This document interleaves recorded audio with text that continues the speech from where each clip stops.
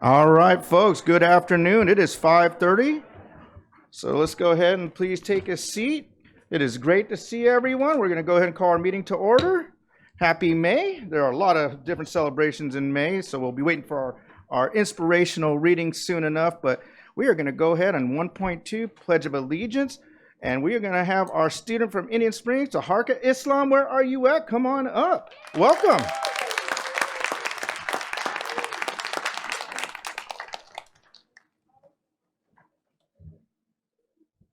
Good evening, ladies and gentlemen. Would you all please rise for the Pledge of Allegiance? Please place your right hand over your hearts. Ready, begin. I pledge of allegiance to the flag of the United States of America and to the republic for which it stands, one nation, under God, with liberty, with justice for all. Thank you. Thank you. Please be seated. Thank you, sir. Well done, well done. Great to have a student lead us in the pledge. All right, we are going to move on, folks, to 1.3, approval of the agenda. So moved. Second. It was moved by Ms. Rosales Medina, second by Ms. Ceballos. Any discussion or items to be pulled? All right, hearing and seeing none, let's go ahead and vote.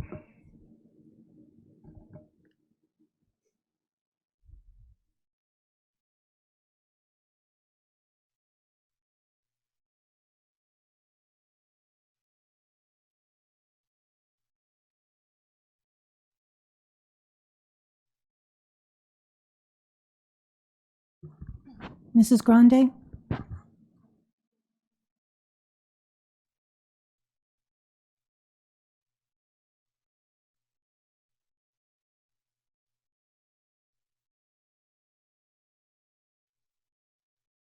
Okay, motion carries. Agenda has been approved as drafted. We'll move on to 1.4, inspirational message. And this message comes from board member Miss Mickey Chahusky. Ms. Chahusky. Thank you and good evening, Superintendent Ariano, President Wyatt, Vice President Tillman, my board colleagues, esteemed cabinet, and community. Yesterday was May Day, a day to celebrate life, renewal, and workers around the world. Many early European cultures marked the first day of May as a day of growth, renewal, and the potential that warmer days of late spring and summer bring. It is the season of hope. Later in the late 1880s, May 1st became another day of hope for workers as the international labor movement adopted it as International Workers' Day. In 1886, the American Federation of Labor called for a strike in support of the 8-hour workday. This fight led to what is known as the Haymarket Massacre, as a peaceful rally in support of workers turned violent. While history has its views on what happened that day, it led to May 1st becoming a national public holiday in many countries. And even the Catholic Church dedicated May 1st to St. Joseph the Worker. We in America celebrate Labor Day in September, but certificated and classified staff are honored in May. Yesterday, May 1st, was School Principals Day, and last week we celebrated our administrative professionals. Today, May 2nd, is National Day of the Teacher. Yet California celebrates Day of the Teacher on May 10th. May 10th is also National School Nurses Day, and May 16th celebrates our education support professionals. It would take all of my time tonight to list every celebration of our incredible employees from preschool to adult education. So let me just celebrate them instead. You rock. Thank you to each and every person in our district who makes hope happen, who believe in our students and our mission. To each one of you who leave your own children and families every day to make real and positive difference in the life of someone else's child. To our school sites and departments who create a team of support for each other as we fulfill that promise. Thank you to our new superintendent who has chosen to lead us and create a vision where we can see hope turn into reality. Thank you to those of you sitting here with me today, making the sometimes hard decisions that we believe will make San Bernardino stronger. You see, we are the village. We are the fabric. You are the building blocks of our community and our students' future. Our teachers and our rec aides, our maintenance staff and our counselors, our folks in transportation and our school police, our administrators and our speech language pathologists, nurses and psychologists, and our custodians, clerks, and secretaries. Every last one of us. We are the hope of May 1st for our students. You know, May brings one more thing, Decision Day. In the upcoming days, our students will be choosing their post-SBC USD path. Their college and career, it's a big decision. And it's one that every one of you played a part in creating. So thank you. Thank you to everyone in our SBC USD family that played a part in making hope happen for our students, but especially for our 2023 graduates. Good luck on your decision day. I know that you will choose wisely, whether you choose Valley College or Cal State, Howard, Fisk, or UCLA, or perhaps you'll be lucky enough to be a Cal Poly Bronco like me. Or you might choose work and or a trade school. You know, you get to write your future, and I know it will be bright. I have one more thank you as I end. Thank you to our parents, guardians, and community. We couldn't do what we do without you. You bring us hope, and for that, I am grateful.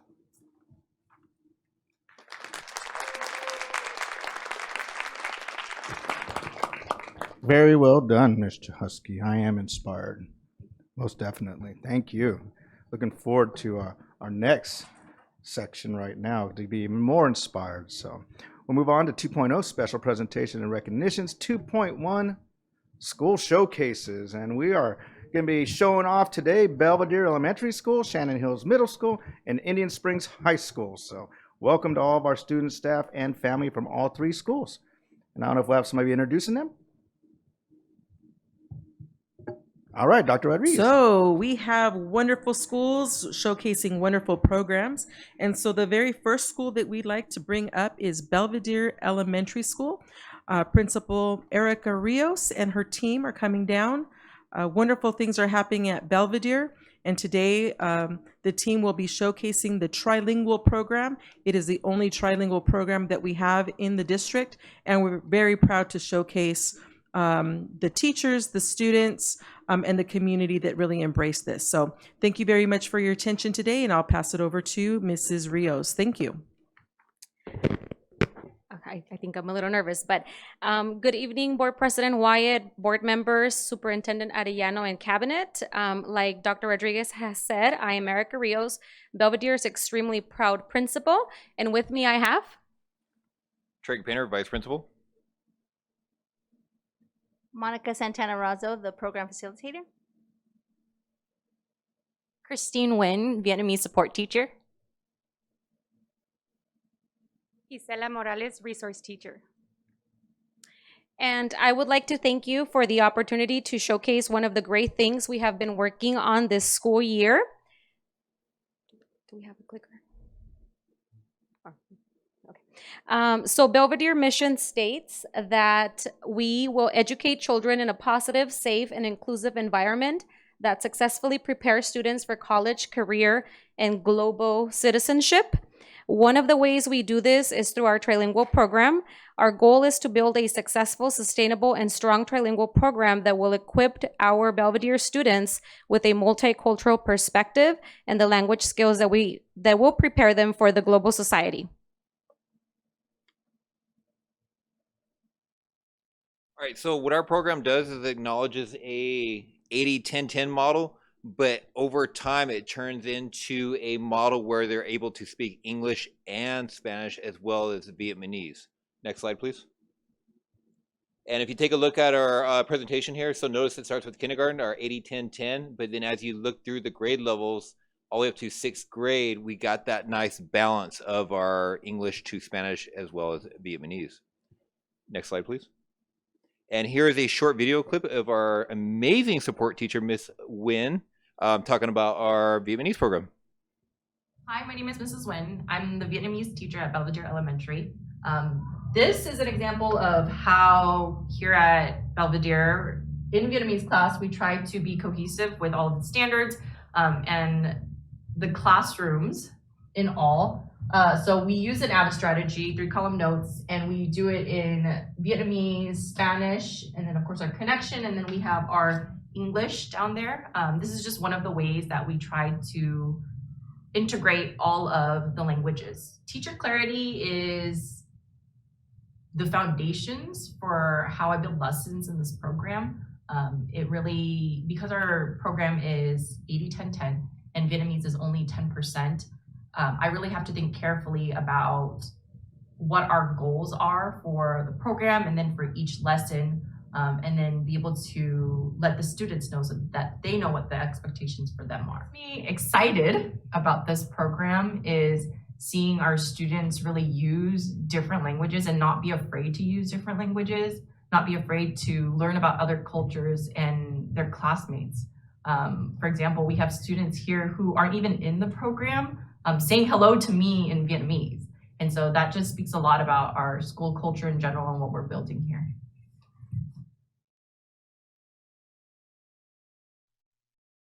And so all of my work around teacher clarity has led me to create this program outline.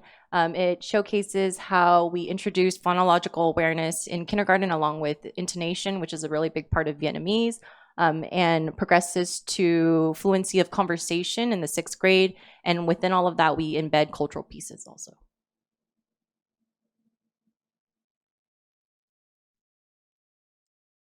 Our trilingual team has also been using the guiding principles of bilingual education to help us create that cohesion between all 3 languages. And we're going to have some videos coming up in the next slide that show some of our students in action. El león mide 2.5 metros.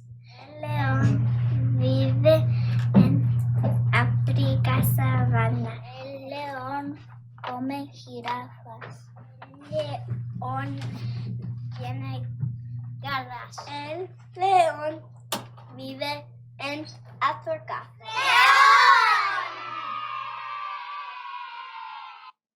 Cruz es un artista de Cuba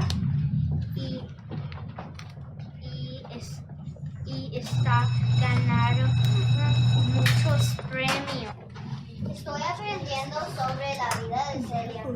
Primero aprendí que Celia Cruz nació en La Habana, Cuba.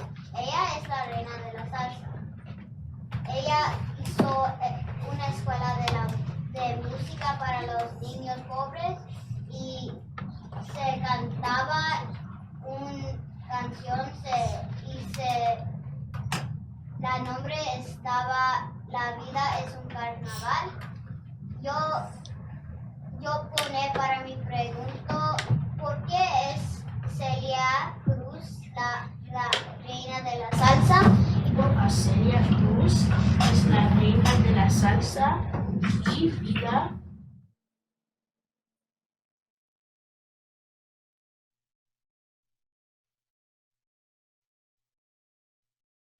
Go ahead and start the video.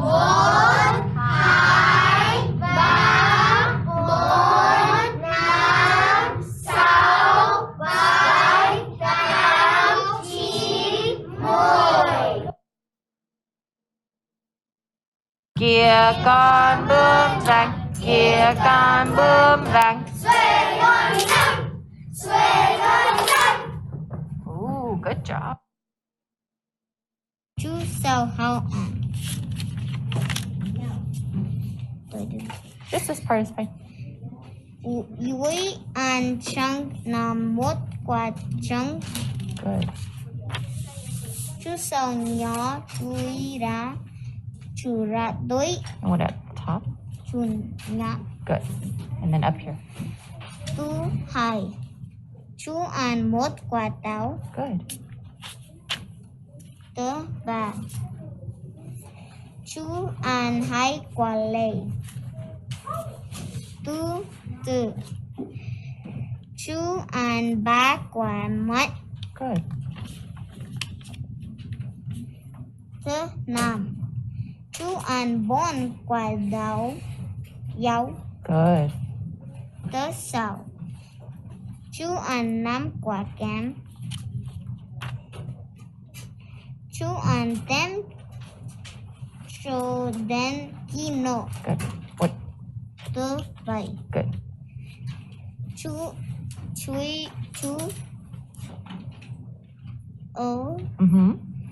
trong kèn cho 2 tuần. Chuối đai ra và tro tan một con bướm xinh đẹp. Good.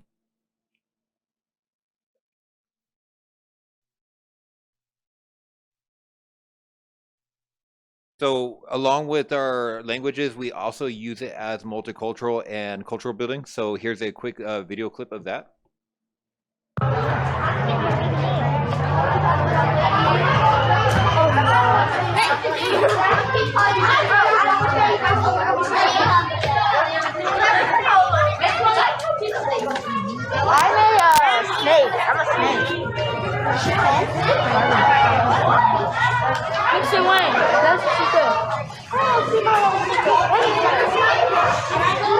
Miss Wynn, tell us a little bit more about what you're celebrating here.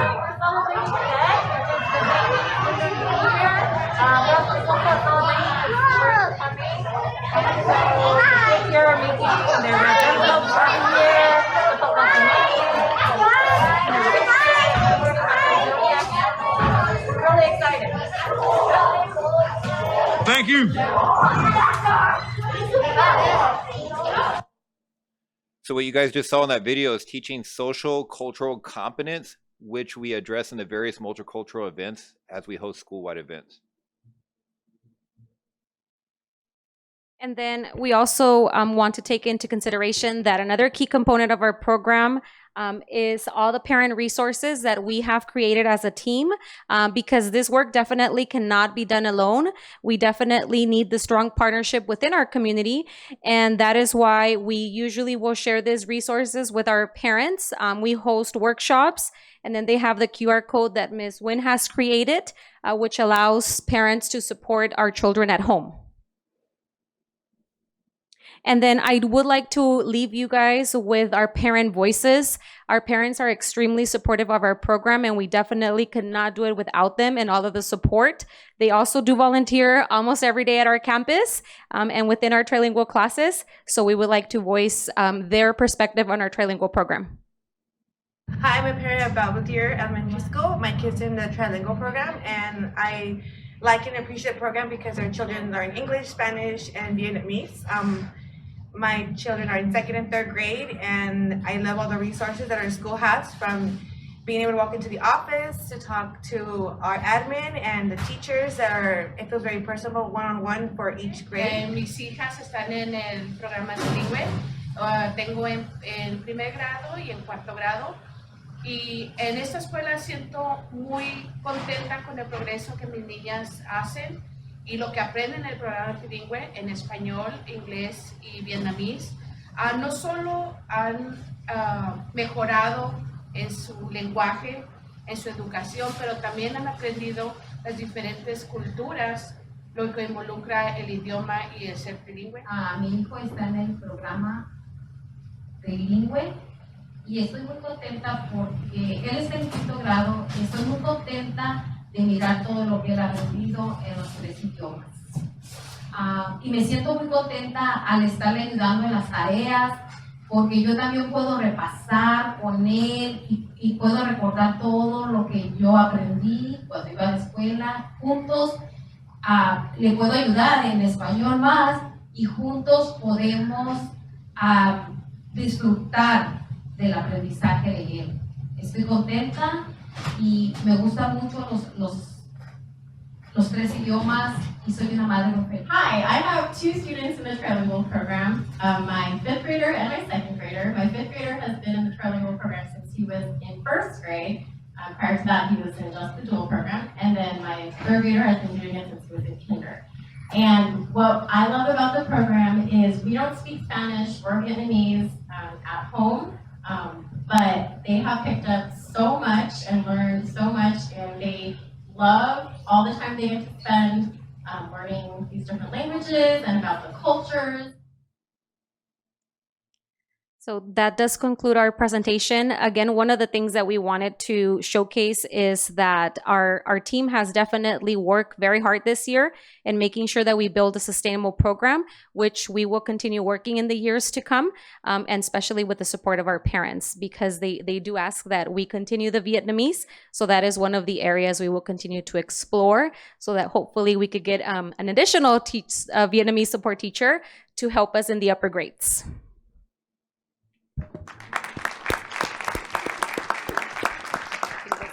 Well, thank you, Principal Rios, to you and your team. Wonderful presentation and outstanding program. I see we have a couple lights up here, so I'm going to now go to my left to Board Member Ms. Chahusky. Thank you so much. I started the beginning of my career at Arrowhead Elementary, where it was the Hilt School, and we had Vietnamese and Cambodian languages primarily. So I was like so excited by this. But I do have a question. Are these students going to be able to matriculate into middle school and high school? Do you know? Are we going to be able to keep that program going? Is there something for our kids that are moving on at their middle school or? So I know that within our dual program in Spanish as a second language, they do have a couple of options. Arrowview being one of them.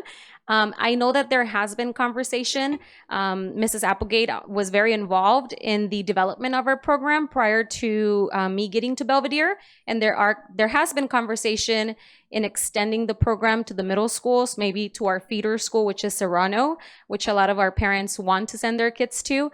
And so as far as I know, we do have the conversations going, but that's work that we would have to continue. I really think that would be fabulous for our kids to be able to actually graduate, not with the seal of biliteracy, but a seal of triliteracy. So I'm hoping that we can get that moving. And there are plans. I know that Arrowview has been engaged in a planning year. Serrano has been engaged in a planning year, so they are aware, and COVID hit. Mm-hmm. So we do have a blueprint, and we'll be moving forward with that. Thank you. Thank you, Ms. Chahusky. Mr. Rosales Medina? I'm just extremely excited to see this, and the fact that, this is an ideal model that we want to implement if we can, and I know every site has the different great things going on, but this is a great example because you're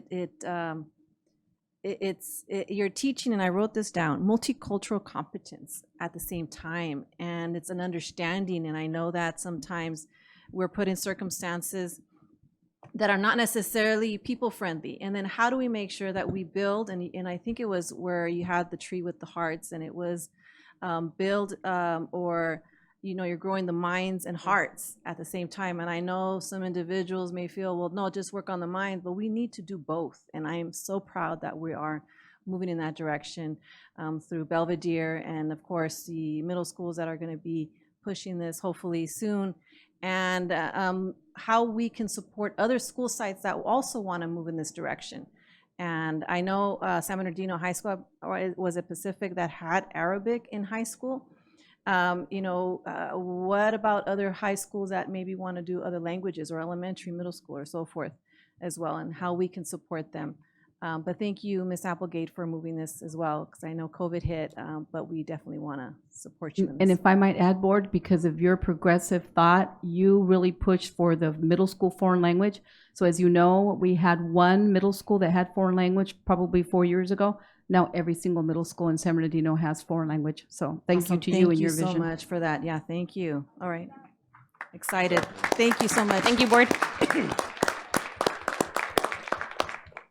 Thank you, Ms. Rosales Medina. Vice President Tillman. Thank you very much. Thanks for the presentation. A couple of questions. How many students are actually in the program to speak the 3 different languages? Sorry, can you repeat that? How many students participate in the program to learn the 3 different languages? So we have, beginning in kindergarten, we have 2 classes. We have 25 students in each, so that's 100 students from kinder through 3rd grade. And then we have currently, so that's about, I'm gonna be put on the spot, about 300 students altogether. We do go from kinder through 6th grade, and then in the upper grades, we average about 1.5 classrooms per each trilingual grade. And how many of the teachers and staff speak Vietnamese? Ms. Nguyen, we've been practicing with the students when we go visit her classroom, but it is hard to learn. But currently, it's only Ms. Nguyen who speaks Vietnamese. Just concerned about capacity, and if she gets sick, or I just have a concern about that. I think we should have some redundancy and maybe at least hire another teacher to ensure that we have the backup. You know what I mean? If the program is that large. One of the things that the multilingual has been very supportive about is we currently were able to hire a Vietnamese intern. So he just started this month with us, and so he is able to support Miss Nguyen. And he is from San Bernardino too. So I know that the multilingual and us, we work very closely together, but that is a problem that we do have in terms of building the capacity of a Vietnamese teacher. Even when we were looking for Ms. Nguyen, it took us a few years during COVID. So that's something that we've also been in contact with I know we did Cal State Fullerton, because they do have their language department, so that we can see if we could recruit and eventually continue to build our program. Thank you very much. Thank you, Vice President Tillman. Ms. Mary Ellen Grande. Thank you again, too. I'm so very excited and proud of us and for you, of course. I have a question. I just wondered if we've explored any software programs that could assist learning in the classroom. I know I have seen such software myself at the Neurodiversity and Inclusion, the certificate conclusion, where they had actually they had a software program that came from Microsoft that we actually already have, and I don't remember what it was called. I can find out. But when the teacher was lecturing, the students were able to see it in their language, in their native language, and then they could hear it on their, they could hear the English and they could read it, and the teacher was speaking at the same time. So I just wondered if we've gone into any of that kind of area. Not yet. This was a year for us to really rebuild our program coming back from COVID, but technology is one of the many things that Mrs. Nguyen does incorporate, so that would be something that we would have to explore. Thank you. Thank you, Ms. Grande. Ms. Ceballos.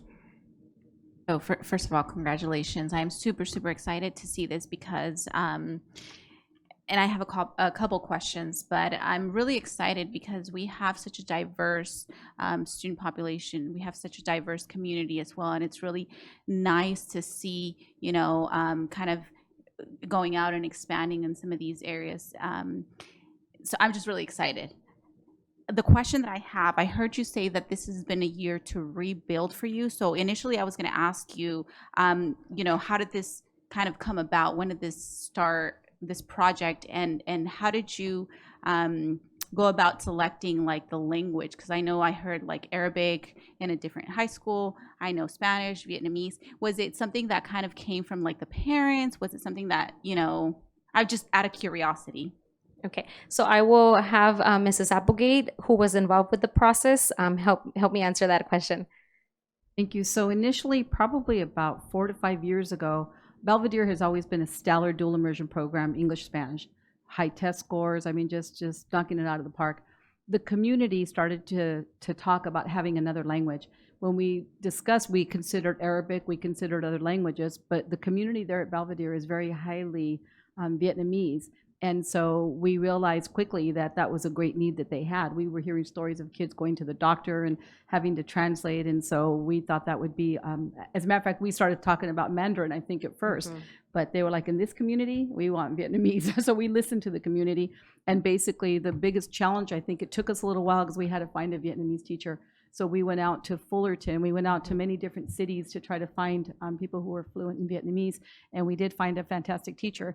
Unfortunately, she left. I think she had a family or she moved. And so we were so lucky to find you now. Thank you so much. But we do want to grow the program. There is a challenge, though, in finding teachers in general, as you know, let alone fluent in Vietnamese. But it's been a very successful program. And we did have a license for Rosetta Stone district-wide, even for you board members, if you want to log on. So we'll make sure that you get the information. We had to renew that after COVID. So we try to support as much as we can, but it is challenging. And I know that our principal that was there at the time that started the program, Ms. Pearson, now is with Dr. Rodriguez, but the program remains strong and we're very thankful and we will continue to support. Well, thank you for that response. And I'm really glad that, the community spoke and we were responsive to what the need was, because I would agree. I would like to see maybe it expand in other schools. And, like Ms. Medina said, it might not be Vietnamese at a different school. It might be a different language. It might continue to be Spanish. It might be, American Sign Language, which I'm a huge, supporter of. So But thank you. I agree with Mr. Tillman as well. You know, as just you continue to build that capacity at that school with that specific language, I would like to see it grow and expand as well. Thank you. Thank you.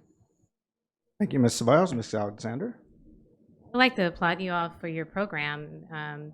Being able to teach multi-languages is not easy, and I know that Vietnamese is very complicated. I was very impressed with the students that were you were recording, and not only were they speaking the language, they were actually using kind of like the intonation. So that's impressive right there. I have a question though regarding students. Have you had students that have graduated already and gone on to middle school that were part of the program? So we, some of the students, when I got there a few years back, we were only servicing our students up to 3rd grade, and then COVID hit. And so this year, now that we have our kids going up to 4th and 5th grade, that will be our first cohort that will be graduating next year. And so not yet, but our hope is definitely to continue to grow them. And I know Mrs. Wynn's passion is to eventually be able to have them maybe offer it as a 3rd language in the high school, so that that's something that our students then can continue to explore as they move through higher ed. Thank you. Thank you, Ms. Alexander. And again, thank you for a wonderful presentation. I think you can hear from the board that we're super excited about the program, and also that we need some assistance and support for you guys to keep this going. And as Mr. Vice President Tillman said, have capacity. So very excited. Thank you again. Great presentation. Thank you.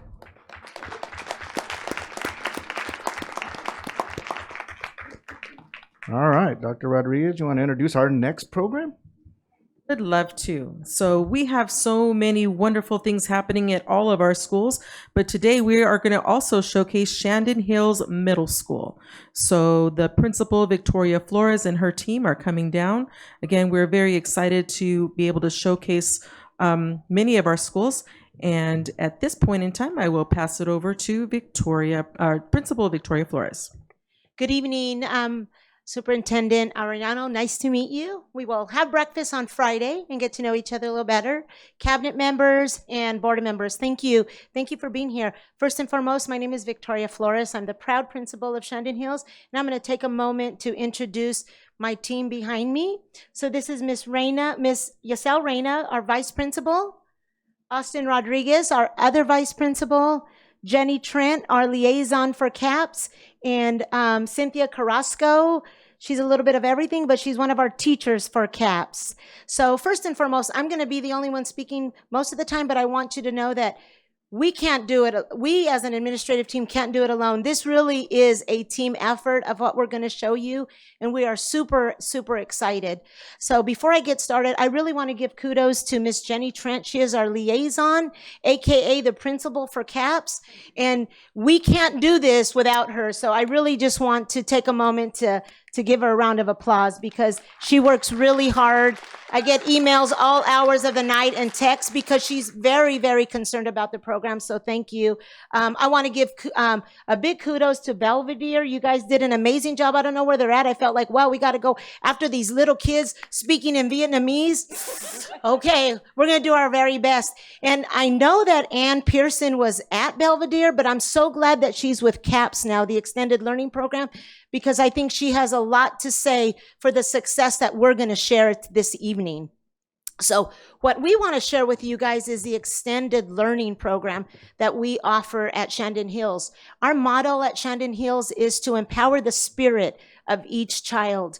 And that small little motto took almost a year to come up with several years ago when we created this model, because we talked about what the importance of empowering a student was. What did it mean, right? As an institution of education, we think we're just here to educate kids, reading, writing, English and math and social studies and all that good stuff. But there's so much more that we at the middle school, especially at the middle school, you know how they are when they're in middle school. Something happens to them and we just get all of them. So we want to empower them emotionally, psychologically. We want to love up on them. We want them to know that when they walk in the door, they're loved. First and foremost, they're loved.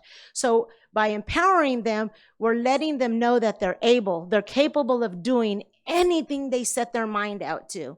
So when we talked about the extended learning and what we wanted to do with it, first and foremost, we wanted to use that to continue to empower the spirit of each child. So we have a variety, we have a little video that I want you to think about this video when you watch it. This video was created and made and conceived by 11, 12, and 13-year-olds. Okay, so I don't know any producer, this popular producers, but the people that made Star Wars. We may have one of those at Shandon Hills, right? Lucas or something like that. We may have those, right? You may not see that right now in the 4 to 5 minutes that you're going to watch, but rest assured, those amazing producers probably didn't have this opportunity when they were 11, 12, and 13. You know why? Because we didn't have ELOP. They didn't have those extended programs back in the 70s and 80s. So can you imagine what our kids are going to be capable of doing because of these extended learning programs? So before we watch the video, because after the video, if you have questions, we'll respond, but we'll pretty much be done. I want to bring up Ms. Carrasco. She leads and facilitates these kids in this mixed media club. So it's a little bit of everything. So I'm going to give her an opportunity kind of just to let you know what it is that these kids are doing during this time. All right, thank you, boss. Hello, everybody. So just the Cliff Notes version of what I do is I make sure that I bring my students on board. I let them do what we call an idea dump. They put it all on the whiteboard, and then they talk amongst themselves to see what is actually going to go ahead and succeed for them and what is not. So speaking about this video, we were waiting for clubs to get all of their equipment and everything ready to go, which, by the way, thank you for facilitating that.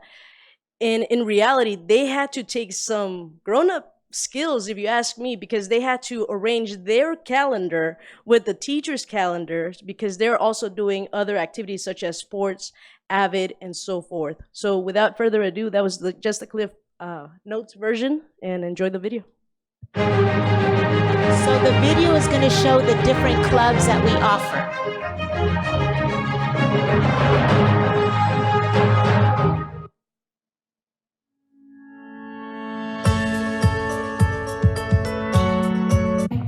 What I'm looking forward to at the end of the year is going to summer school and learning, getting my grades up more, and doing field trips because I love field trips. And yeah.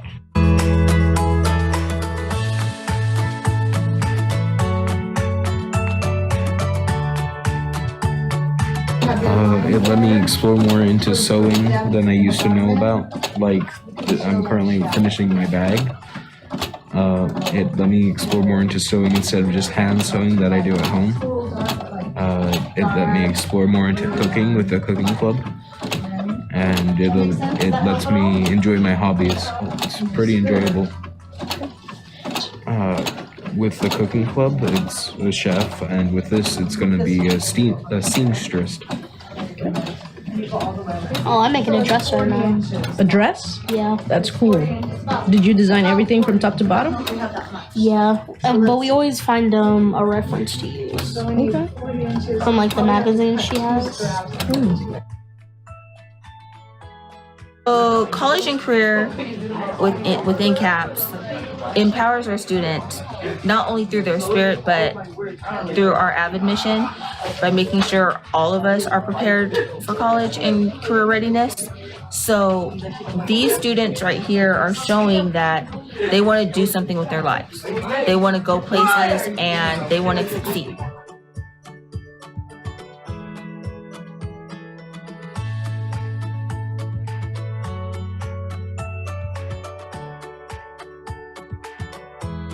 Go ahead and apply academics over into the club because kids are focused a lot over on precision. So this leads back over into the math standards for mathematical practices, and it helps students just be they're very careful. So they have lots of little tools that they're working with, and it's a very small area that they're working with. As they're going ahead and working, they have to be very careful and precise. Then that leads over, one, with the math standards, but two, over in any other academic areas, they got to be focused in on the little details and being really careful with how they're doing it. And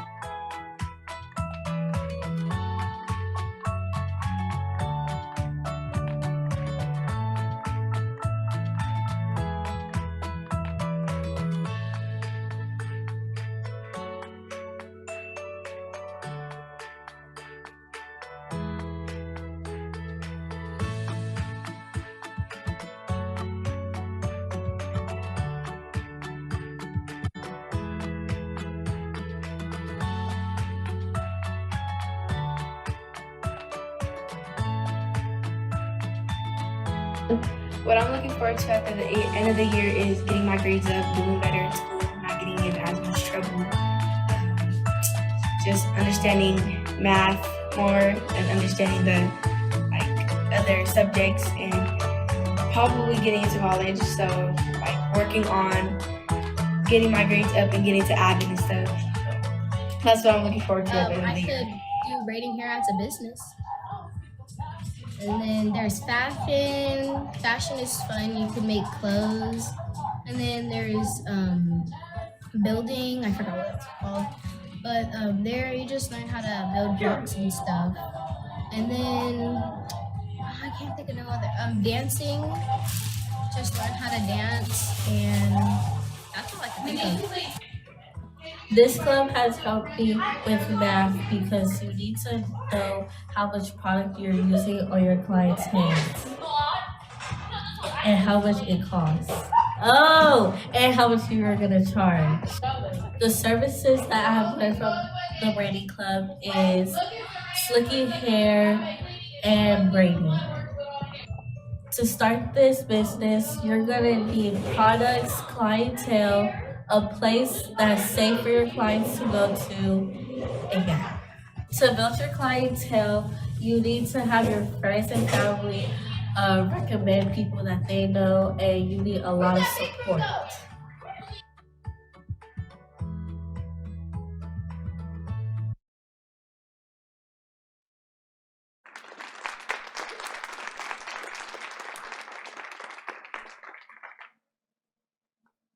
So, can I? Had to pay attention. Ms. Ceballos was first, so go ahead, Ms. Ceballos. Well, Mr. Tillman just turned it on, so I said, All right, I'll good go. job. First of all, I want to say, wow. Oh my goodness. I was really excited to look at it. I really like the energy, first of all, of the team up here. You know, you look very enthusiastic about, the work that you are putting into the school, and it's noticeable. I noticed it. But I had a question. That jumper area, rock climbing area, do you actually have that at school? Absolutely not. But not yet. It was a field trip. It was a field trip that we went on. Got it. I was gonna say, what? How? When? But overall, I want to say, I'm very impressed because you are hitting it on the head. You're hitting the nail on the head. Especially at this age, we need to really engage students and we need to really captivate them with what they like to do. And that's going to transfer into the academic portion, that. And so I'm really happy to be able to see this. I'm able to see students actually having fun and doing what they enjoy to do, painting nails at that age. You're incorporating also, cultural aspects of this, braiding hair, these different things, seeing a male student actually sewing as well, breaking some of those stigmas. So just overall, I'm really happy to see this. Thank you so much for coming and presenting this before us. Thank you. Thank you, Ms. Ceballos. Ms. Alexander. An amazing program. I agree with my colleague. It's absolutely comprehensive. What is the mindset behind what you selected? Because I saw it across the board. You had culinary, you had anime, you had the running group, the hair in terms of the braiding. What was the mindset? So originally, when we first started, I needed to get teachers on board. So what I asked the teachers was, what do you like to do? What is your hobby? Because I wanted teachers to share something that they had that they were passionate of. So originally we started with, what is it that teachers like? So that they could advertise and get people in. But then we started hearing what kids liked, right? First, we actually had to engage the adults. Come on, we need to do this. So, and that actually wasn't very hard at all. But then the braiding came later. That came later because apparently that's what we heard the kids wanted, right? So it started with the adults, what were they willing to do and what were their passions? But then we started to hear what the kids wanted to do. That's good. I mean, it's inspirational for the kids because if the educators are passionate about it, they can connect. So I applaud you for that. And I guess my other question is, are all the students taking advantage of the different programs? Well, we have about 750, not all. I'm not even sure we can hold that many, but we take them as they come. So it's not like you have to start April 1st or you don't come in. We welcome them whenever they choose to come and are signed up for our program. Okay, thank you. Thank you, Ms. Alexander. Ms. Chahusky? Thank you very much. I'm not going to repeat everything Ms. Abayo said, but I 100% agree. So just start that before, those are my comments before my questions. How many clubs are there? I was trying to keep track, but I lost. How many clubs are there? 16. And then some meet once a week, some meet twice a week, but there's clubs every day. Absolutely. And then how many can the students choose to participate in? So if there's some that meet on Tuesdays and Wednesdays, they can go to that one. But if there's another one that meets on Wednesday, then they can go to that one. So as many they can fit in their CAPS program, because kids can stay there from 2:15 till 6 o'clock. And then that was my next question. They have to be in CAPS to participate. Absolutely. They have to be enrolled in CAPS. And then my last question, I know some ended at like 4:30 and some ended at 6. Someone like 2 to 6 or 2:30 to 6. Someone. So what do they do if it ends at 4:30? Then they just kind of go to the regular CAPS program? Yes, they all still have to do like the tutoring in the morning, which we didn't share there, but we still do the tutoring and we do the Imagine Learning and we work on our students' reading ability for the first hour, and then they move on to the classes and the clubs that they choose. And if they stay till after 4:30, then they go in, they're still in CAPS, and then they go into whatever other program is offered at that time. Can they go to, if they liked something like on Friday and let's say it ended at, they're in a 4:31, could they go to the other one till 6? Or Yes. do they have to, okay, so they can't just hop back. Okay, thank you. It's just awesome. I really enjoyed it. I want to come. Thank you, Ms. Chahusky. Right now, the biggest issue we have is kids picking between the fashion and the braiding. So the teachers have been really great about like, you know what, I'm going to switch one day just so that kids don't feel like they're missing out on something. So that speaks to the way the teachers want to make sure that we keep as many kids in the braiding club and the fashion. We're all waiting for our outfits. If you want to get your nails done, please come on Wednesday. They're all ready to go. Our goal is next year to have a fashion show. That's our plan for next year, at the end of the year, to have a fashion show. We're excited about that. All right, thanks, Ms. Chahusky. Ms. Rosales Medina? Definitely, this is, I do agree with my colleagues as well.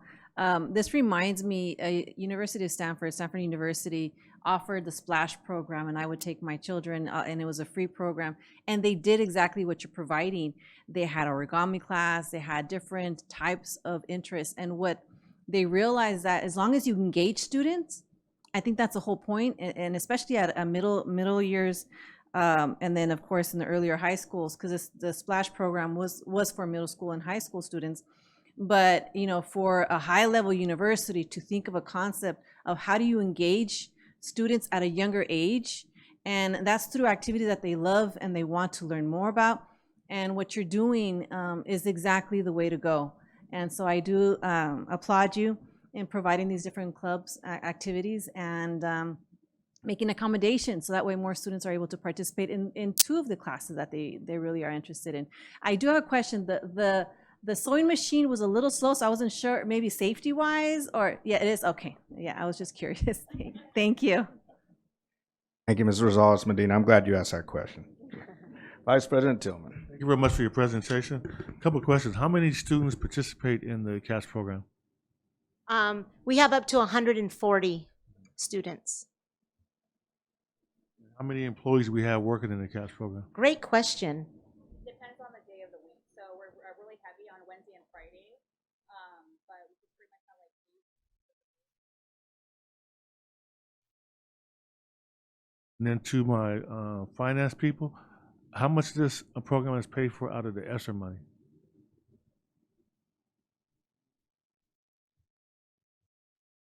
So I can answer that question, not finance. I'm definitely not the finance person, but the CAPS person. So all of the funding for our after-school programs is coming out of ELOP funds. ELOP is our extended learning grant. All of our CAPS That's funding. continuing, it has nothing to do with ESSER. Correct, has nothing to do with that. All right, so we have no problem funding this once the additional funds are gone. Correct, it's its own budget. That is correct, Okay. because this is not ESSER, this is 100% funded by the ELOP. Great, so it's long-term. That's Yes. good to know. It's ongoing. All right, thank you very much. But if the money runs out, we're going to come looking for you, sir. Okay, I'll be there. Thank you, Vice President Tillman. Ms. Grande. Yes, I just had one question. You're marvelous. It's amazing, and I just want curious to hear how did you decide what classes that you would offer the children? Originally, the teachers made the first few decisions because we needed to get the teachers on board. So they chose their passion, and then they invited, we began to advertise, do our daily bulletin. And then once we started hearing, once we got going, the kids are like, I want this, I want this. So then teachers would pop up and say, I can do that, I can do that. So it's living, right? We're just moving with it, with the momentum as it comes. We're definitely not fixed mindset there. Mhm. All righty. Thank you, Ms. Grande. Okay, and then for me, I think my colleagues have said most of it, but probably Ms. Rosales Medina really hit it on the head for me, and that was increasing student engagement, right? We know coming out of COVID-19, there were some very big challenges that we had, especially with absenteeism. So I love the diversity of programs that you have, and definitely that they are what kids want as well. It's great that we have staff that could teach it, because we know if we increase student engagement, it increases attendance, increases student achievement. Absolutely. So keep up. I think what's one of the highlights for the teachers is that they see the kids in a different light, right? They're not sitting in that desk. We have 90-minute periods. They're not sitting in that desk, sitting and listening to something particularly that the kids aren't interested in, whether it's ELA, math, social studies, or science. The kids are actually there engaged, enjoying, choosing to be there. They're volunteers, right? They're not what do we call it? They're not hostages. They're volunteer. They're there, and it's evident they're excited to be there. Yeah, thank you. No, I would agree absolutely. And we used to talk about the 4 C's back in the day, but the one thing I saw a lot with the kids out of those C's was creativity. Yes. Right. Yes. So them expressing themselves as well.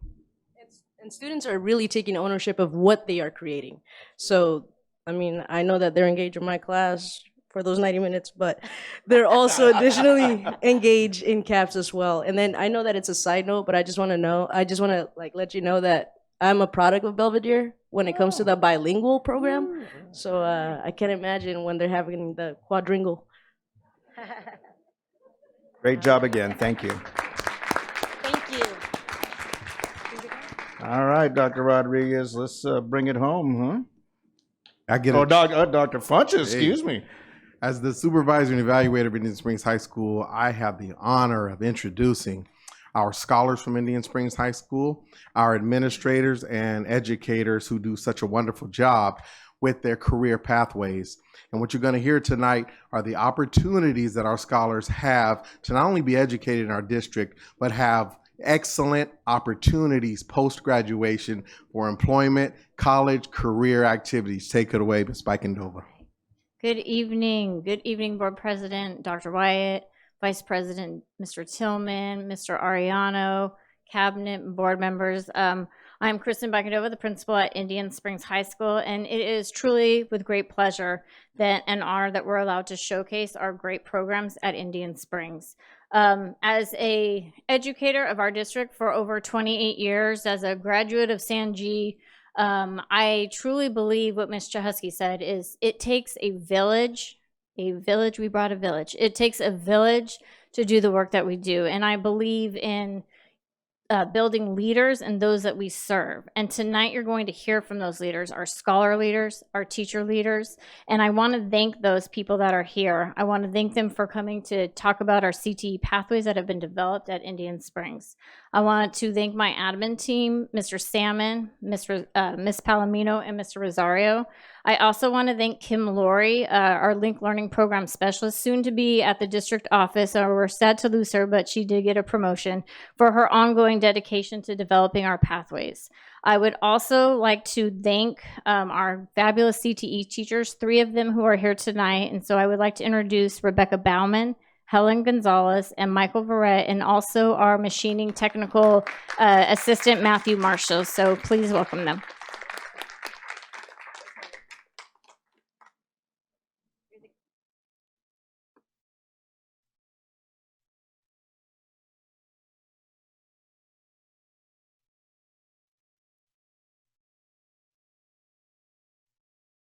Good evening, everyone. So I guess I'm first. My name is Helen Gonzalez, and I am one of the Health Academy teachers. I have been in Indian Springs since 2012, so I have stories for you, really good stories for you. I'd like to present to you, I brought gifts, our first aid gifts. Can you? For our superintendent and our board members.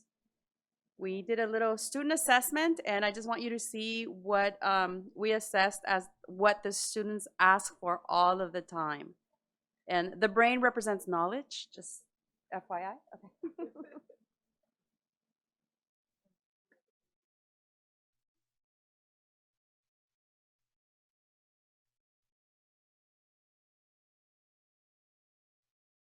Good evening, Cabinet and Board.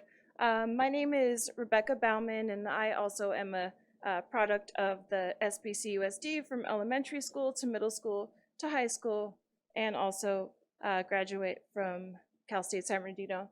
And I would like to introduce my student, Taharka Islam. He's gonna...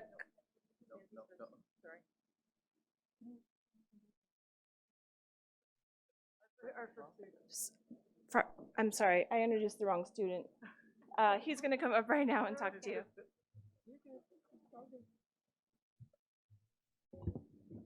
Okay. Good evening, Superintendent Ariano, Board President Wyatt, Vice President Tillman, board members, and cabinet. My name is Hinzi Yang, and I'm a junior in technical theater. It's my third year. So tonight I'll be sharing information on our dual enrollment program for the 2023 and 2024 school year. Currently, 80 students have completed at least one dual enrollment college class. For spring semester, there are 89 students currently taking dual enrollment courses at San Bernardino Valley College on overdrive and getting jumped ahead of the pack. We have 61 students taking summer courses at Valley College, and our college and career teacher, Mr. Joe Kelly, has done an excellent job at getting the word out to our coyotes. And for the fall semester 2023, we currently have 258 9th, 10th, and 11th grade students signed up for various fall dual enrollment courses at San Bernardino Valley College. Our next topic is going to be graduation rates from Targa.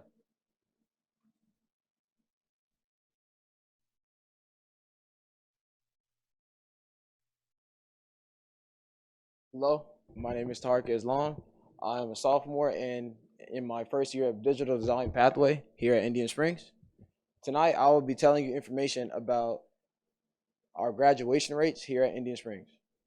In 2022, Indian Springs has had a site-wide graduation rate of 91.9%. Our African American students has actually exceeded that, as they have had a 94.6 graduation rate in the year 2022. We have had, Indian Springs has had an increased 3% graduation rate for our English learning students in the year 2021 to the year 2022. And also, we have also had a 13% increase from our special education students from the year 2021 to the year 2022. Thank you for your time, and I will be introducing our FAFSA application submissions. Thank you.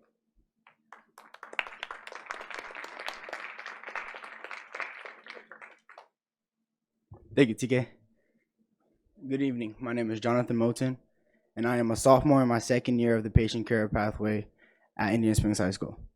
Tonight, I would like to share some information about the Indian Springs FAFSA application submissions with you. As a new state graduation requirement, all of our 12th grade students are required to complete their FAFSA application prior to graduation. 94% of our current Indian Springs seniors have completed their applications. Thank you for your time and attention. The next piece I would like to share is a simulated work-based learning.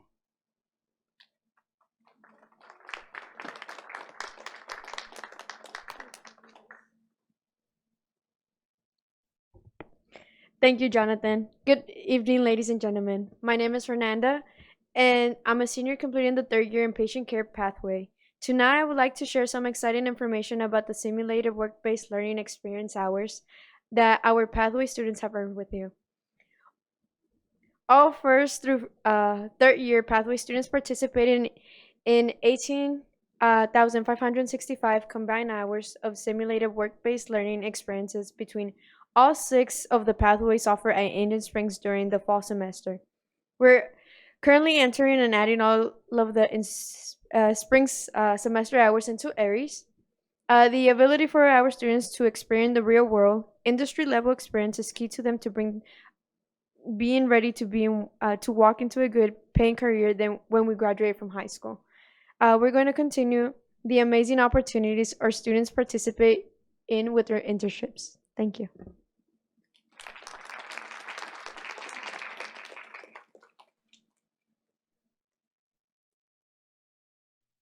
Thank you, Fernanda. Good evening. My name is Janila Gordon, and I am a junior completing my 3rd year in the Health Academy at Indian Springs High School. Tonight, I would like to share some exciting information to you about Indian Springs and our CTE pathways hours that students will participate with you. During the fall semester at Indian Springs CTE pathways, students have voluntarily participated in 3,074 internships between the 6 pathways. Those internships ranges from caring from athletes at sporting events to working with an amputated patient from Loma Linda University, creating a 3D foot, as well as a 40-hour leadership class of extending on the CNC machinings at technical employment. Thank you for having the insight of the open doors for all real world and experience for us. Truly makes a difference in our future, as we wouldn't have networking opportunities without them. And all knowing getting our foot in the door with employers is the first step to our success. Employment world. Thank you.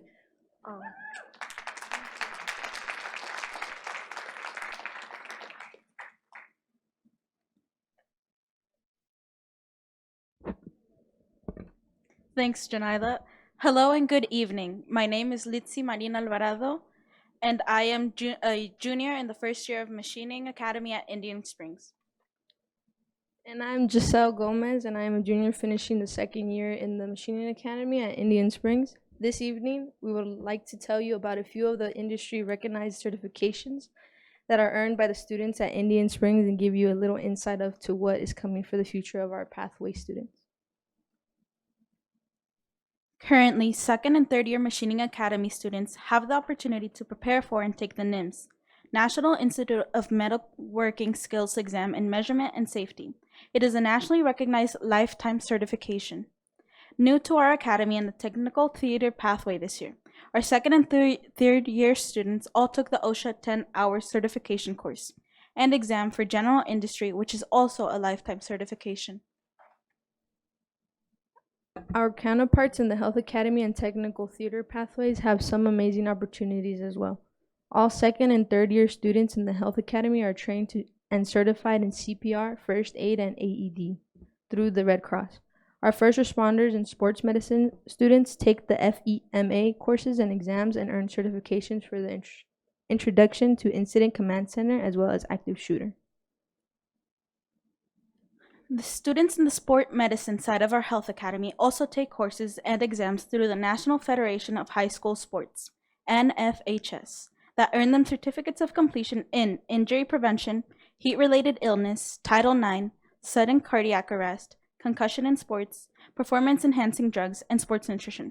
Not to be left out of the NFHS is technical theater in their 2nd year pathway students take a course and exam that earns them a certificate of completion in theater safety. Now we'd like to introduce you to our next speaker. We will share a little bit about her personal experience and her pathway journey.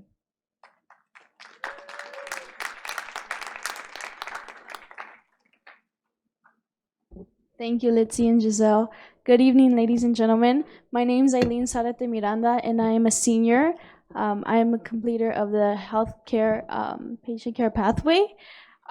So I had the privilege to join this pathway as a freshman because I knew that the healthcare sparked my interest. I just wasn't know how what exactly I wanted to pursue. So this pathway helped me build my skill sets and knowledge about the medical field as a whole. Now I am CPR certified as well as FEMA certified. I was given several opportunities to expand my networking and hands-on work. I enjoyed the pathway classes so much that I decided I wanted to become a physician's assistant and serve in the NICU. I just committed to the University of San Diego, where I will be majoring in public health and apply to PA school after obtaining my undergraduate degree. Thank you for allowing me to briefly share a little bit about myself, my experiences, and goals. Next, I would like to introduce our next speaker, James Jackson.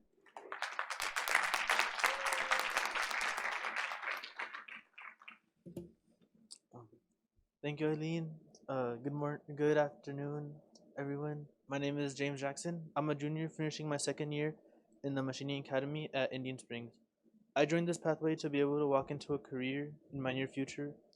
Thanks to this pathway, I've been able to learn basic machining as well as obtain my OSHA 10 certification. Next year, I will be taking my NIMS certification exam.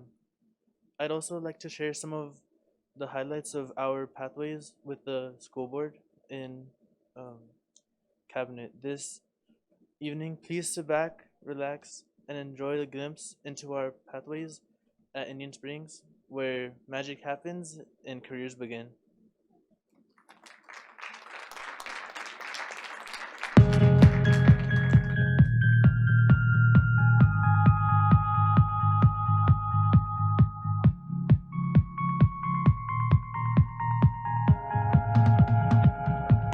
So this is a milling machine. It has 3 axes. It has the X-axis, the Y-axis, and the Z-axis. This is a hand machine, so it's hand cranked. And this is how we turn it on. And to change the spindle, we have to hold down the brake, which is right here. Okay, so a lathe, this part spins really fast, and that's how you push in your cutting tool, and that's how you cut metal. Turn this on, twist this to turn it on, and push this down. With this, you can move your tool, cutting tool up and forward, backwards. With this, you can move to the side, and then that's pretty much it.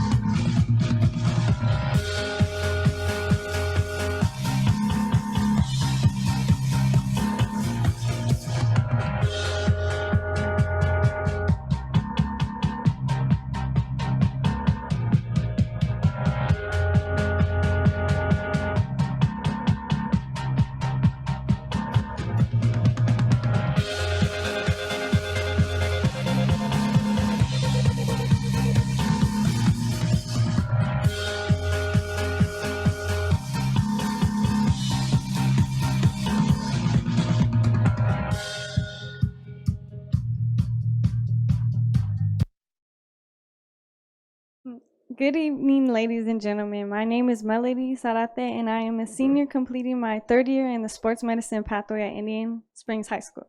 As we all know, the end of the school year is approaching very quickly, and there's a lot of culminating events happening throughout the district. We have added them all into the presentation, which you have access to, but to be mindful of our time together this evening, I would like to highlight a couple from each of the high schools. At Cajon High School, May 24th is their regalia and scholarship ceremony at 6 p.m. in the Cajon Gymnasium. And June 2nd is their graduation at Glen Helen at 10 a.m.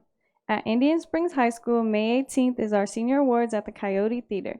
And June 1st is our graduation at ISH's football stadium at 6 p.m. At the Inland Career Education Center, May 22nd at 11 a.m. is our high school and GED graduation at the California Theater. May 23rd at 11 a.m. is the barber graduation at John's Barber Supply in Moreno Valley.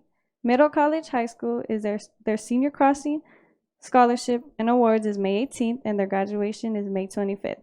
At San Andreas High School, May 10th is their career club graduation lay making, and June 1st is their graduation at California Theater of Performing Arts.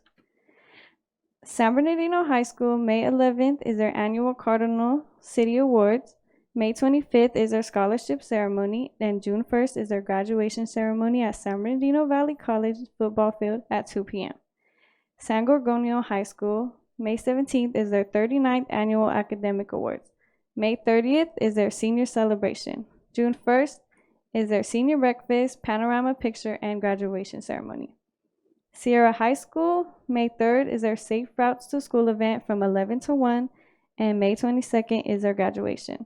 And Pacific High School, May 18th is their senior awards ceremony in their gym at 5 p.m., and June 1st is their graduation at San Bernardino Valley College football stadium at 6 p.m. Thank you.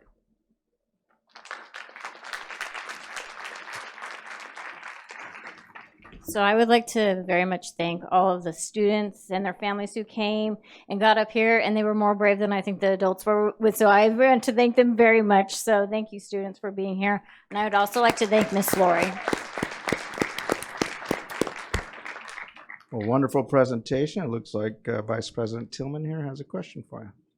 No, I didn't catch you said her name, but they were clapping. Her name is Kim Lori. She's our Link Learning Program Specialist. Great. I mean, just a fabulous presentation. The students, the poise and the job you did in delivery was amazing. Do they have a communication coach or somebody that? Okay. We brought them in today, and we practiced and prepared, and they did better than us. I'm telling you, they did a great job. You did a great job. And, you know, public speaking and communication is not easy. And all of you did a good job. And make sure you list that as a skill when you're doing your resume and applying for jobs and going into colleges, because all you guys have that gift. And everybody can't do it.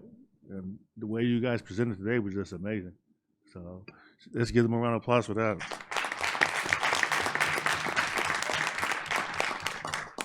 You know, it's great to see these pathways come alive. And I want to give some credit to a past board member, Mike Gallo. He was huge on the CTE, the machine stuff, even the nursing stuff. And of course, it was the school site that bought into it. So you all do the work and have done the work to build it to where it is right now. But Mike was very enthusiastic and unapologetically forceful in insisting that we brought this to our district. So I want to give him credit for that. And he'd be proud of all of you, because what we wanted to happen is happening. You can see that the benefit is because you guys see the work, the real work, and not just classwork, it makes it easier, right, to go to school, to go to class, because you see what it's for. I wish I had those type of classes when I was in school. The closest thing I had was drafting and auto shop. And those were the things I excelled in, because I love to be able to do actual work instead of just pretend stuff. I always thought schoolwork was pretend, so I never got excited about it. But the real stuff, so you're going to all benefit from it. I hear you right now. Someone said they're going to be a physician assistant. I mean, just to know the terminology is just amazing. And that you want to do it, it will happen. You might even decide to go ahead and be a doctor, right? You're very close when you're a physician assistant. But again, thank you for the presentation. and it's just wonderful to hear what you're doing. You know, so often in San Bernardino, no one would imagine that these type of things are happening. You all know the stereotypes. So it's just good to have these presentations so that we show the city, the county, and our country the potential we have and the just excellent students that exist here in San Bernardino and particularly Indian Springs. Thank you, Ms. Blackendova. Thank you. Thank you, Vice President Tillman. Ms. Alexander. Very impressive program. I had the opportunity to learn about at least one of your Link Learning programs last week, and I heard the student mention certifications. So do all of the Link Learning programs have certifications that the students are able to receive, or was it just for that one particular I'm going to pathway? defer to Ms. Lori. She can give you the specific names of all of them. Good evening, board. 4 of our 6 pathways currently have industry certifications.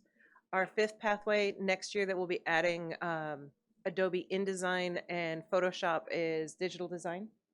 And we are working towards marketing because we need to figure out which ones best fit that industry, based on our industry partners' recommendations. That's awesome. That's extremely critical because not only are they receiving practical knowledge and on-hands knowledge, but even preparing them for the next step. The very fact that this young lady knew that she wanted to be a physician assistant, it's not easy to get there. So I applaud you for your program and the exposure that the students are having, and also your partnerships. Do all of your pathways have the same type of partnerships like the mechanical one? Okay, awesome. Thank you. Thank you, Ms. Alexander. Mrs. Alves-Medina. I just wanted to say congratulations to the site, but also to the students, because as Mr. Tillman mentioned, it's not easy to come and speak. I know I still get nervous and I feel like I don't make any sense, but the fact that you all were very articulate, and that is definitely a skill that not everyone has. And so I just wanted to commend all of you for explaining the programs that are at Indian Springs High School so eloquently. So thank you. Thank you, Ms. Rosales-Medina. Ms. Jahusky. Thank you. I want to echo, you guys did a fabulous job. It isn't, trust me, even being up here, it isn't easy to do public speaking. So I really honor you for your work tonight in presenting to us. And you were very clear and explained your programs very well. And also your graduation rate and your FAFSA rate, that's great that everybody's doing it. And I'm glad that there's also some students that are choosing to go into the military as well, which is also an honorable profession. I was wondering about, because you have the health pathways, and I know within the San Bernardino Community Colleges that Crafton does most of the medical, the EMT, firefighting, all those kinds of things. I know you're doing dual enrollment with Valley, but have you had any matriculation or conversations with Crafton in terms of that? Yes, ma'am, we do. We have our first responder class is articulated with Valley College's medical terminology class as well. And then are these guys able to like just then go into either their EMT or into a CNA certification or anything? Because I know there's like some specific like smaller ones, but I know that it seems like a lot of that might translate into a job out of school. They do. The only thing that we are not currently capable of doing with our CNA program is the licensing and the clinicals. Okay. So what the kids learn in their full year is the CNA program, and they go a little bit above and beyond that. I actually have a phone call on Thursday with a lady from Beaumont who provides the CNA licensing and training.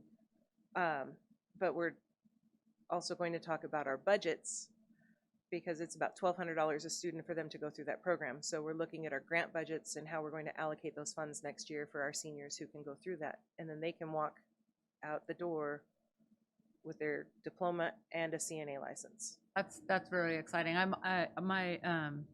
My best friend went to school in Ohio, and she walked out with her license into her career from her high school. And I think that's, she's been doing it now for a long time. So I'm really excited to see that. So thank you very much. I appreciate that. And again, kudos. Ms. Jahusky, we are beginning articulation classes with Crafton this year. Thank you, Ms. Jahusky. Ms. Mary Ellen Grande. Thank you again. Oh, from the bottom of my heart, I think that's the best one I've seen this year in every single factor, the presentation, the students' words, and the presentation up there. I just wish you're going into marketing that you would put this on a YouTube and give us something to share when people are saying, what do you do there all day? That was me. All right, I said it. That's my thought. And then the other two, it's like you get they get a lifetime OSHA certification. Now, does that open a pathway to work with like the SoCal gas company, electric companies, utility companies when they leave here for a job, entry level? It offers them the opportunity to go in with that certification, so it makes them appear more employable. Right.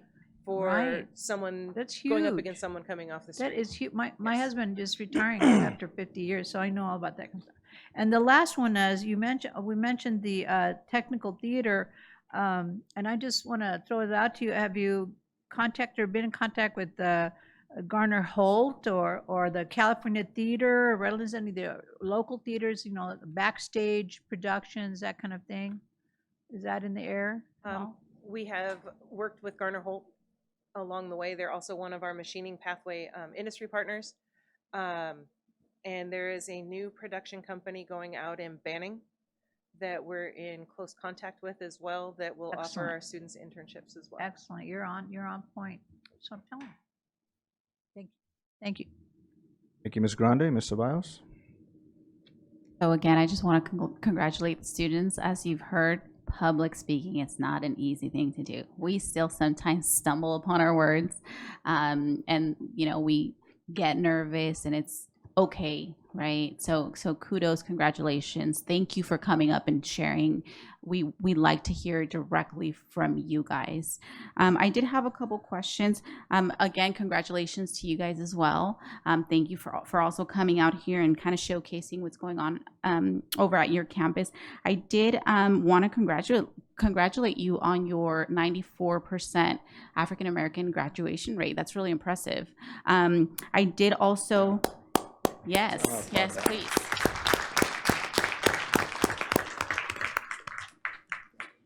I did also want to ask, I did see your 3% and 13%, 3% increase for your EL students and your 13% for your special education students as well, your graduation rate. But I didn't have, I saw the increase, so congratulations on the increase. What was the actual graduation rates for them, for those student populations? Both of them are sitting around about 80%, which is not where it needs to be, but it has been a tremendous increase over time that we continue to work with. No, absolutely. And again, thank you for that, right? Because even if it's just a 3% increase, it's an increase and we should celebrate it. Also, I wanted to ask about, so your pathways, have you considered like pharmacy? I know that San Bernardino Valley College has like a pharmacy program that they're like really out there promoting. And I know the person that is kind of, you know, leading the program and going out to different high schools, have they come to your high school? Is that something that you guys have considered or explored? Because I've heard it's a really great program. So I was just curious. We partner with Curtis Middle School, and I know that their pathway teacher that they have over there, she actually was a pharmacist. And so that is something that we have talked about, that we have looked into. We haven't moved forward past that, but yes, it is definitely a possibility to continue to explore because there are so many opportunities within that medical pathway for our students. Yeah, and I've heard, I mean, I don't know all of the details of it, but I've heard really great things. And if it's as promising as it sounds, I think it'd be a really good, you know, also opportunity, since the community college is providing a lot of the resources up front. So just kind of wanted to mention that. And then also another one that I'm always going to kind of push for this. And so anytime that any high school comes and, you know, they share their pathways with us, is one that I always bring up, is the interpretation, because there's so much money to be made there in interpreting. And a lot of times, you know, it could be kind of like a side gig for students while they continue to, you know, explore what they want to do, or if they want to go back to school, and the need is always there. So I know that last time that Arroyo Valley was here, I had also brought that up to them, and they had shared that they did like the biliteracy and they did the seal of biliteracy. And then I left that night thinking, I was like, well, that's a little bit different because the biliteracy seal just says that you are bilingual, but interpretation is a skill and it's a separate type of skill. And so again, if that's an option that we can, it's just a suggestion. I would love to see, more of that across our campuses. But overall, thank you so much. I'm really excited to see what you guys are doing, and thank you so much for coming out. Thank you. I appreciate that. Thank you, Ms. Ceballos, and I will definitely want to end it and say great job to everyone again. And I do appreciate Vice President Tillman bringing up Mr. Gallo, because I was actually whispering to, Mauricio, Mr. Ariano over here about Mr. Gallo and the program. And when I first came on the board, because that was something I was really excited about when I became a board member, was career tech ed. Because ultimately, that's what we go to school for, right, is to find this amazing job when we become adults. Well, many of you are already doing that right now as young adults, which is excellent and outstanding. Mr. Tillman talked about shop class. That's what we used to call back in the day, a shop class. Us old folks, we laugh about that, right? Because it was nothing like you have now. Trust me, it just wasn't. But I loved going to school to be in those shop classes. And I look what we do now in regards to the technical level. And there's, a saying we used to say before, and I get this from Dr. Marsden and Mr. Gallen, it's high demand, high skill, high pay. High demand, high skill, high pay. And that's what we want for you. We want to have job sectors that are in high demand, that require a high level of skill, so not anybody can do it, and definitely the high pay, right? Because we want sustainability for employability when you graduate from high school. Not when you get to college. When you graduate from high school, we want you making cash right now. Okay, so that is our goal, is to get our level, our CTE program. So when you graduate, 17, 18 years old, or if you're slower, maybe like me, 19, right? You're making money if you need to make money. But then you can actually have a choice, and do you want to continue down that path, or do you want to maybe go into something else, or do you want to specialize? So great job. I don't know what my colleagues are saying here about, public speaking is being hard because I can't tell with them. Just kidding. I'm playing with them. Actually, I say that because when our new superintendent, Mr. Arano, came, we had one of the big first engagements with our staff here. I actually got a little nervous. I don't know why, but I did. And it's like sometimes you just have to pause, relax, regain yourself, recompose, and then keep going again, right? Keep going again. But no, very proud of all of you. Just know that. I know this board loves you guys to death. We're super proud. We're going to see some of you graduate here soon in like about a month or less. So congratulations to all you seniors. And great job, great job, great job. Thank you. All right, that is like the funnest part of our evening. I just want you to know that. So now it's all downhill. We're playing, it's not. But that is definitely the best part of our evening. 2.2, we're going to move on with our resolutions. We have quite a few today, so be ready. We're going to start with Vice President Tillman and move to our left and probably come back to our right. So Vice President Tillman, 2.2, resolution. Resolution in recognition of National School Nurse Day.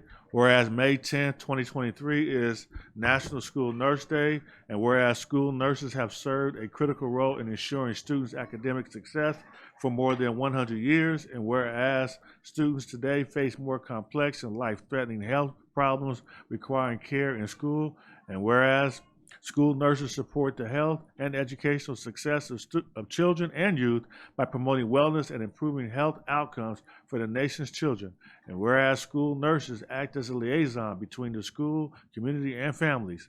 And whereas school nurses understand the link between health and learning and are in a position to make a positive difference for children every day. Therefore, be it resolved that the Board of Education of the San Bernardino Unified School District proclaims May 10th, 2023 as National School Nurse Day and acknowledges the accomplishments of the district school nurses and their continued efforts to meet the needs of today's students to help them stay healthy and in school. Ready to learn, so moved. Second. It's moved by Vice President Tillman and seconded by Ms. Alexander. Ms. Rosales Medina. All right, I'm looking all over the place here. Ms. Rosales Medina, you're going to get it for a second. Great job. All right. All those in favor, are we going to go ahead and vote on that?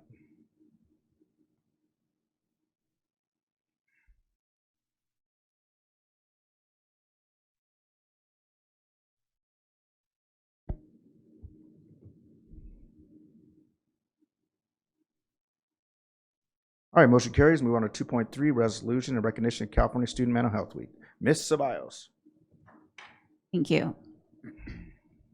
Whereas the week of May 8th through May 12th, 2023 is recognized as California Student Mental Health Week, and whereas students' mental health too often goes unnoticed, and research has shown that adverse childhood experiences have lasting harmful impacts if not addressed, and whereas the early identification, intervention, and treatment of mental health and behavioral issues is important for a healthy student body and school community, and whereas reducing the stigma surrounding mental health will empower students to speak up when they need help, and whereas researchers have found the rate of mental health disorders in children and youth have steadily increased over the past 2 decades, and our students' lives have been changed due to the COVID-19 pandemic, with emotional stability likely to be a focus of concern for years to come.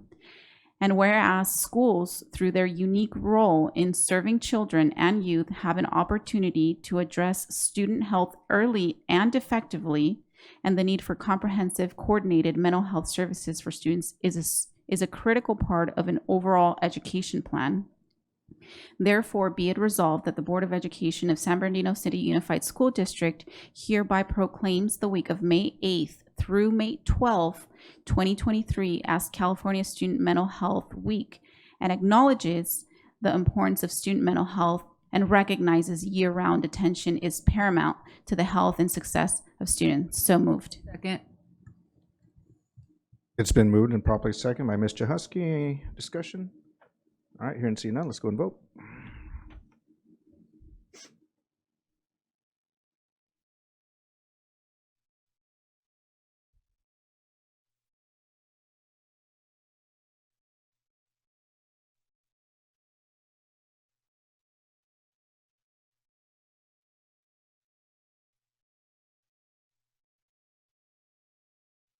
All right, motion carries. We'll go ahead and move on to 2.4, resolution of recognition of classified employee week, and it's going to be Miss Alexander. I know they got me on that one, Miss Alexander. I thought I was going to go come back around. Whereas in 1986, California Senate Bill 1552 established the third full week of each May as Classified School Employee Week in order to recognize the vital contributions of classified employees, and whereas classified employees are recognized as integral to the success of students in public education and have earned respect in the education community. And whereas in order for the San Bernardino City Unified School District to run efficiently and effectively, it depends daily on the dedication and capabilities of its more than 2,480 classified employees. And whereas classified employees work with commitment in the forwarding the mission of the district and thereby provide many benefits to the community, its schools, and the state of California. And whereas classified staff work to keep our schools and buildings cleaned and maintained, to prepare and pass out meals to thousands of students daily, to meet the needs of students, parents, and administrators, and to provide every student with the technology they need at school and at home. Therefore, be it resolved, the Board of Education of the San Bernardino City Unified School District proclaims May 21st through May 27th, 2023 as a time to honor all classified school employees and recognize their long and excellent service. So moved. Second. All right, it was moved by Ms. Alexander, second by Vice President Tillman. Any discussion? All right, let's go ahead and vote.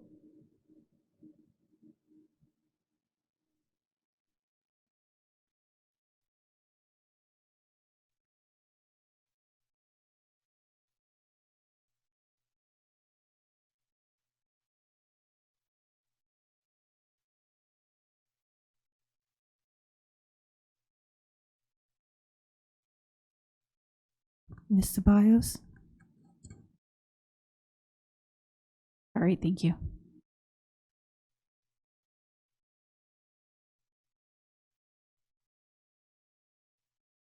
All right, motion carries. Moving on to 2.5, resolution and recognition of National Teacher Appreciation Week, California Day of the Teacher, and San Bernardino City Unified School District's Day of the Teacher. Ms. Jahusky. Whereas the National Teacher Appreciation Week is observed annually during the first full week in May and sponsored by the National PTA, And whereas the second week in May is recognized as California Day of the Teacher, which arose out of legislation co-sponsored by the California Teachers Association and the Association of Mexican American Educators and adopted in 1982. And whereas May 12th is the San Bernardino City Unified is the day San Bernardino City Unified School District honors its teachers who are second to none in their chosen profession. And whereas teachers mold future citizens through guidance and education, spending countless hours preparing lessons, evaluating progress, counseling, and coaching students. And whereas teachers have been responsible for educating millions of students since the state's founding and have led efforts to promote and advance educational opportunities for all. And whereas a strong, effective system of free public education for all children and youth is essential to our democratic system of government. And therefore, be it resolved, the Board of Education of the San Bernardino City Unified School District proclaims the week of May 8th through May 12th as the National Teacher Appreciation Week, and May 10th, 2023 as the California Day of the Teacher, and urges all citizens to pay tribute to our public school teachers. Be it further resolved, the Board of Education proclaims May 10th, 2023 as the day to celebrate the district's exceptional teachers and express its gratitude for their service, dedication, and professional excellence, and ask the SBCUSD family and community to come together to make a difference in the lives of our students. So moved. Second. It's moved by Ms. Chahusky and second by Ms. Alexander. Any discussion? All right, hearing and seeing none, let's go ahead and vote.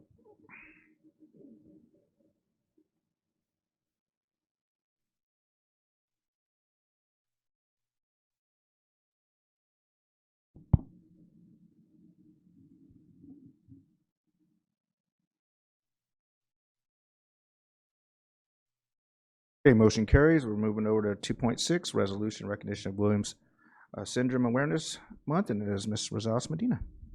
Whereas May is Williams Syndrome Awareness Month, a time dedicated to raising awareness about the rare genetic condition that affects an estimated 30,000 people in the United States. And whereas Williams syndrome is often characterized by a host of lifelong medical and development challenges, and whereas every person diagnosed with Williams syndrome is unique, but these individuals also often have highly social personalities, striking verbal skills, and an affinity for music. And whereas North Park Elementary student Jonathan Martinez, who tragically died on April 10th, 2017, in a senseless act of violence, was born with Williams syndrome, and whereas the Williams Syndrome Association has been working since 1982 to increase international awareness and bring valuable resources to families touched by this condition. Therefore, be it resolved that the Board of Education of San Bernardino City Unified School District hereby proclaims May 2023 as Williams Syndrome Awareness Month and takes the opportunity to honor the memory of Jonathan Martinez and remember him as a happy child who was social, friendly, and endearing. So moved. Okay. Okay, it's been moved by Ms. Rosales Medina and second by Vice President Tillman. Any discussion? Okay, let's go ahead and vote.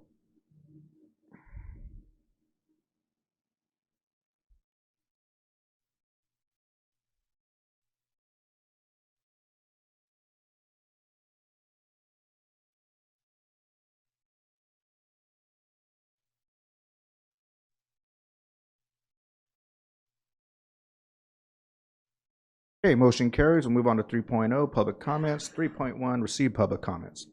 This is the only time the public will have an opportunity to address the board on items not on the agenda and within their subject matter jurisdiction, such as district policies, procedures, programs, services, or fiscal matters.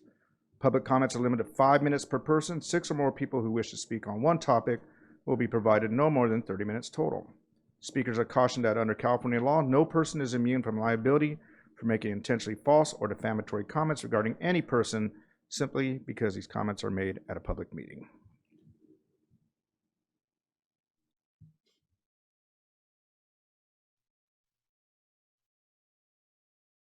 Okay, and so our first public speakers will be folks from ICUC. It looks like we'll have 5 speakers, so I'll ask them to all come up at this time and give them 25 minutes total. And our first public speaker looks like Vanya P. Welcome, Vanya.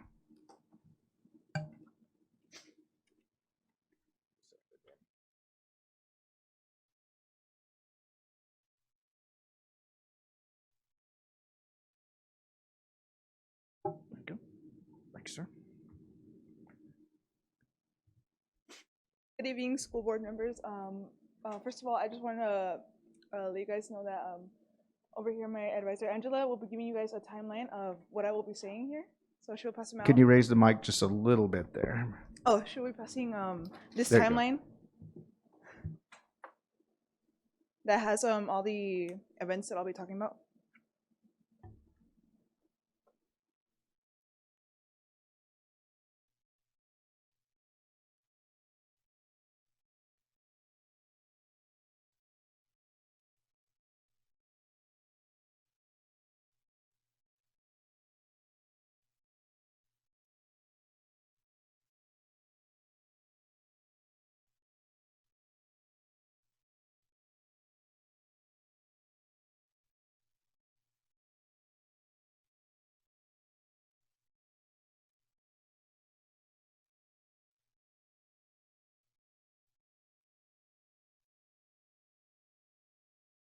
Right.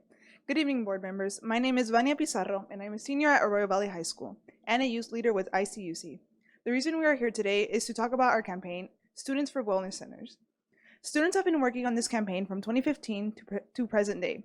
ICUC's mental health campaign journey started back in 2015 when youth leaders led focus groups with about 120 students.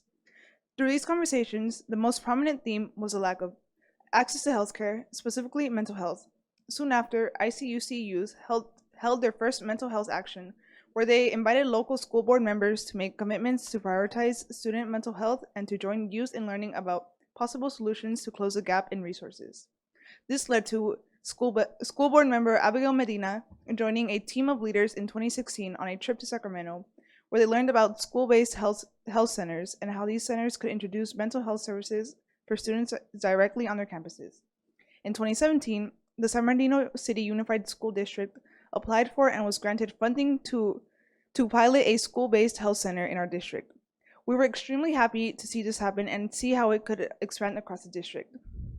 During this year, students also learned about and were advocating for the expansion of the district's HEART team, the district-wide team made up of therapists and nurses that provided services to students. Through our advocacy, we were successful in advocating for an increase of the number of therapists on that team from 1 to 3.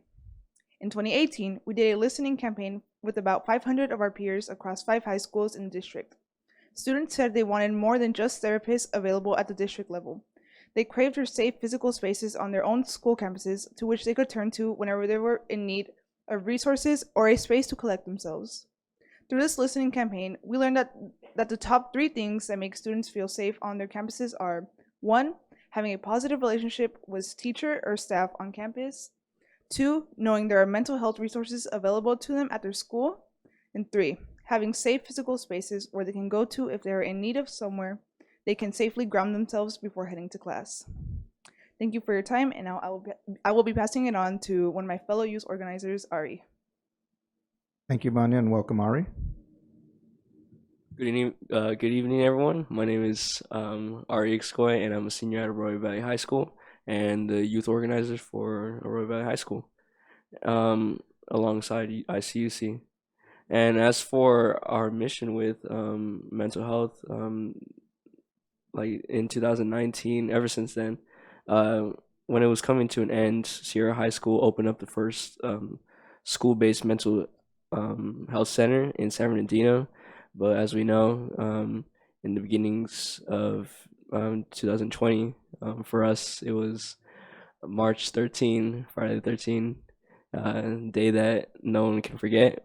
But that's when the pandemic hit and everything closed, where we all shifted to distance learning. And because of that, that center had to be temporarily closed. And we all had to follow the stay-at-home orders to protect ourselves from COVID. But that did not stop us from meeting virtually and continuing that campaign and moving forward. And for the last 3 years since, we have continued to hear from students on how important the mental health issue is, especially during the time of COVID, where we were more collectively living through all the trauma that COVID caused our family and communities. For me personally, there was a lot of loss through my family and like on a personal level, just that disconnection from like people and not having like that social like bond that we used to have before the pandemic hit. Like that really took a toll on everyone, and you can see it from here on out. And similar to districts across the state, our districts received millions of dollars thanks to federal and state COVID relief funding. And as this funding began to roll in, students like ourselves saw much potential and advocated so that these funds could be allocated to increase for mental health resources that we need. While we do not see that there's as much progress as we want, we are proud to know that the mental health campaign that ICUC and our youth leaders have had since 2015, way back, still continues strong to this day as we keep pushing and are here right now. And as youth, we will continue to push on this issue because this is our top priority. Our mental health is the center of our well-being.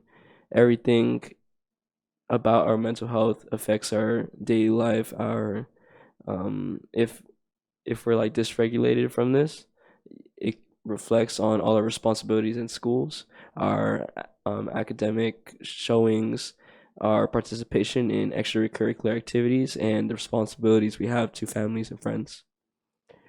As previously mentioned, for my personal antidote, but as students, we're expert in our experiences as we're living through this right now, and our data shows that mental health is our main concern for students in the school district. And if we are unable to effectively show up at our best capacity because of these lack of resources, then it will have a very negative impact on us, and that's the least we want, you know. A well-rounded education should include analysis on the emotional and mental well-being of students, and the resources will help us overcome obstacles that we face, especially during post-COVID times, and will give us access to a confidential space to express ourselves emotionally. And these mental health resources would benefit anyone, and we need this to be accessible to all the school campuses where we can all be better, you know. And with this, I will pass it on to Ana Chavez, who will talk about our data that we've collected from then on. Thank you, Ari. Welcome, Anna. Thank you, Ari. Good evening, Superintendent Ariana and board members. Hello, my name is Ana Victoria Chavez. I'm a sophomore at San Bernardino High School and a youth leader with ICUC. As part of our Students for Wellness Centers campaign, today we want to share with you a bit about all of the work we have been doing this school year. As you may know, we are all club members of Students for Change in each of our respective high schools. This school year, we have had really great participation and engagement from students in each of the clubs. At SBHS, this year we had a total of 65 students participate in the club throughout the year. At Arroyo Valley High School, we had a total of 52 students participate throughout the year. At San Gregorio High School, we had a total of 58 students throughout the year. And at Cajon High School, we had a total of 27 students participate throughout the year. This year, students from Arroyo Valley High School and San Bernardino High School made a collective decision that we wanted to continue pushing forward a campaign about wellness centers and access to mental health, support, and services because we created and distributed a survey across our school, and the following is what we learned from the data. For the Arroyo Valley High School survey, we got a total of 147 responses, and for the San Bernardino High School result, we got a total of 177 responses. Throughout the survey, we asked students if they currently have access to a therapist. For Arroyo Valley High School, the majority of students said they do not, with 78.2% of students responding no. Similarly, for students from San Bernardino High School, with 73.4% of students responding no. This is a major concern for us because we know how much support students our age need, And the fact that 3/4 of students across these two high schools do not have access to a therapist is alarming. Through this survey, we also asked students if they feel like they would have support from those around them if they were to seek out therapy. We are glad to share that a majority of students at Arroyo Valley High School said they do feel like they would have support. At San Bernardino High School, we did get a different response with the majority of students, 53.7% saying they're either not sure or they know they would not feel like they would have the support from those around them to seek out therapy. Lastly, we also asked students if they know about any mental health resources on campus. Unfortunately, the majority of students at Arroyo Valley High School, 85.1%, said they do not know or are not sure about any mental health resources on their campuses. Similarly, 84.2% of students at San Bernardino High School also said they do not know or are not sure about any mental health resources on their campuses. All of this data keeps us wanting to continue advocating to make sure that at some point, every student on each of our campuses both knows about resources available to them and that these resources are easily accessible to them. Thank you for your time. Now I will be passing it to Sebastian. Thank you, Anna, and welcome, Sebastian. Hello there, my name is Sebastian Torres. I am a senior at Arroyo Valley High School and a leader with ICUC. As we're here tonight sharing the work we have been doing to learn more about the needs of students across high school campuses, we also want to make sure we connect with some of the folks here at the district whom we have learned are doing the hard work to ensure that the work continues to move within our district. In the past, ICUC leaders have connected with the Swiss director, Colleen Williams, to learn all that the department is doing to bring support to students. We would love to reconnect with Ms. Williams in order to learn more about all the current plans and wellness centers and to see how students can be a resource. One of the last times ICUC had met with Ms. Williams, we had learned that there are plans to create wellness centers or school-based health centers that would be accessible to clusters of schools across the district, and that the plan would be to have these up and running by 2025. We would like to learn if this is still the case. We would also like to connect with the Assistant Superintendent, Dr. Rodriguez, whose leadership, to our understanding, is instrumental and key in moving the work forward. We recently heard about a wellness walkthrough that happened in early April. We know that the walkthrough happened during school hours, so we would like to request if there is a possibility for one to happen during non-school hours. That way, students like myself and others would be able to participate. We are really excited for those the events that are happening in the community and how everyone else is being able to be invited to them. As students who are really interested in supporting that work, we will love the opportunity to also participate in wellness walkthroughs hosted by the district. Now we pass it over to Antonio Hernandez. Thank you, Sebastian, and welcome, Antonio. Thank you, Sebastian. Sorry. Hello, everyone. My name is Antonio Hernandez, and I am a junior at Arroyo Valley High School.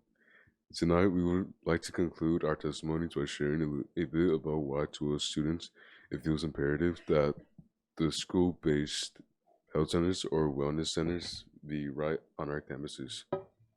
Thankfully, we live in a time where more than ever before, the importance of mental health is understood by so many.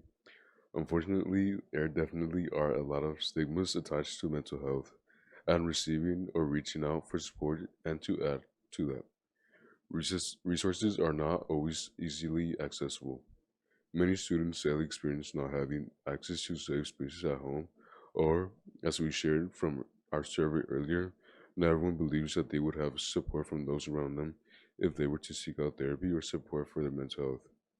When we have asked students if having mental health resources and safe spaces on our campuses would be of interest, students by far respond yes. As students, we are at schools 5 days a week, 8 hours plus a day. The fact that we spend so much of our time there only makes it common sense that these should be places where students feel completely safe, seen, accepted, and welcomed. Schools should be places where not only are students supported to do well academically, but also places where their mental health is prioritized. If this is the case, we are sure students will be able to excel and be the best versions of themselves. This is why we are here tonight. We want to urge the district to make sure these centers are as accessible to students as possible. We again ask to please be invited into conversations where the planning for this is happening. Thank you all so much, and we are looking to collaborating with you all.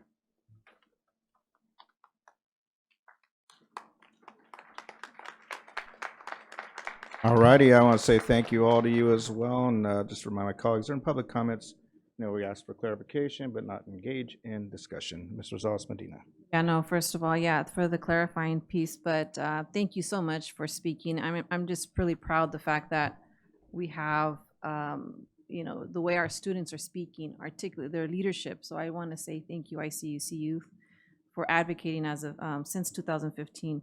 I guess my question would be more directed to the district, and the clarifying piece is, when you present the budget, will this include the expansion of the school-based wellness centers? That way, we can further discuss this later on within the budget. And then the other question would be, of course, I know we recently had visits at different school sites, and Ms. Rodriguez, Dr. Rodriguez, had actually organized several community leaders.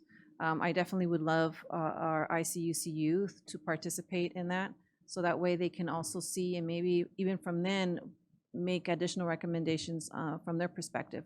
Resolution 2.3, which is recognition of California Student Mental Health Week, is perfect timing for this. So thank you so much for speaking on it. Thank you, Mr. Rosales Medina. Ms. Grande. Okay, thank you for that data. That was very good. I want to ask you, if you can answer, how many students are organized in this issue under the umbrella of ICUC, or is ICUC under someone else's umbrella or name or entity? Hello, everyone. My name is Angela, and I'm the organizer who works closely to the different high school students, the different Students for Change clubs at each campus. So right now, it's just San Bernardino High School and Arroyo Valley High School who decided to focus their time. The club, there's about, I want to say, an average of 100 students just with Arroyo and San Bernardino High School, who are pushing through this. I don't know if that can answer your question. Yeah. Thank you, Ms. Grande. Vice President Tillman. Yeah, I just want to thank you all for coming out, and I think that the Mental Health and Wellness Center is a great item for you guys to champion, and you've been doing a good job at it, and I really appreciate you, and hopefully the district will continue to partner with you to bring to fruition some of the things that we agree need to happen for our schools. In the end, you're benefiting our students, right, and our families. So thank you very much. I appreciate you. Thank you, Vice President Tillman. I'd say the same thing. Thank you. Some of you are growing up in front of our eyes, for 8 years. So your persistence is admirable and to be commended. We really appreciate your effort towards pushing wellness for our students, community, family, and our staff. Thank you. All righty. We'll look at our next public comment. Vice President Tillman, thank you. All right, we will welcome to the podium Ms. Barbara Pasachek. Good evening and welcome. Again, you too. Good evening, President Wyatt, Vice President Tillman, Superintendent Ariano, Cabinet and board members.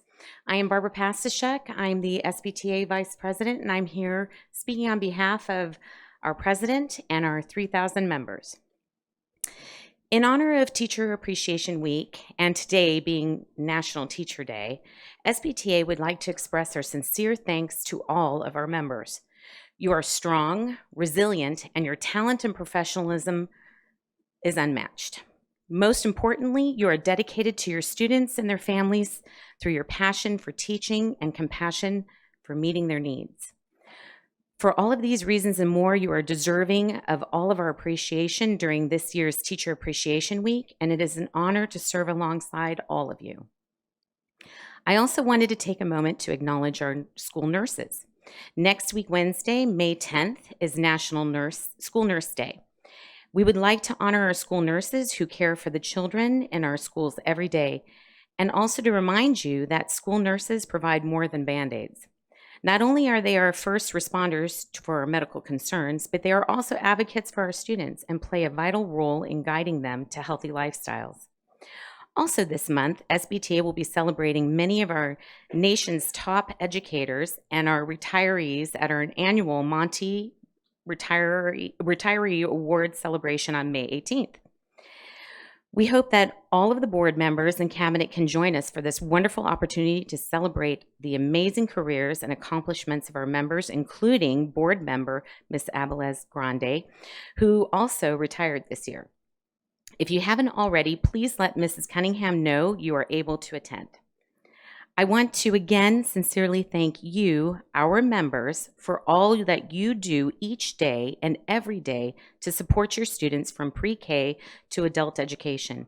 I salute you today and every day. You are an integral part of the fabric of our district, and I wish each and every one of you a successful end of this school year. Thank you for your time this evening.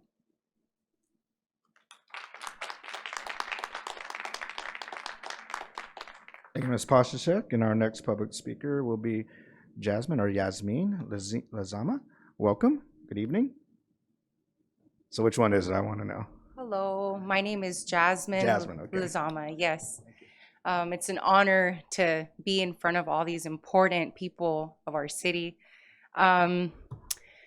So it's kind of, I'm like, there was so much excitement in this room, and I was like, how am I going to come up here with my concern? But it's now coming to the end of the year. When my son first started first grade, he's 6 years old. When he first started first grade, I requested that they would offer me some support because during kinder, he was what they are calling a COVID kid. And we were staying home, and I feel he was highly affected. I was actually really excited of them, presenting this because I'm seeing the lack of support in Lincoln Elementary. I was asking from the very beginning of his first grade year to please, help me with some resources. Unfortunately, they would tell me, he needs counseling, he needs therapy. And I was in contact with Victor Community Services, but they've been so backed up. And I was asking the school, I need some more support. And it ended up being to the end of the year where they were suspending, they were sometimes writing up referrals up to 3 times in one day. And then it started getting to a point where there was a lack of communication.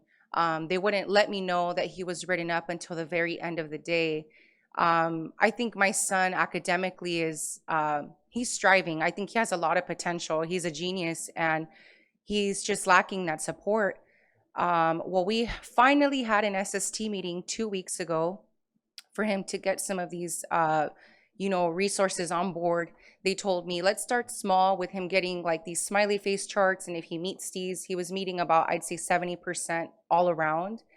And last week, there was an incident where he was climbing the fence of the school. And from my understanding, it started somewhere between 10:30 to 11 a.m. I wasn't called until 2 o'clock. When I was called, they gave me an ultimatum, like you have 2 options. Either you come and sit with him all day, and when you have to leave, he goes with you, or he has to be home studied for the remaining of the year.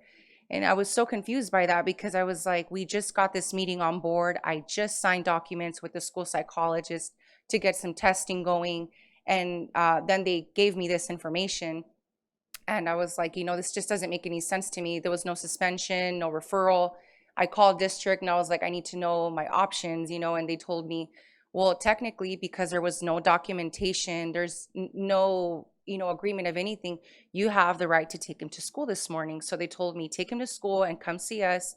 When I went to drop him off, I had the principal of the school basically, come up to me and say, good morning. I spoke with district this morning. They're recommending for him to go to a county school. And I was like, but I've been requesting resources since the beginning of the year, all combined with suspensions and referrals. They've written him up about 25, 30 times in the year. So I'm like, this is excessive. There was times where they were calling me every day of the week, like, hey, he's having, and I'm like, I'm aware of his needs. And as a parent, I would love to, come in every time he's having a problem, but I'm working, I'm in school. How can I do that? I'm running out of time. My son has gone through grief, homelessness, and a separation in the last few years. My mother died of COVID and my father passed as well. So there's been a lot that he needs to process, and him being in school for such long hours, I need the support in the school. You know, I feel like that's where he was having the most challenges. I do believe that the suspension was retaliatory, because that next morning that I went in and I dropped him off, she was like, okay, so you're dropping him off. I was like, well, that's what district directed me to do. So she pulled a secretary and said, okay, I need you to start writing up this suspension. And honestly, it broke my heart, because I was like, I'm on my way to district to try to find out my options. When I came back, when they called me to say, hey, you know, we're letting you know he's officially suspended now, I was going to pick up my preschool daughter from her preschool class. And when I showed up there, I had both principals with my son and their suspension inside of that classroom. And to me, that I immediately know, I was like, this is out of protocol. I have never heard of a suspension being finalized in a completely different building. And they were like, are you going to sign or not? And I was like, I need support. You know, they suspended him for 4 days. And I had just talked with the psychologist. So after that, you know, my son would get recorded a lot when he would have these tantrums. He's only 6. So I know that there was a lot of recording. And I told them, I think there's been more recording. Sorry, Ms. Osama, that is time. But we do have, it looks like, a couple board members that will ask some questions of you. And if you'd like to leave your contact information with Ms. Cunningham when they're done, I'm sure somebody from one of our offices will get back with you. But let's go ahead and start with Ms. Ceballos. Okay.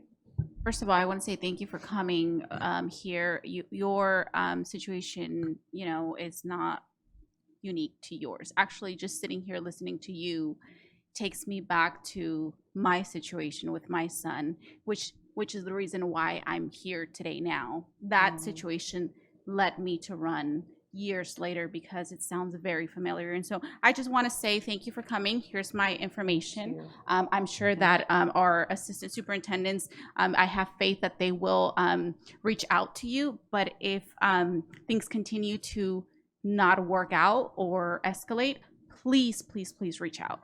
Okay, thank you so much. Thank you, Ms. Ceballos.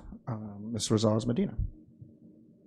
I know, definitely. Thank you for bringing this forward. A 6 being so young for a 4-day suspension. I'd like to find out more on this as protocols at the district level, and seeing what systems we currently have in place so that this doesn't happen. And if there's special circumstances, what does that really look like? Because that is, to me, without fully hearing, you know, the full scope of the story, this 6 years old suspension for 6 days and the many issues you're having. So that's just more of what I would like to learn from at the district level, to see what we're doing and what are the protocols.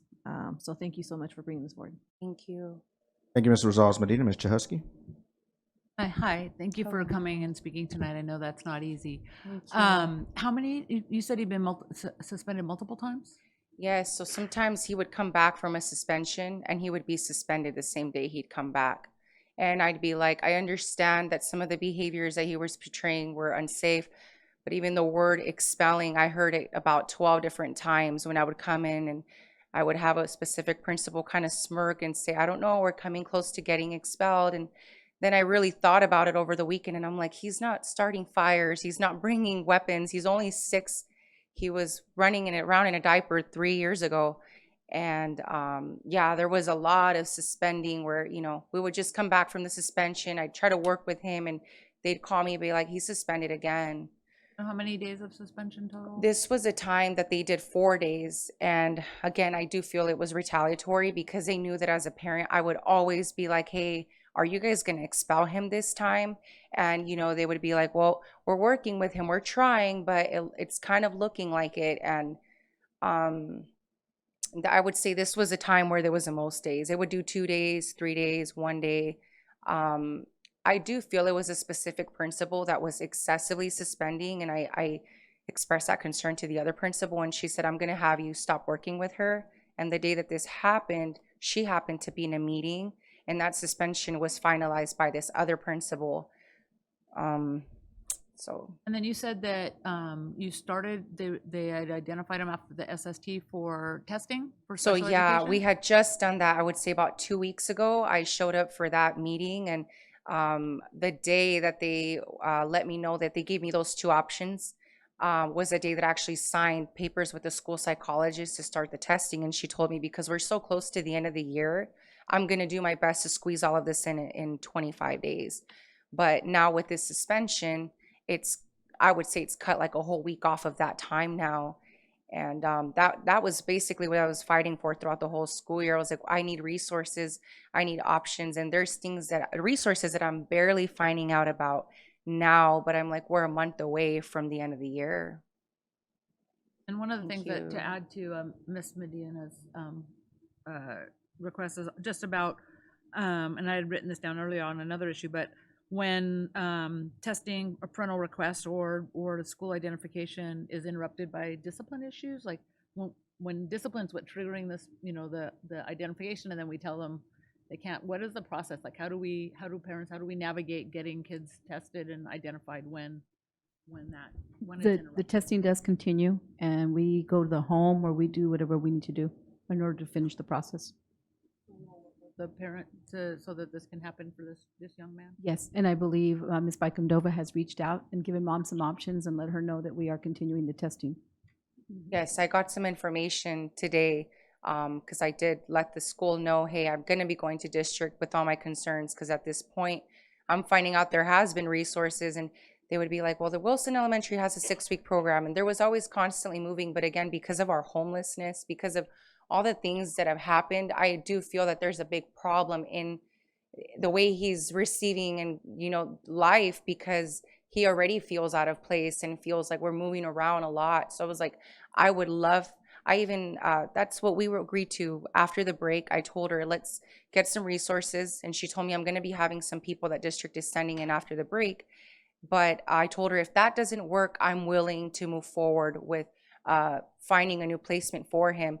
But we haven't even got to the part of the testing or that the behavioral therapist coming out, because we're basically in the middle of this. And I believe now it would just be a suspension. But again, I came because my concern was she was telling me either you come sit with him and it was unrealistic, or you home study.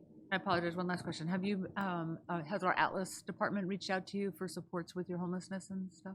No, well, I already worked myself out of there. So we're officially living back in a home now. And yeah, so Congratulations that's on that. resolved. Okay. Thank Okay, God. thank you. Yeah. We do have support, so if you find that you're having some challenges and need some assistance, please reach out. So because we do have supports for you in that arena you. as well. Thank you. Thank you so much. Thank you again, Mrs. Zama. We really appreciate your time. And again, Thank you. please make sure, it sounds like they have your information, but Yes, if there's anything yes. else you need, let us know. And to Ms. Cunningham, I'd like to have an update on this as well. Thank you. Thank you so much. You guys have a wonderful evening. I appreciate the time. Take care. Thank you again. All right, our next public speakers for comment will be our Vermont teachers. If there are 6 or more of you, or only a couple of you, usually it's about 5 minutes each. If there's 6 or more, we will say 30 minutes. So welcome, and we could go ahead and arrange yourselves on how you want your order for your comments. Thank you.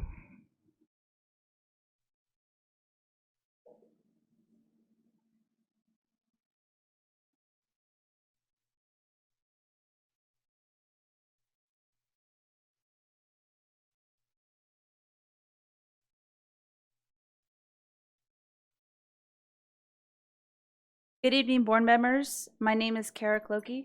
We are from Vermont Elementary, here to speak out about the bullying from our head admin that has been ongoing for over a decade.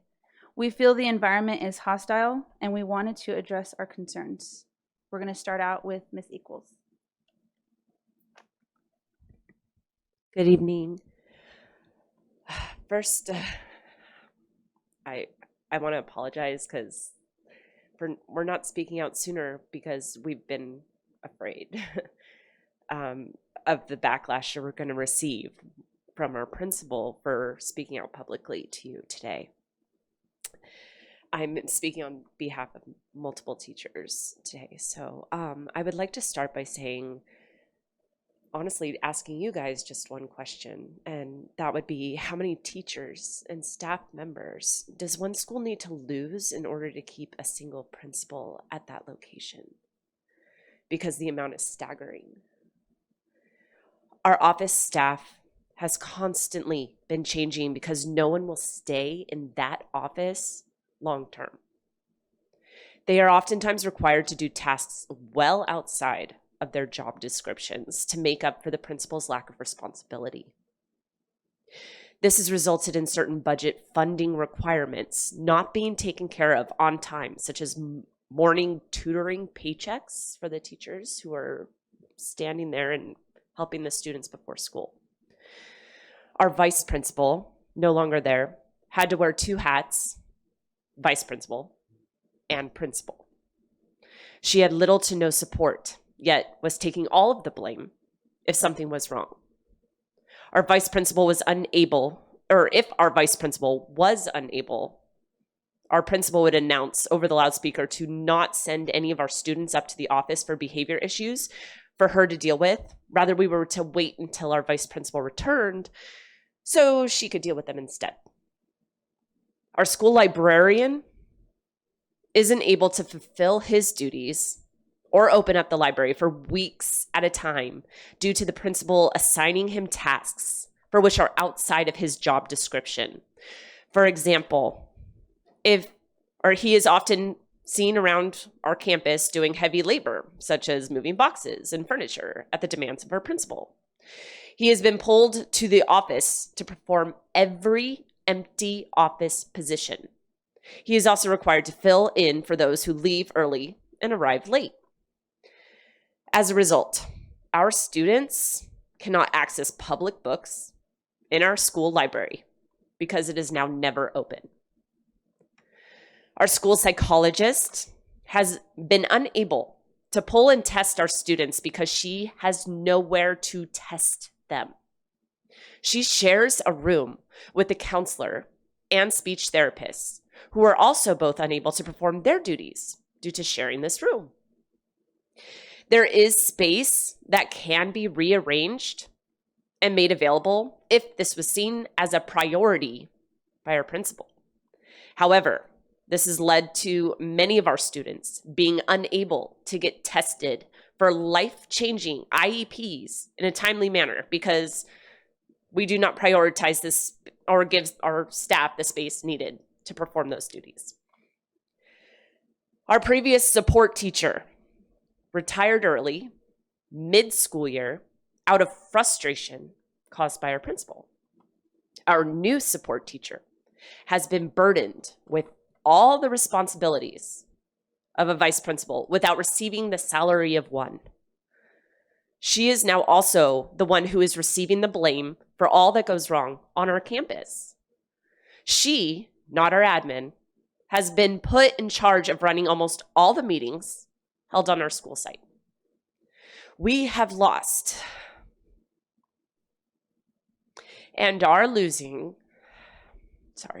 some extraordinary educators at our school. We've lost role models and friends, pillars of the community, and people who genuinely improved our school. Staff are leaving, retiring, or requesting transfers because they can no longer tolerate this principal's unprofessionalism. Additionally, behavior issues from students are being ignored by the principal. They are pushed off on to the teachers, the support teachers, and the counselor to manage. There have been issues that cannot be disclosed, which require the care of an admin, but our principal was nowhere to be found because she had already left for the day. The long list of poorly managed actions that have taken place at this school, which our principal does not take responsibility for, is astonishing. She pushes responsibility off. Sorry. Thank you. Thank you. And we'll have our next speaker. Hi, again, I'm Kara Clokey. I teach special education at Vermont.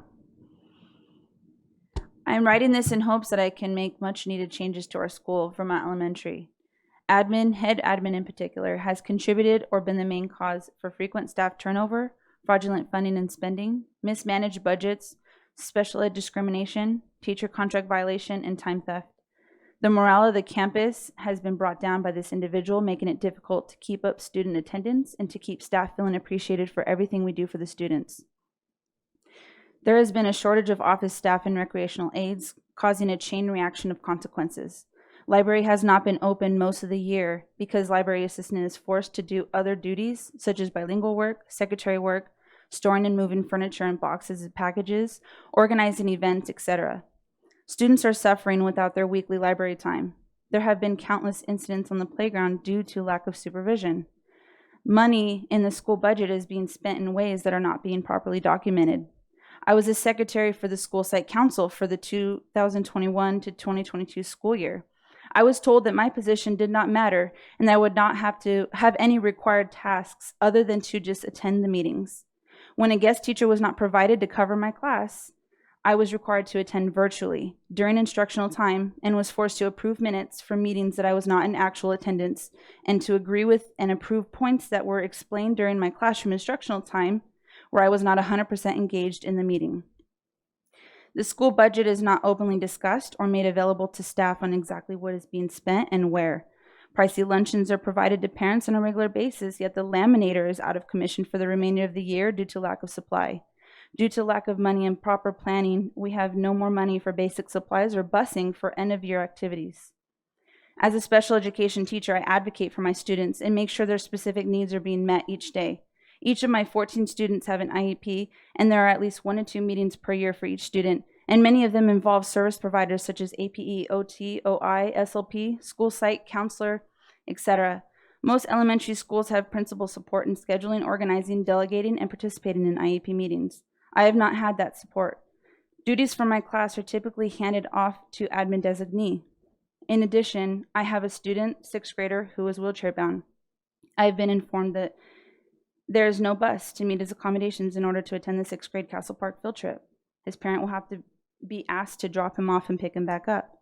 He is facing discrimination due to his disability, and his student rights are being violated. I also have students who have to lose their service time, and I have at times fallen behind on my reevaluations due to 3 different service providers sharing a room. All students are constantly being belittled over the intercom and have faced stereotyping by our head admin. Comments like, "You need to be here every day on time. You can stay home and eat menudo and watch novelas on the weekends and take your trips to Mexico on breaks." Verbal threats have been made to students about behavior and attendance on the intercom. Many times I have been forced to hold IEP meetings during my professional development time. I have been questioned why I was writing an IEP during instructional time when my students were quietly working independently.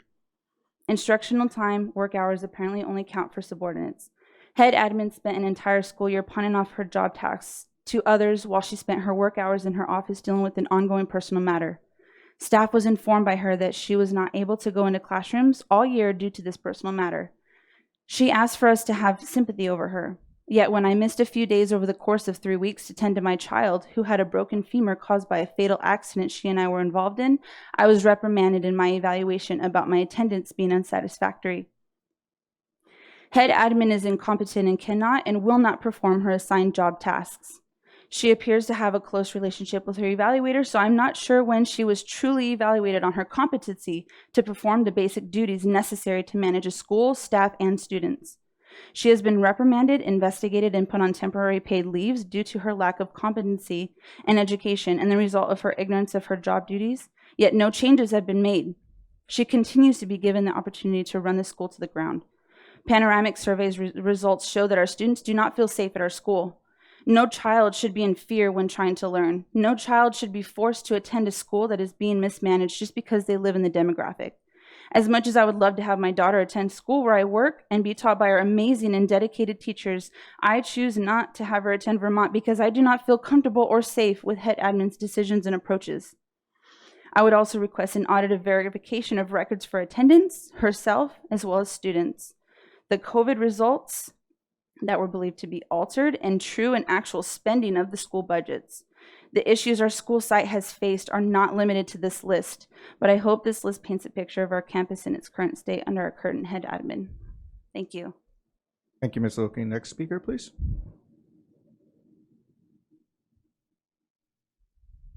Hi, my name is Lisa Stark. I'm on the Elementary Board of Directors for SBTA, and I have been asked to read a letter on a teacher's behalf.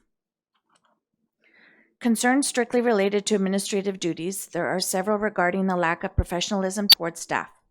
Teacher on assignment. This position has been held by Alec Hobbs, Indira Yepes, Tyler Shook, Donna Messick, and currently Helen Garcia.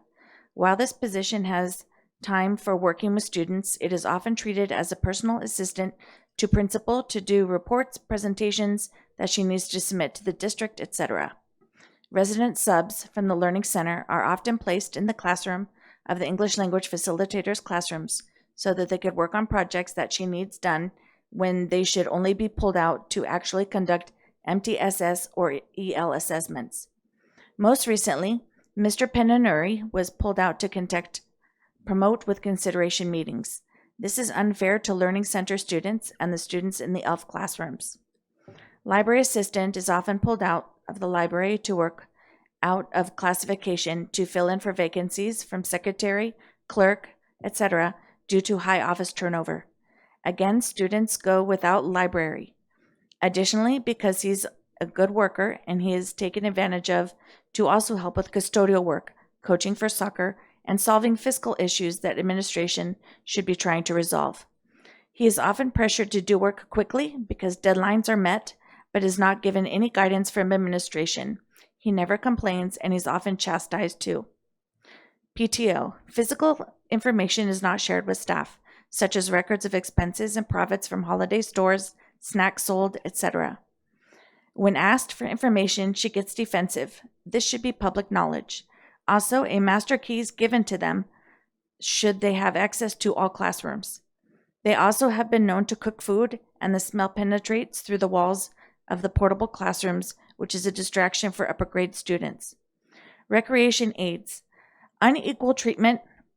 Veterans Marcelina and Sylvia get chastised if they question why other aides can go to PTO functions, school site meetings, or do other duties when they need help with coverage of watching students. How are they on getting paid to be aides but are doing other things? There are 3 aides affiliated with PTO that do PTO tasks, while the older veteran aides are left to watch the students. Student discipline staff is told to handle it since there is no vice principal and she is overwhelmed. When there is an issue, she uses the intercom to voice issue. Staff meetings have never been done solely by her from the start to finish, including slideshows or presentations. All was placed on vice principal or given to the professional development team or teacher on assignment. If she ever presents, she asks the teacher on assignment, VP, or ELF to do the slideshow for her. Sometimes they are told at the last minute and expected to put things together within a matter of days. School safety issues. Since the VP hasn't been on site, monthly fire drill, earthquake drills, etc. have not been conducted. Basic budgeting and fiscal areas are mishandled, and when an error occurs, blame is placed on VP or secretary or office turnover. Shouldn't she be aware of the deadlines for buses, ordering of CASP snacks, purchasing, etc.? If deadlines approach for state testing, she is not aware of any specifics. Due to a lack of professionalism toward teachers, our school has lost 8 teachers because of a variety of issues. Others have left on stress issues or have taken early retirements. Thank you, Ms. Stark. Evening, everyone. I'm Connie Jones. I teach at Chavez Middle School, and I'm on the executive board for SBTA, and I've been asked to read this on behalf of a teacher. Welcome, Ms. Jones. Welcome. Yes, thank you. I'm writing to the board to inform them of events that have been going on in our school. First of all, I would like you to know that teachers at Vermont are committed to providing a high level of academic education where students feel safe and are welcomed in our school. I feel like this is being impacted negatively by the actions of our principal. Our principal is being unprofessional, unsupportive, and unethical. In terms of my personal experiences with her, she makes rude comments to me on a daily basis, which are unprofessional. For example, telling me I could attend IEPs because I have time for lunch. mimicking my voice, saying that I said I don't know how to hold SSC meetings. She told me and Areke not to be gossiping while we were talking about schedules for restroom breaks and students and teachers who are taking the CASP. She's also called my cell at 8 in the morning when I call out for illness. She told me that I cannot miss work and that I should have made my appointment later. I could not miss my appointment with the specialist because it was medically necessary. She also stated, you know, that's not good, and ended the call. Another situation that happened was when I took a student that was writing on the walls to her. She stated, I'm not going above and beyond because I did not deal with him during my lunchtime. She's also asked me not to have lunch in the lunchroom with the other teachers because it makes her feel very uncomfortable. These are only a few of the unprofessional comments she's made. She's unsupported. PTO parents have been harassing me, and instead of addressing the issues herself, she asked me to go to a 2-hour meeting and hear them complain about me. Their concerns were unfounded, and one of the concerns included me making my own agenda for ELAC. She could have replied that the agenda items come from a monitoring form from the district. Another complaint, among others, was that I was in the PTO room with the interim principal. I was in a hostile environment with 9 parents harassing me. And when I asked what I could do to make things better, parents had no answer because they really weren't there for solutions. Other teachers are not supported by her when the behavior issues with the students. She does not deal with these situations, and these issues are impacting student learning. She's also unethical. She does not follow protocols. We are currently CASP testing, and she pulls me from testing in order to attend an SSC or facilitate ELAC meetings. She schedules events during CASP testing. Teachers who are testing need to postpone testing because of the events she's scheduling. Again, we want our students to do their best, and scheduling these events during testing is disruptive. We, the teachers, want to go back to work and be in an environment that's safe and conducive to learning. Going to work in a hostile environment is not supporting students' education. We have great teachers at our school, and we want to be able to focus on testing. I was told to hold December 9th SSC meeting, and I told her I needed support because this was the first SSC meeting I'd facilitated. She could not support me, and I had to find support from other employees in the district. She gave me a list of budgets with funding that had to be spent that day by the next day, expecting me to order material and software and have it ready on time. She insisted I put in purchase requisites that I do not have access to financial 2000. I was told not to take my lunch with colleagues. She called my personal phone at 8 a.m. and I was told not to call in sick when I had an appointment with a medical specialist. She was upset when I was interviewing for a VP and kept asking that if I thought I was ready. That morning when I would try talking to her, she would turn away. Later that day, she stated she wants to be a VP. She put down a stack of papers on the desk, and that night I worked spring break classes until 9 p.m. I was told since I have time for lunch, I could attend IEPs. She stated that Cheryl Tagashi and Abril from Categorical were going to come into the SSC meeting and observe her because I said I didn't know how to do an SSC. And as she said this, she mimicked me saying, I don't know how to do an SSC. Thank you. Thank you, Ms. Jones. Next speaker, please.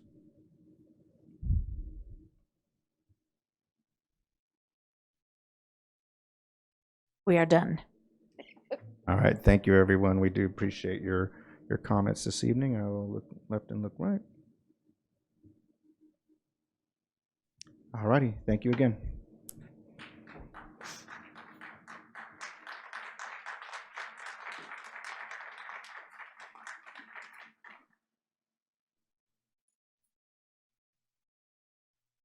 All right, my apologies. Ms. Grande did have a question, folks. If you guys can remain just a minute or two. Just a really quick one for perhaps Barbara.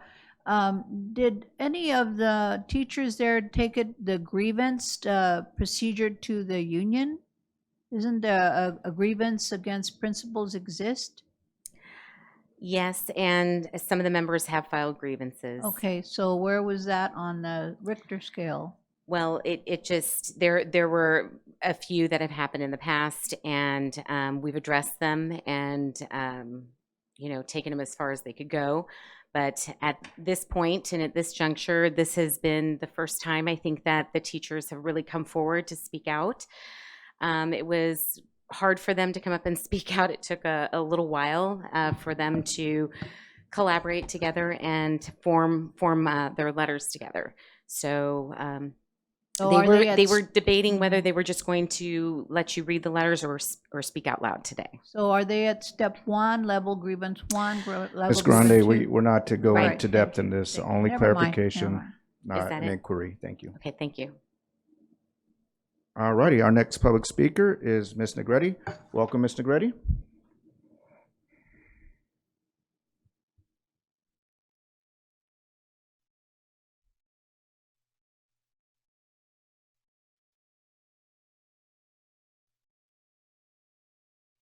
Good evening. Good evening. Thank you, teachers. Good evening, board.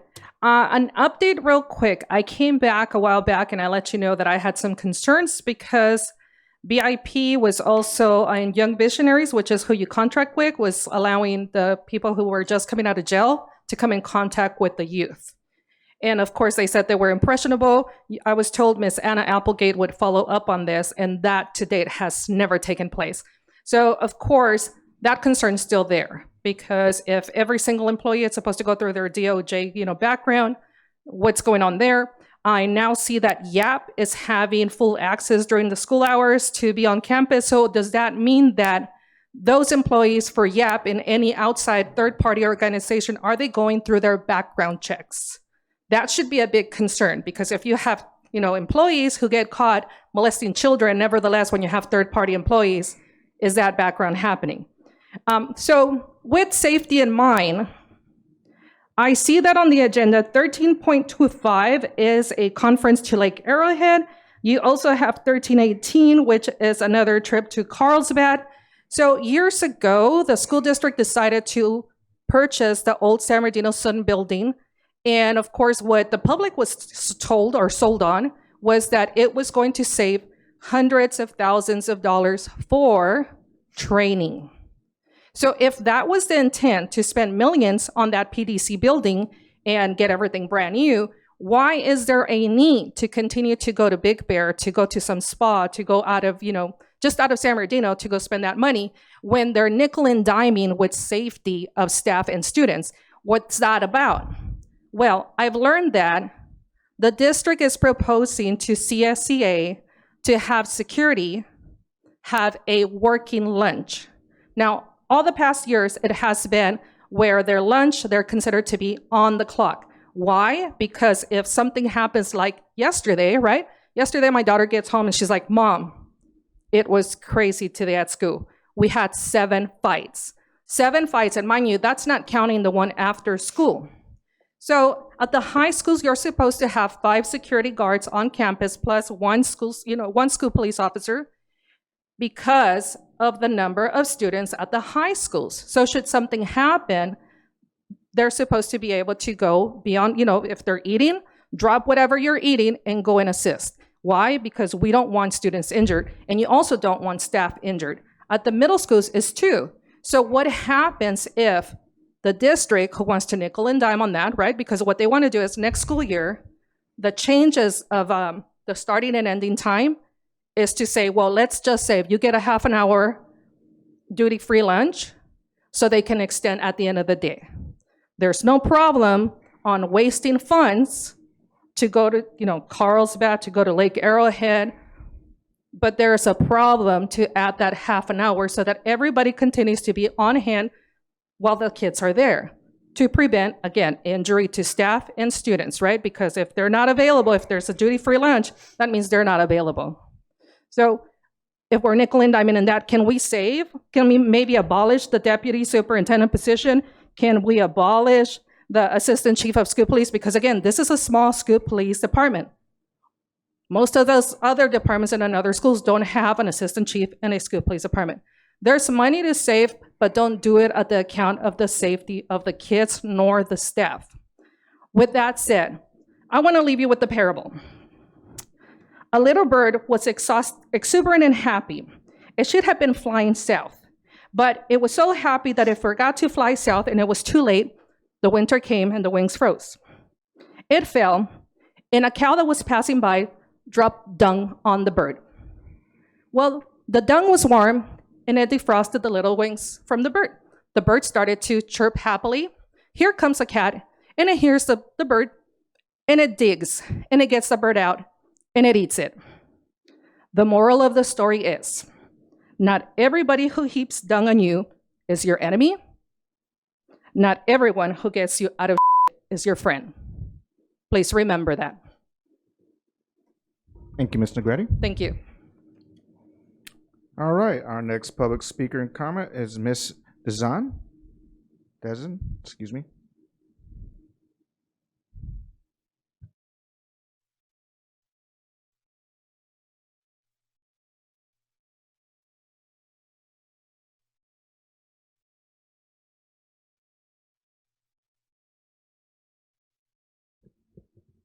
Hi, I just wanted to pick up on a parent left off in regards to a student survey that was passed out. This letter was dated February 20th, 2023, and it was received by the parents on March 20th, 2023, which March 20th was the deadline date for this survey. When parents went to the school to review the survey or possibly opt out as an option, the students have already completed the survey. Questions of the survey, as you know, were asked: race, sexual orientation, things like that. And they were given to 6-year-olds, 7, 8, 9, 10-year-olds, special needs students. Now, I don't know parents, if they were advised representative or parent to assist the special needs students. These students, they were asked these questions and they didn't know how to, weren't feel comfortable with it, and they, out of embarrassment, they asked these questions randomly. So I just asked that, that it appears that you violated departmental rights by not giving them the right to allow to review the survey or even opt out of it. I ask that you please ensure that parental consent is received prior to any and all survey submissions, as we do for all other activities. Thank you. Thank you.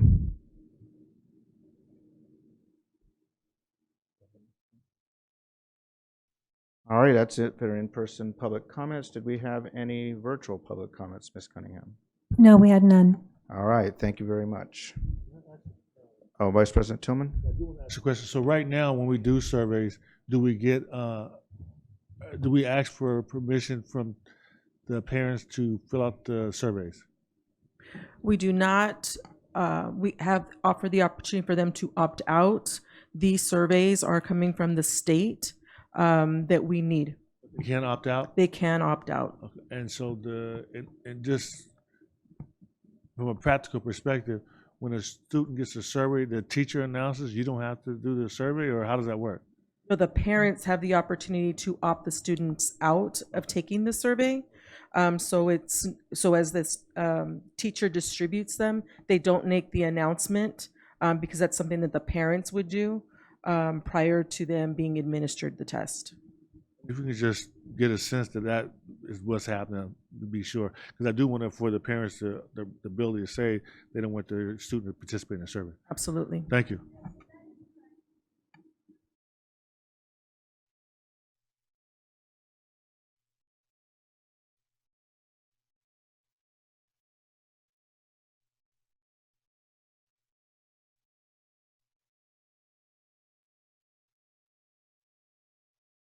Thank you very much.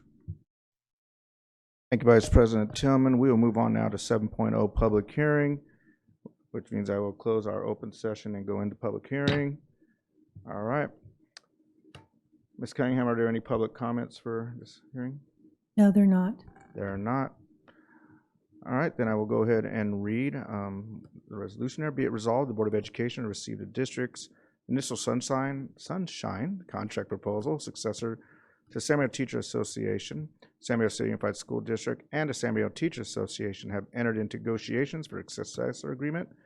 The district's intent is to reopen the entire collective bargaining agreement. Additionally, the district intends to begin negotiations on the following articles: Article 14, hours of employment; Article 19, transfer; Appendix H, memorandum of understanding; listing collaboration day, professional development program, MOU.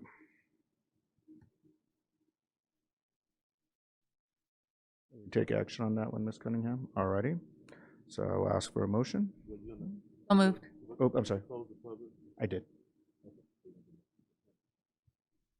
Second. I'm sorry, I did not hear who motioned. Ms. Chahusky? And then second was Ms. Rosales Medina. Any discussion on this? All right, hearing and seeing none, let's go ahead and vote, please.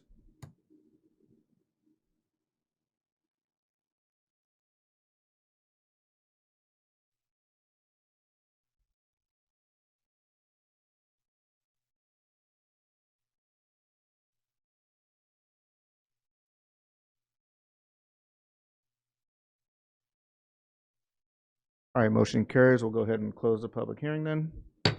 Reopen to open session. We will go on to 5.0, excuse me, closed session. Do we have any closed session comments, Ms. Cunningham? We do not.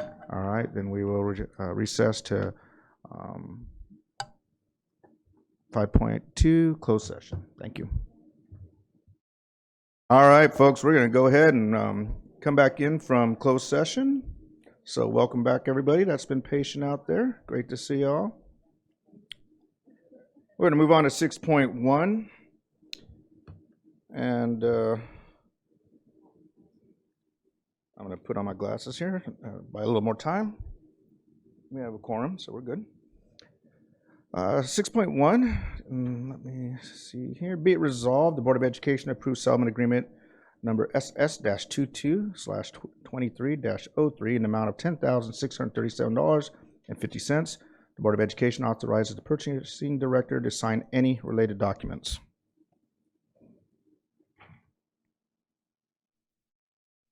It is an action item, so I will need a motion. So moved. Second. All right, was motioned by Ms. Chahusky and seconded by Ms. Alexander. Any discussion on 6.1? Hearing see none, let's go ahead and vote.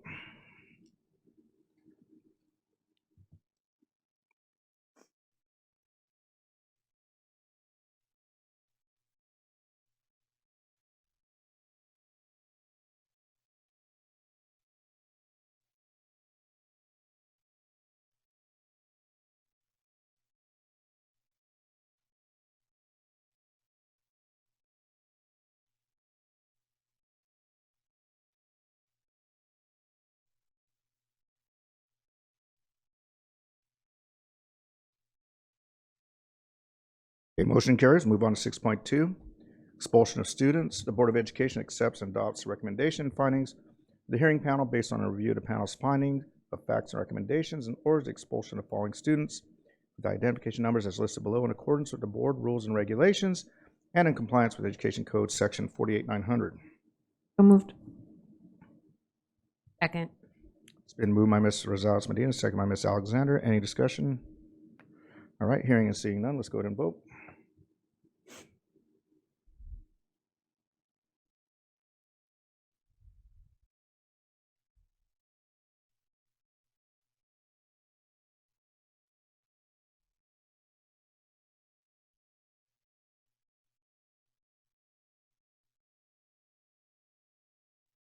Okay, motion carries. Moving on to 6.3. Student recommended for suspension or expulsion, exclude mandatory offenses, but remanded to youth court for other means of corrections. Be resolved, the Board of Education accepts and adopts the recommendation findings of facts of positive youth development and orders suspension or expulsion of the following students with identification numbers as listed below in accordance with the board rules and regulations and in compliance with Education Code Section 48900. Move. It's been moved by Ms. Chahusky, second by Ms. Alexander. Any discussion? All right, hearing and seeing none, let's go ahead and vote.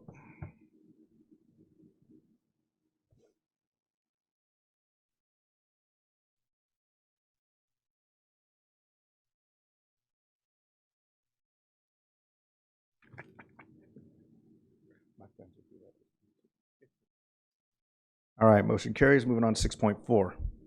Be resolved, the Board of Education approves and accepts the following students who are recommended for expulsion, but expulsion is deemed inappropriate based on due process errors, insufficient evidence, and or the availability of other means of correction in compliance with the Education Code Section 48900. Therefore, although they are recommended for expulsion, expulsion is not granted. So moved. Second. It's been moved by Ms. Alexander, second by Ms. Chahusky. Any discussion? All right. Hearing and seeing none, let's go ahead and vote.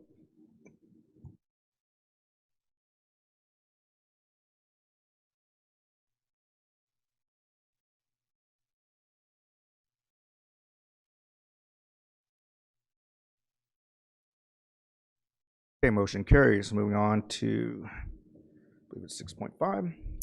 Be it resolved, the Board of Education approves and accepts this order to revoke previously suspended expulsion order and is recommended this time because the student violated the conditions of the suspension expulsion order. Therefore, in accordance with Education Code Section 48.917, the board does hereby order expulsion of the student with identification number as listed below. So moved. Second. Been moved by Ms. Rosales Medina, second by Ms. Ceballos. Any discussion? All right, hearing and seeing none, let's go ahead and vote.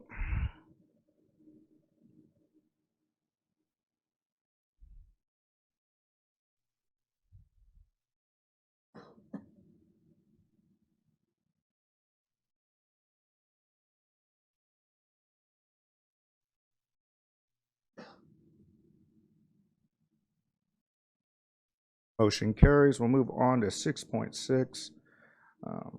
Consideration and adoption of resolution implementing elimination, layoff, and/or reduction in service of classified positions.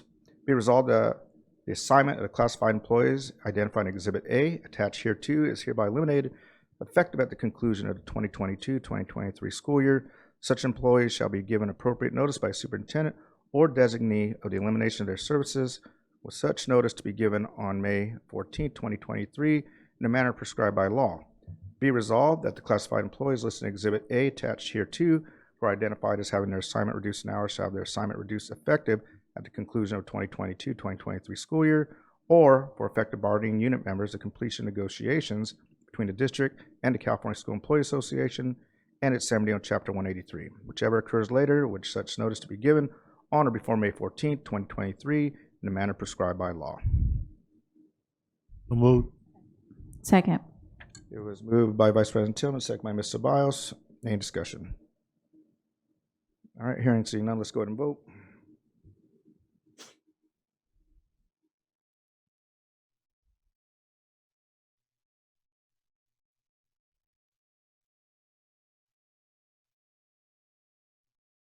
Okay, motion carries. Moving on to 6.7, other closed session action. There is no other closed session action. So we'll move on to 7.0, organizational meeting of San Diego City Unified School District Board of Education. 7.1, Board of Secretary. I believe, Ms. Cunningham, I do have to close and reopen on this? Okay, we're still in the same meeting? All right, so on this one here, we'll do item 7.1 as an action item. At the Board of Education's annual organization meeting on December 13, 2022, the board appointed Katrin Ballantyne, Executive Assistant, as interim board secretary due to the superintendent vacancy. This item is to appoint the new superintendent. Be it resolved, the Board of Education appoints Mauricio Arellano, superintendent, to serve as board secretary through December 2023 in place of Executive Assistant Katrin Ballantyne. Moved. Second. It was moved by Vice President Tillman, second by Mr. Husky. Any discussion? All right, let's go ahead and vote.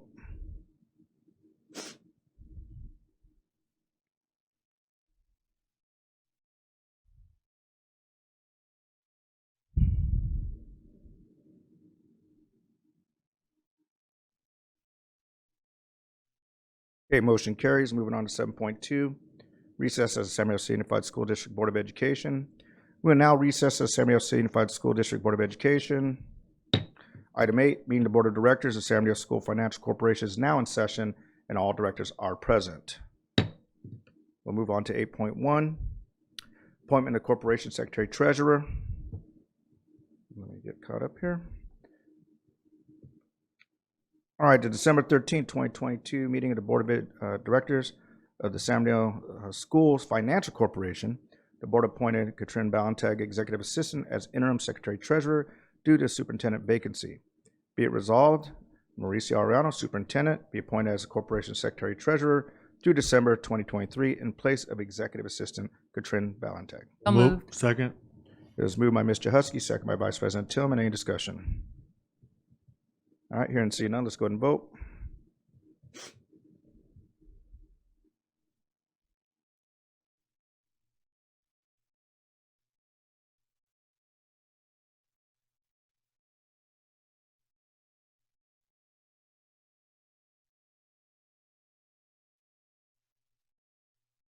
Okay, motion carries. We'll move on to 8.2. Adjournment of San Diego Schools Finance Corporation and reconvene as the Board of Education, San Diego City Unified School District. Do I have a motion to adjourn San Diego Schools Finance Corporation? So moved. It's been moved by Vice President Tillman, second by Ms. Chahusky. Any discussion? Let's go ahead and vote.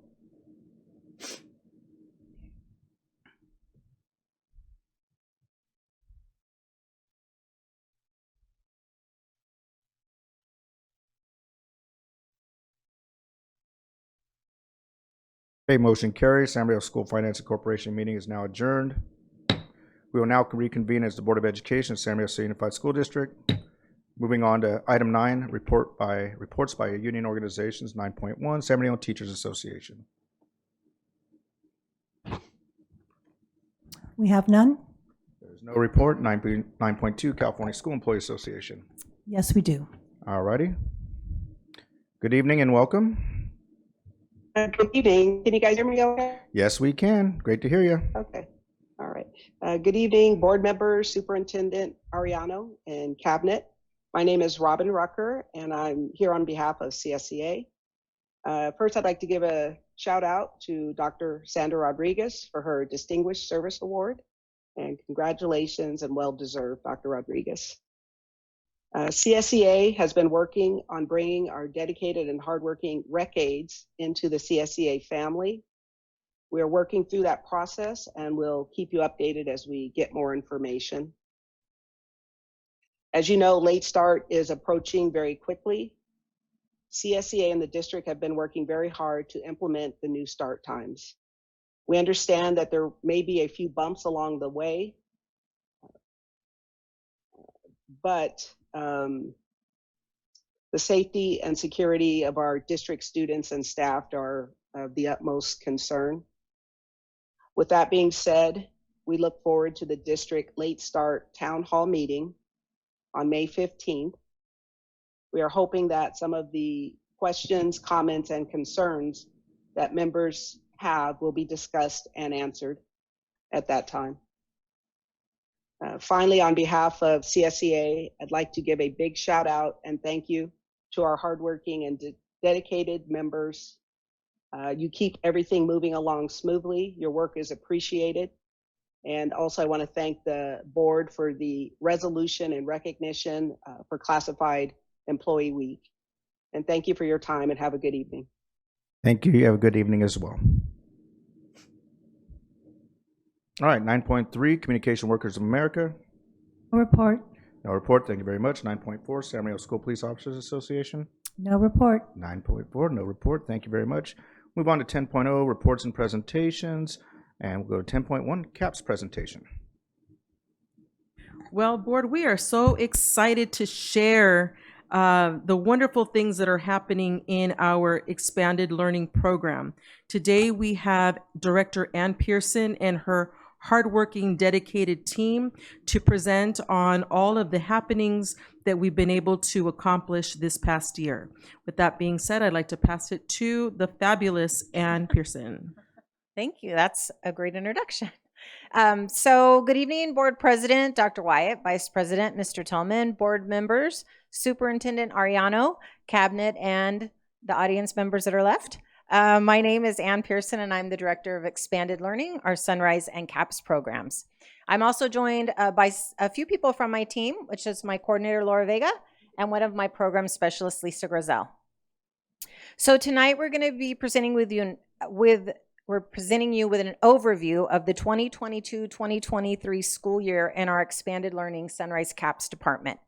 We're also going to talk really briefly about our future plans, as well as show you a video of our expanded learning journey so far.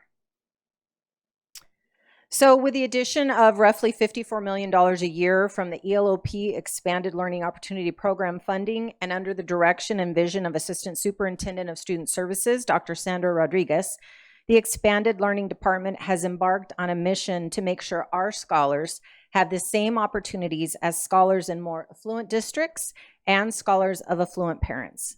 This is a collaboration across every department in the district. And in the upcoming video, you're going to see several of the projects that either we are funding or we are leading. Now, I like to say we love a good theme in expanded learning. So this summer we have a blockbuster summer program which centers around the movies. So each week we have a theme of a different popular movie. So we have an Avatar week, we have a Jurassic Park week, we have a Lego movie week, and a Star Wars week. So with the Star Wars theme in mind, I would like to present a video to you that shows you that in the expanded learning program, we don't do average, we do awesome.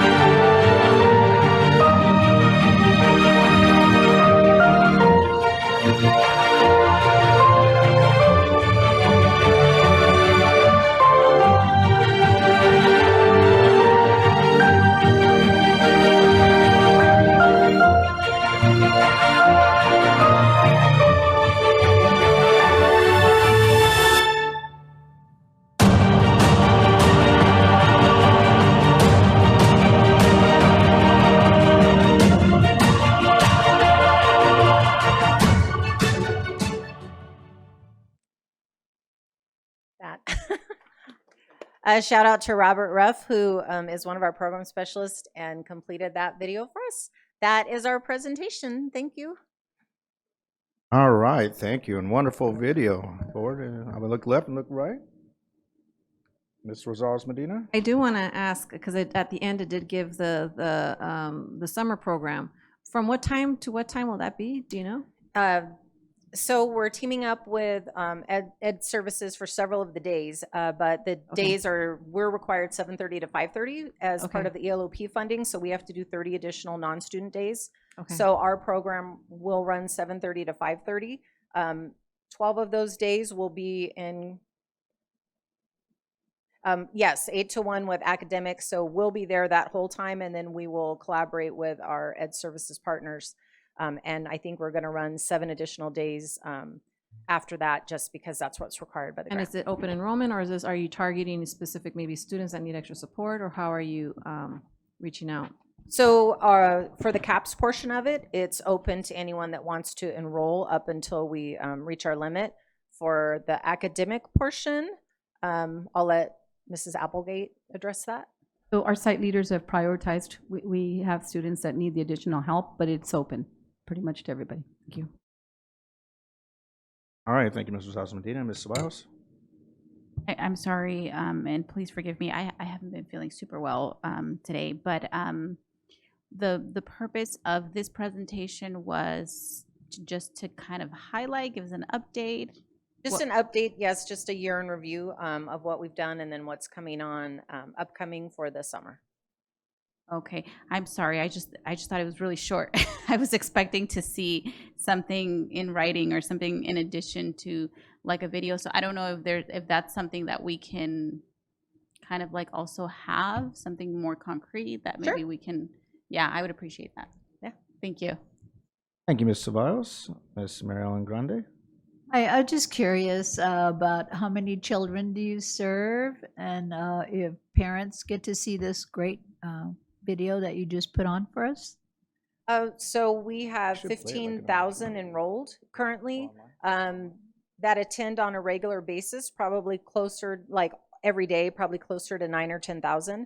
But again, part of the ELOP opportunity, the funding is really to allow kids to drop in. So it's got a couple different rules than our ACES and our 21st century, which requires, ADA to be adhered to.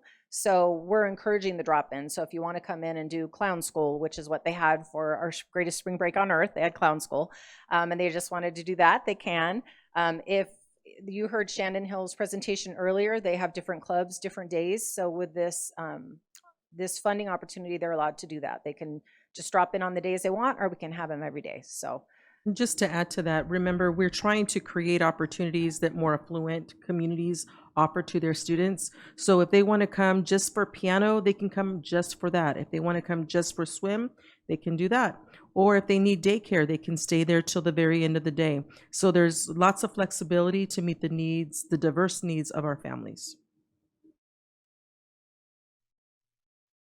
Thank you very much, Ms. Alexander. Thank you for your presentation. You had mentioned something about movie night, or was it just movies? So we like themes, right, to make it fun. So we had the greatest spring break on earth for spring break, and then for summer it's blockbuster. We're calling it Blockbuster Summer. So what we're doing is each week the lesson plans that my program specialists are writing for my youth leaders and site leads revolve around those different movies. So it'll be all about Jurassic Park. So there'll be some dinosaur things going on. With the Lego movie, there's going to be a lot of Lego activities in addition to what we're already doing, because that's kind of part of the curriculum anyway. So we're just trying to make it highly entertaining, get kids to want to come and stay there and make learning fun. There's also always academic block, enrichment block, and recreation block. Okay, thank you. So was there any consideration, I know this is focused on our schools and our communities, but does the city does something like that too with Parks and Rec? Is there a way to maybe see if we could expand upon our base and maybe collaborate with them? I actually just met with the director of Park and Rec from City of San Bernardino, Liddy. I think it was not last week, the week before.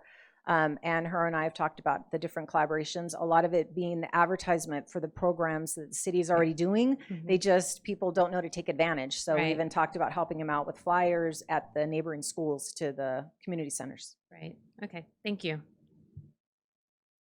Well, thank you again for your presentation, your succinct presentation. I appreciate it. But I do have one question, and this was prior to COVID. We used to have at one time a waiting list for CAPS.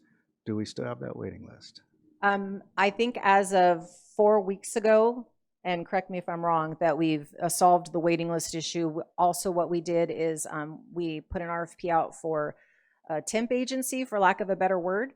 So we have an agency that provides us substitutes, not only because some of our vendors are small so that they don't really have a sub pool, and we don't want to be at a ratio, but also to alleviate where we needed 1 or 2 extra youth leads and the vendors just couldn't provide it. So now we have a sub pool, but they can also be kind of like permanent subs. So last time I checked, it might have And correct me if I'm wrong, because they're in the trenches more than me. I thought we cleared them. We're clear. I believe we're cleared. Well, that's outstanding. I know since I came on the board, that's always been a concern. So that is quite an achievement. So I want to applaud you and the team on that.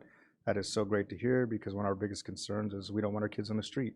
Right. We want them in our schools, and we want them learning and doing these awesome activities and experiences. And going to get me a little emotional on that one. That's been an 8-year battle for me. And Yeah. so to hear that really does bring joy to my heart. And so thank you. Vice President Tillman. I just want to make sure, you said waiting list, but are any parents being denied when they request? Because that's when I get the phone calls. I watched the board meeting. You said nobody's on the wait list and everybody can get in.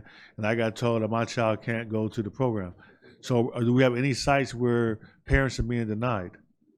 If that happens, then we need to be notified, and then we reach out to the site lead, because chances are what we do is we over enroll because kids are not there every day. So sometimes, the last couple years have been a little scary with, I just had 4 people call out. Now I'm out of ratio. I got 100 kids and, just a few youth leads. So we're trying to reassure our site leads. We have people, we have a sub system now.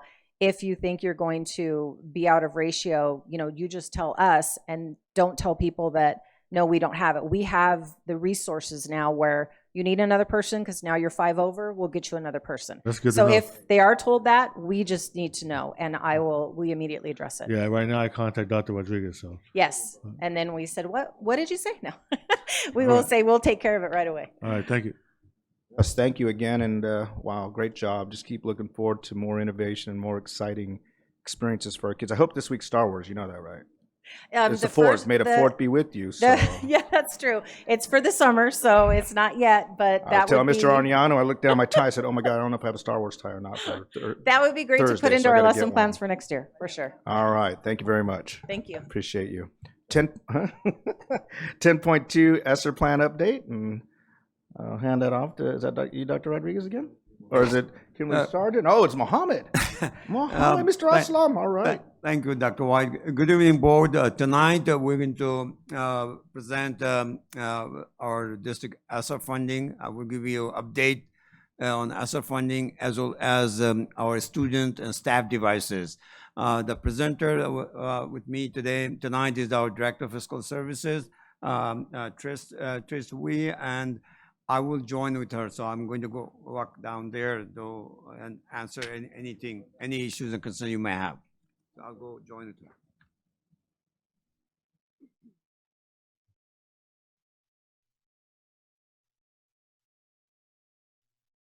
Good evening, Superintendent Ariano, Board President Dr. Wyatt, board members, cabinet, and those remaining in the audience. I'm here to present an update on the elementary and secondary school emergency relief resources, more broadly known as our ESSER funds. Tonight's presentation will include an overview of the remaining COVID-19 resources that we have received since March of 2020.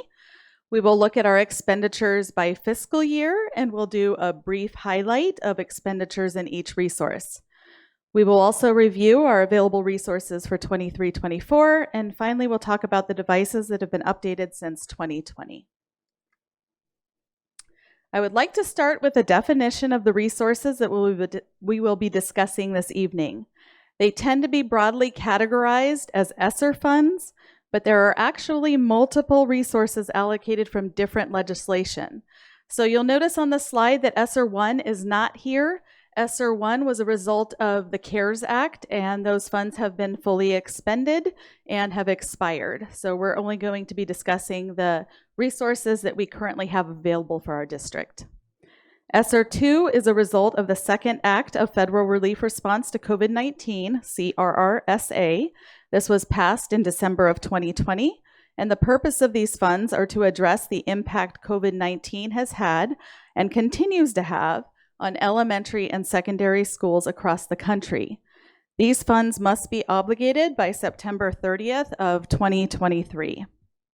On March 5th of 2021, Governor Newsom passed Assembly Bill 86, which provided $6.6 billion to schools across the state. This package includes the Expanded Learning Opportunities Grant, not to be confused with the Expanded Learning Opportunities Program.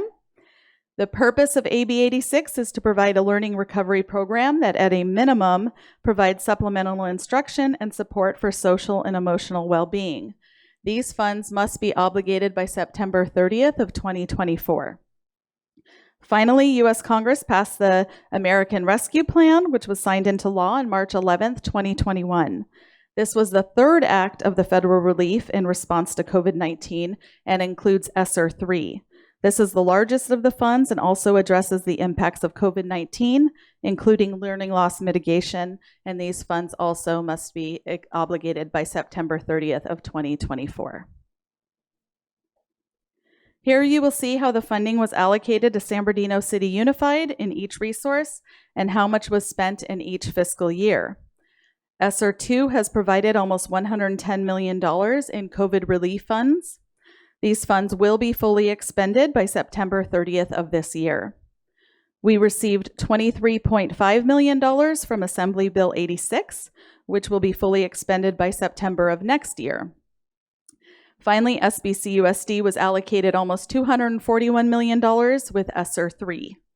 Looking at this chart, you can see that we ramped up support in 21-22 when our students returned to in-person instruction in August of 21.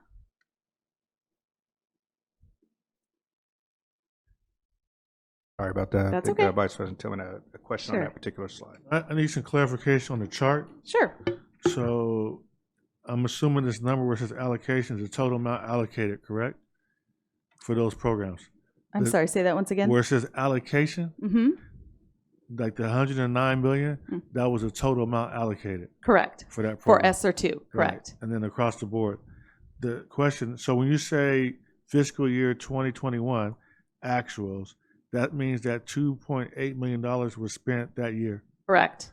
And for where you have estimated for 2022, 2023, you're estimating we're going to spend 72 million in ESSER 2, and you're estimating you're going to spend 1.25 million AB 86, and you estimate you're going to spend 60 million in ESSER 3, right? That is correct, Mr. Tillman. And in terms of those estimates, because we're close to the end of the year, are we going to meet those estimates? Yes.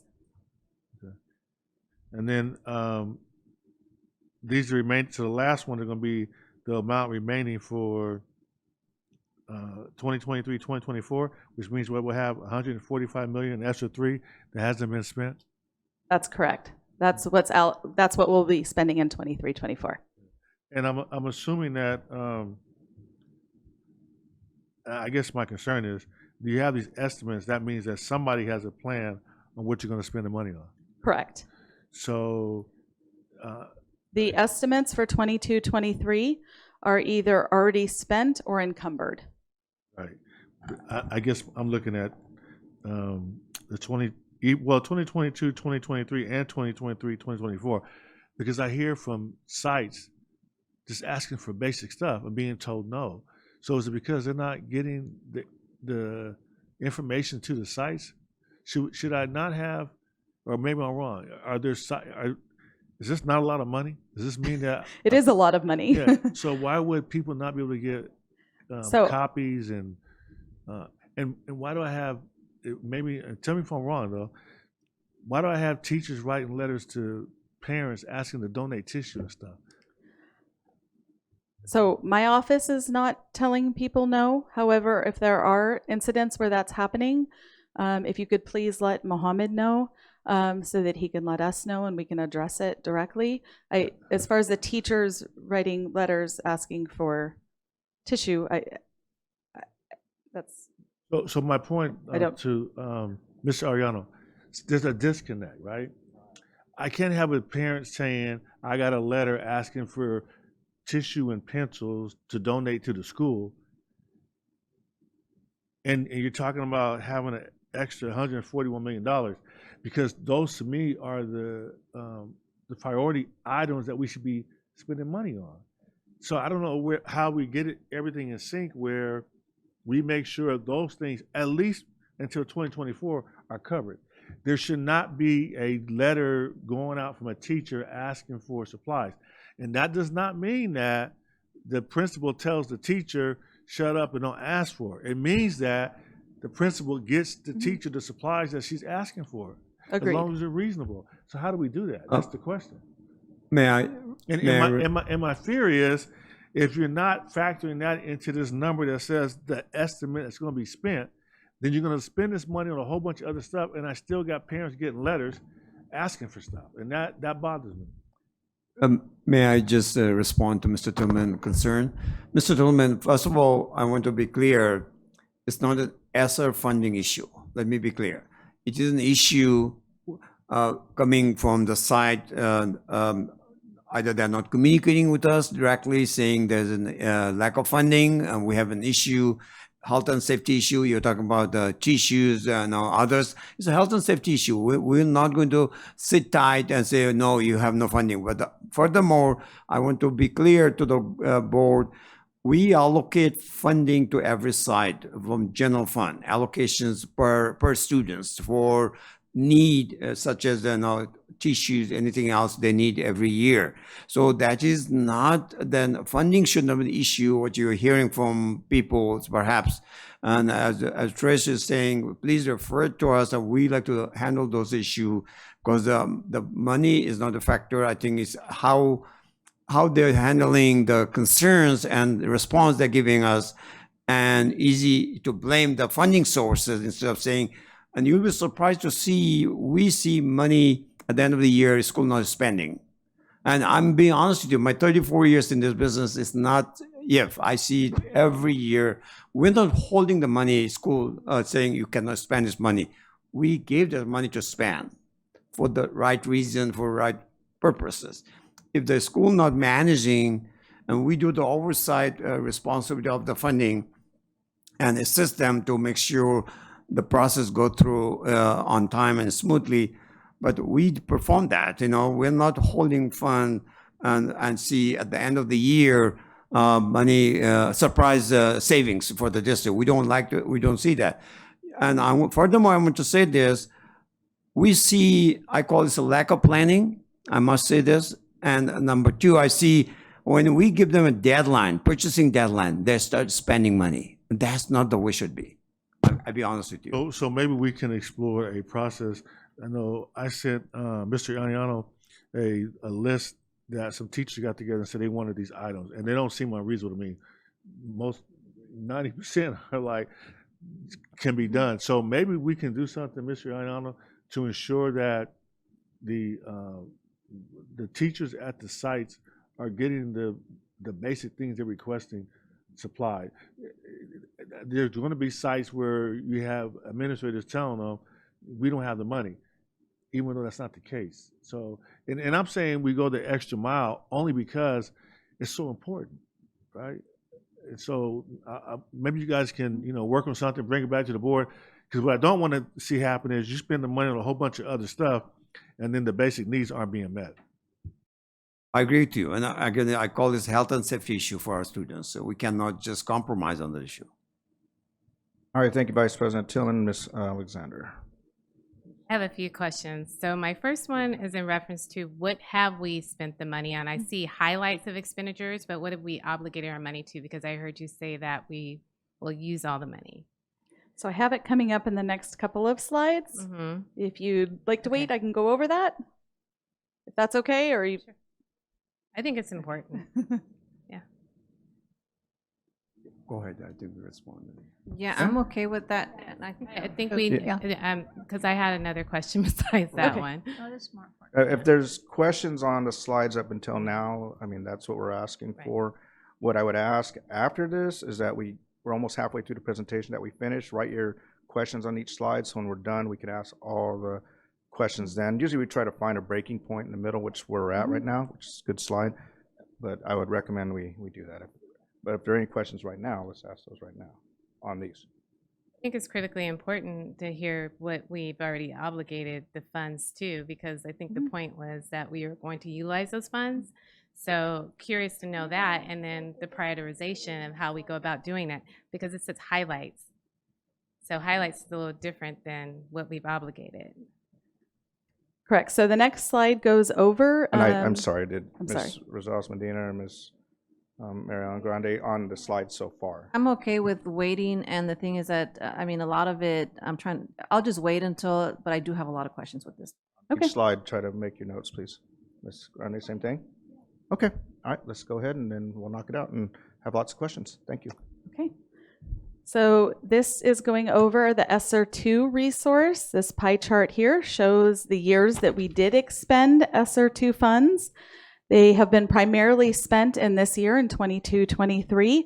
However, some of the major investments that were spent in prior years were on the startup of our new school for Virtual Academy.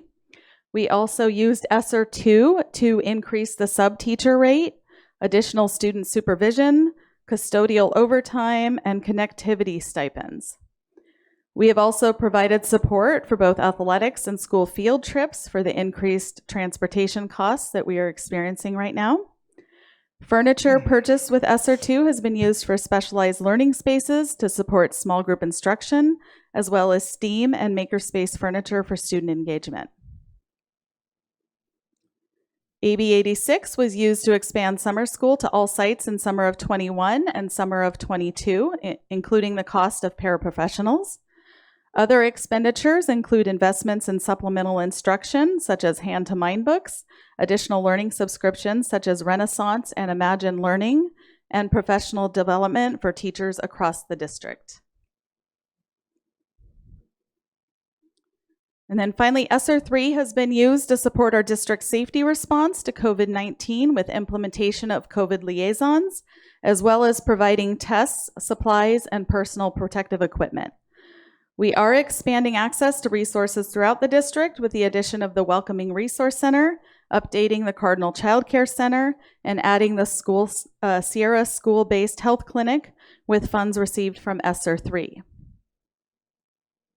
And then our plan for 23-24 includes continued support of our paraprofessionals with AB 86. ESSER 3 will be used to finish our Welcoming Resource Center. We will continue to support guest teachers at all of our sites. Materials, supplies, and subscriptions will continue to be provided that address learning loss that has occurred during the pandemic. In addition, ESSER 3 will continue to support summer school, social emotional learning, and tutoring throughout our district.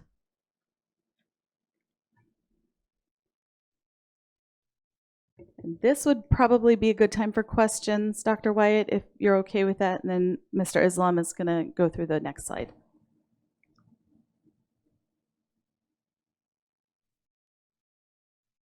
Okay, so with the funding that we're going to receive, which is that we have to spend by 2023, 2024, AB 86 and ESSER 3, how are those items selected? Because the reason why I'm asking is because we had done,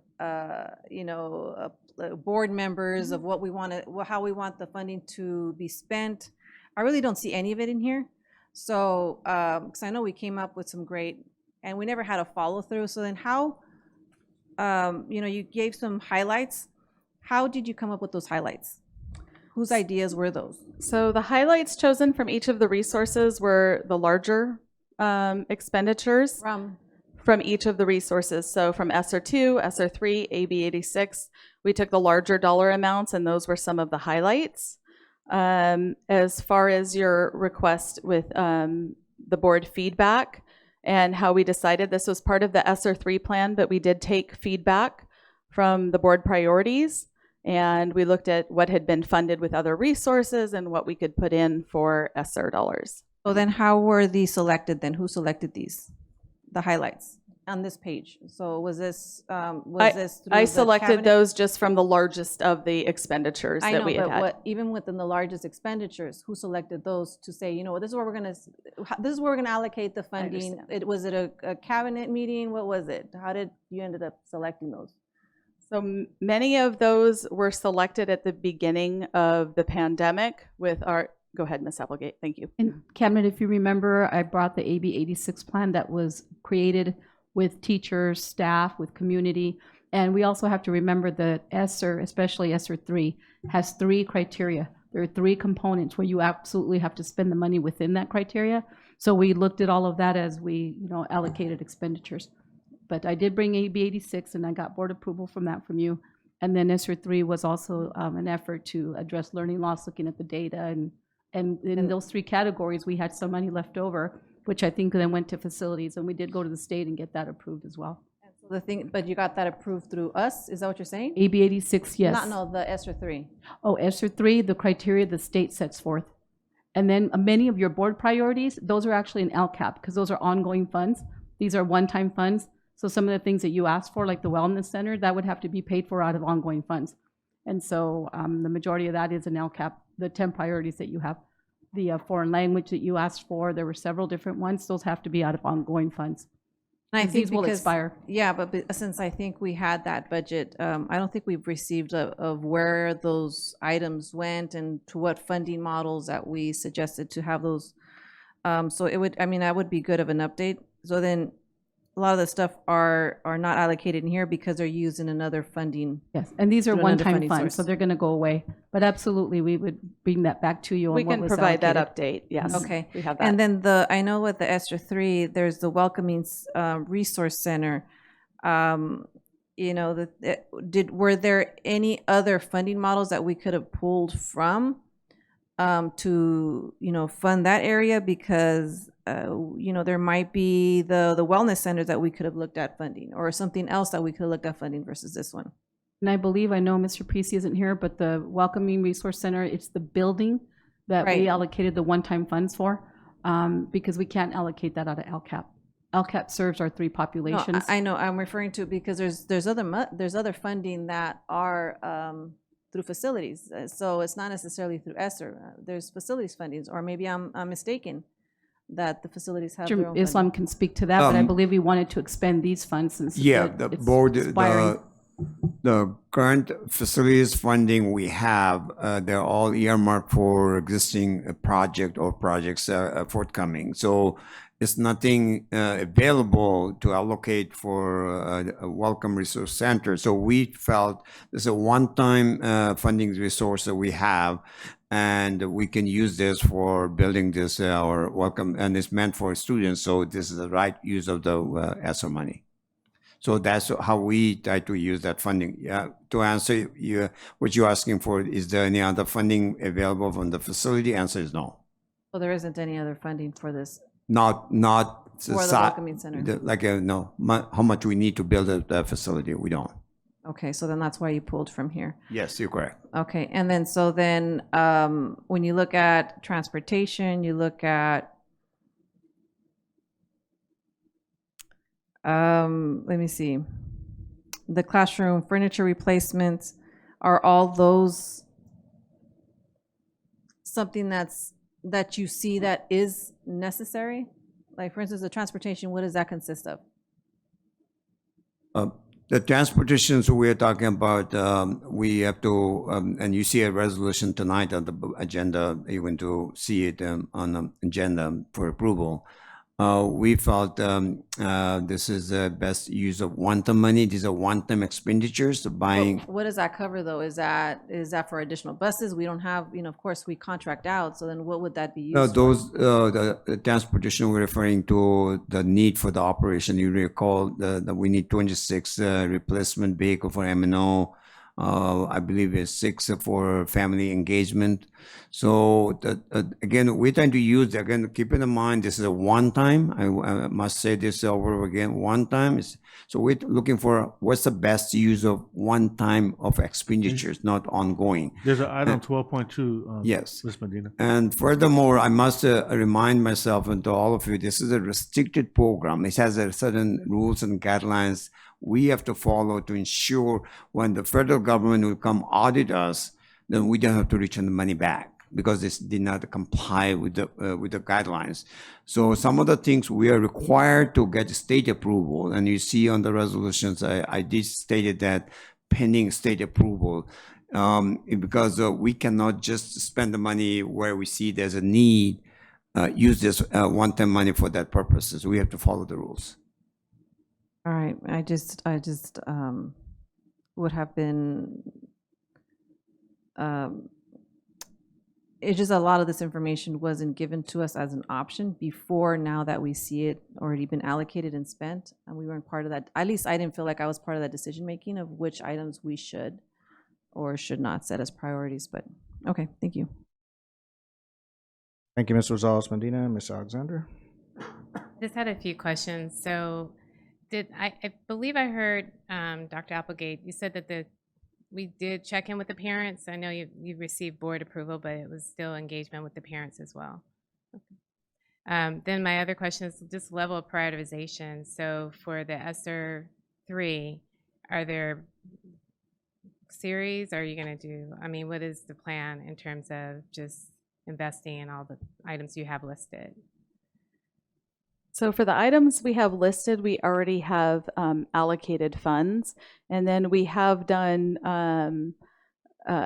we've done many work groups with our different departments and with different educational partners to get that priority list for the remaining funds.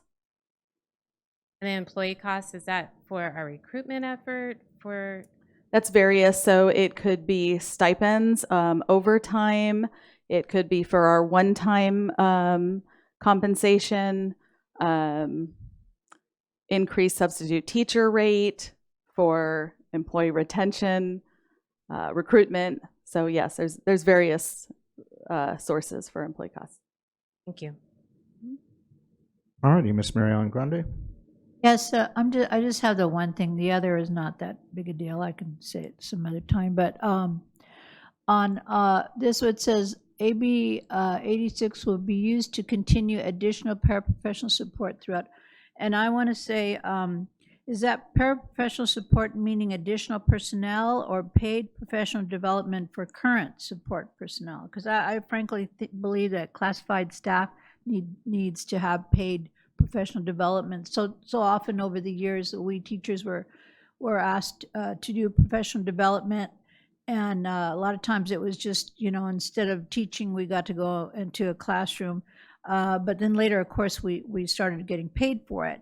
And then we were expected to go back and tell our staff every single thing we learned so then they could do it and replicate it in the classroom. So they turned us into, we weren't very good trainers. We would barely were able to glean the information ourselves. It was really hard to go and do a knowledge jump. So one of the things that I really wanted to accomplish in my term here is to see that they get more money somewhere, if not more perks or more, at the very minimum, paid professional development, the same level of quality and expertise that the teachers have. They need to hear it too, and it engages them. They need to be supported and engaged in the classroom too. And then that's what I used to like to do. I used to like to replicate myself with them, and how better to do it than with the same type of the level of quality of professional development. So that's my ask, is that does it mean exactly that, just to add more personnel, or can we train them to do the work of two people?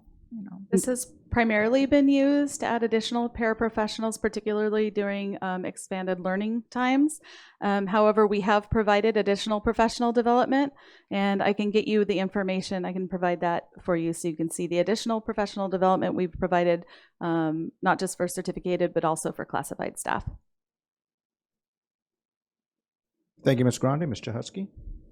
Thank you. I want to go back because you mentioned we have guest teachers on here and we have employee costs on here. Are these classified employees, certificated employees, administrative employees? Like who is specifically in the employee class? Because you have guest teachers elsewhere.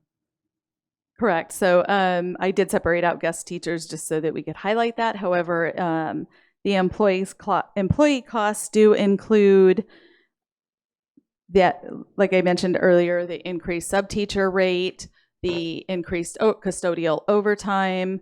Go here, sorry. So employee costs are supplemental costs, whereas correct. guest teachers are actual bodies. Correct. Is that correct? Okay, so these are just supplemental costs. They're not Correct.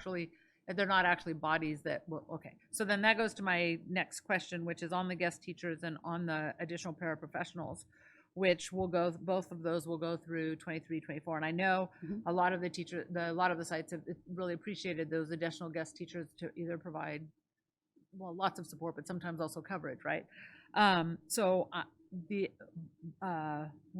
We will lose these guest teacher positions and the paraprofessional positions come 24-25 because these funds will expire.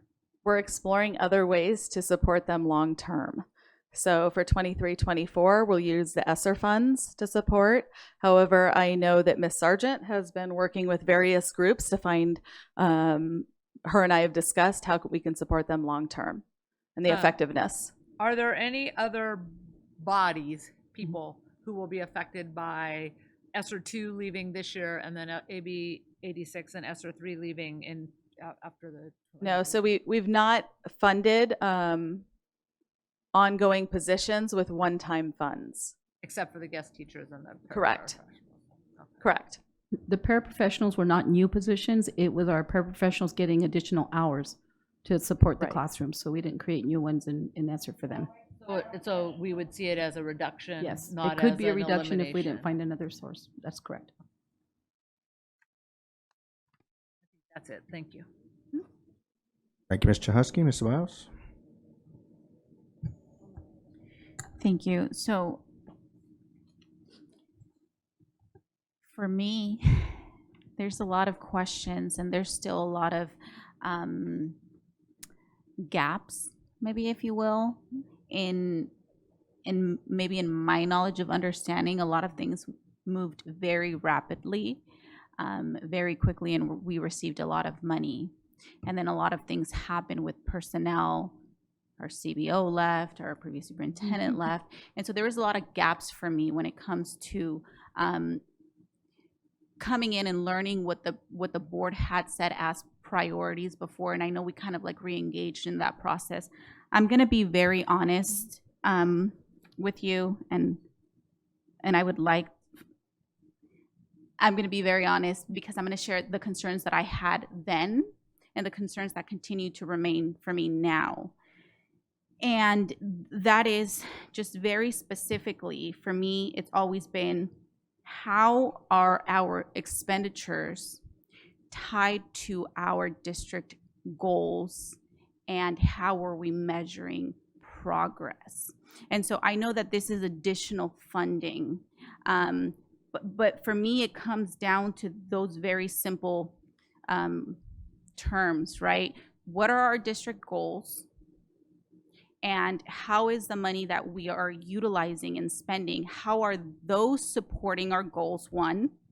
But then two, what's our baseline on those goals? Like, I want actual data, right, on the goals of that money to be able, so that I am able to see, okay, this money that we are spending is supporting this district goal that we have, and it's actually increasing by this much, right? That's the piece for me that is lacking. And I know that the priorities have kind of been embedded into kind of like the LCAP. I do remember having that conversation, but I think where the confusion comes for me is where I'm not able to make that connection of the money that we're spending, and then how is that supporting our goals, and are they moving up or down, or you know, what is it?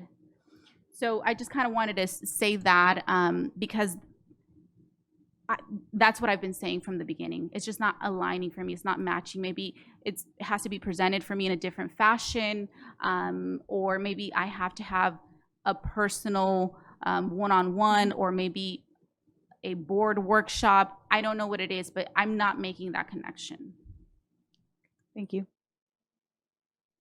President Tillman. Yes. You know, to be fair, you know, my perspective on this is totally different because I worked in county government for so long, and I've experienced having to spend money by a deadline. And if you've never worked in an environment, you're not going to understand how crazy the process is. But if you read the paper, the Sun, you read where the county spent back $4 million of homeless money. It went unspent. And it's because we had a new CEO and somebody wasn't ensuring that the money got spent. And you look out the window from their office and you see the whole park filled with homeless people. So you can't tell me they couldn't have found a way to utilize those funds. But the challenge is this: it happens quick. It's almost like a blink of an eye in terms of having to get everything in line to make it happen and to expend this money. And that's why I've been harping on it from the very beginning, because I know how difficult it is. Because number one, you have to get bids. Once you get the bids, then you hope the person can do it. If they can't do it, they drop out. You got to find some way to get another vendor so you can spend the money.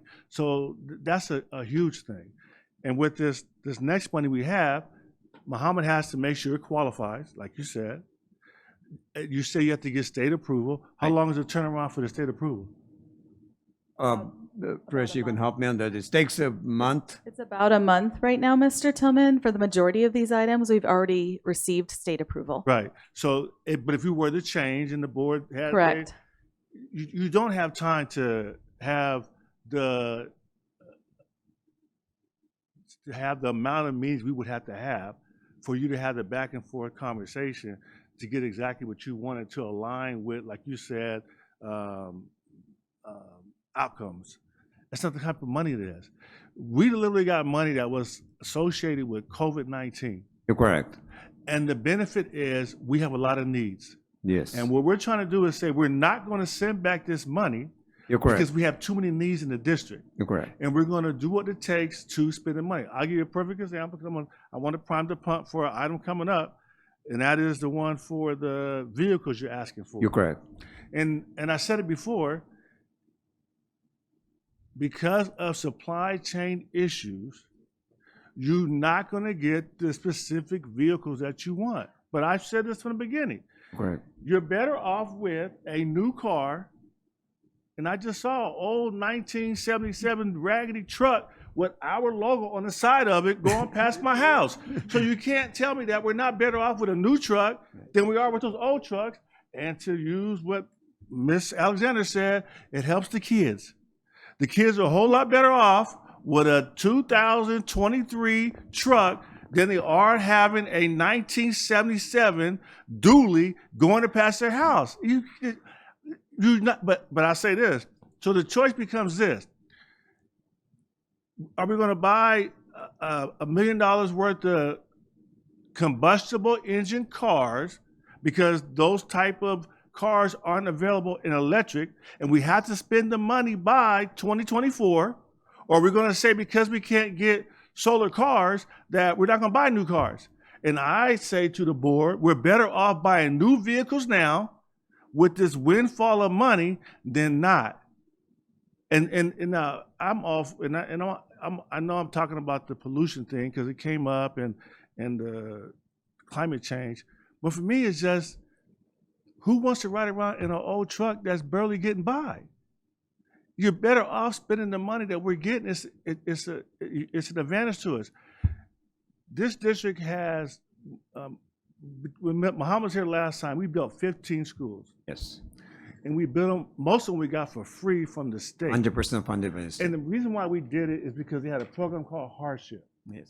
And the district had to position itself in terms of debt and putting in applications fast enough to get the money. You're correct. The faster you did it, the more money you got. You're right. And I knew right then we would get more schools built in this district than any other district because government doesn't normally move fast. And we expedited the process. That's how it happened. It's no different than this. You're going to find that school districts throughout the state are going to have this money unspent because they're not going to expedite the process. The key here is expediting the process. And that's not to say that if you know of items that you want to be taken care of, that's why I brought up today. The school supplies have got to be taken care of. That you can't do it, that you can't change that. We could have a special board meeting within the next 2 weeks where you guys could itemize this stuff. But let me say this. If you look at this item on here about approving POs and consent, just click on it. It goes on forever. I was looking at it. Just look at it. We buy so much stuff, and you talk about hundreds of millions of dollars. I know what it is because I've dealt with it forever working in the Treasury Taxer's office. But I'm telling you, it goes on and on and on and on. So the key is if you have some items that you think aren't included and that may qualify, there's still a little bit of time where the board can weigh in. Mr. Tillman, you covered the whole scenario. I appreciate what you're saying. I want to spread with the board of trustee. The key is we received this large bucket full of money because of costs. We all know the costs. We never seen this type of money ever. I can speak going back my 34 years in this business. So we all understand why the money came and what's the purpose. And Mr. Tillman just touched on giving a short window of deadline.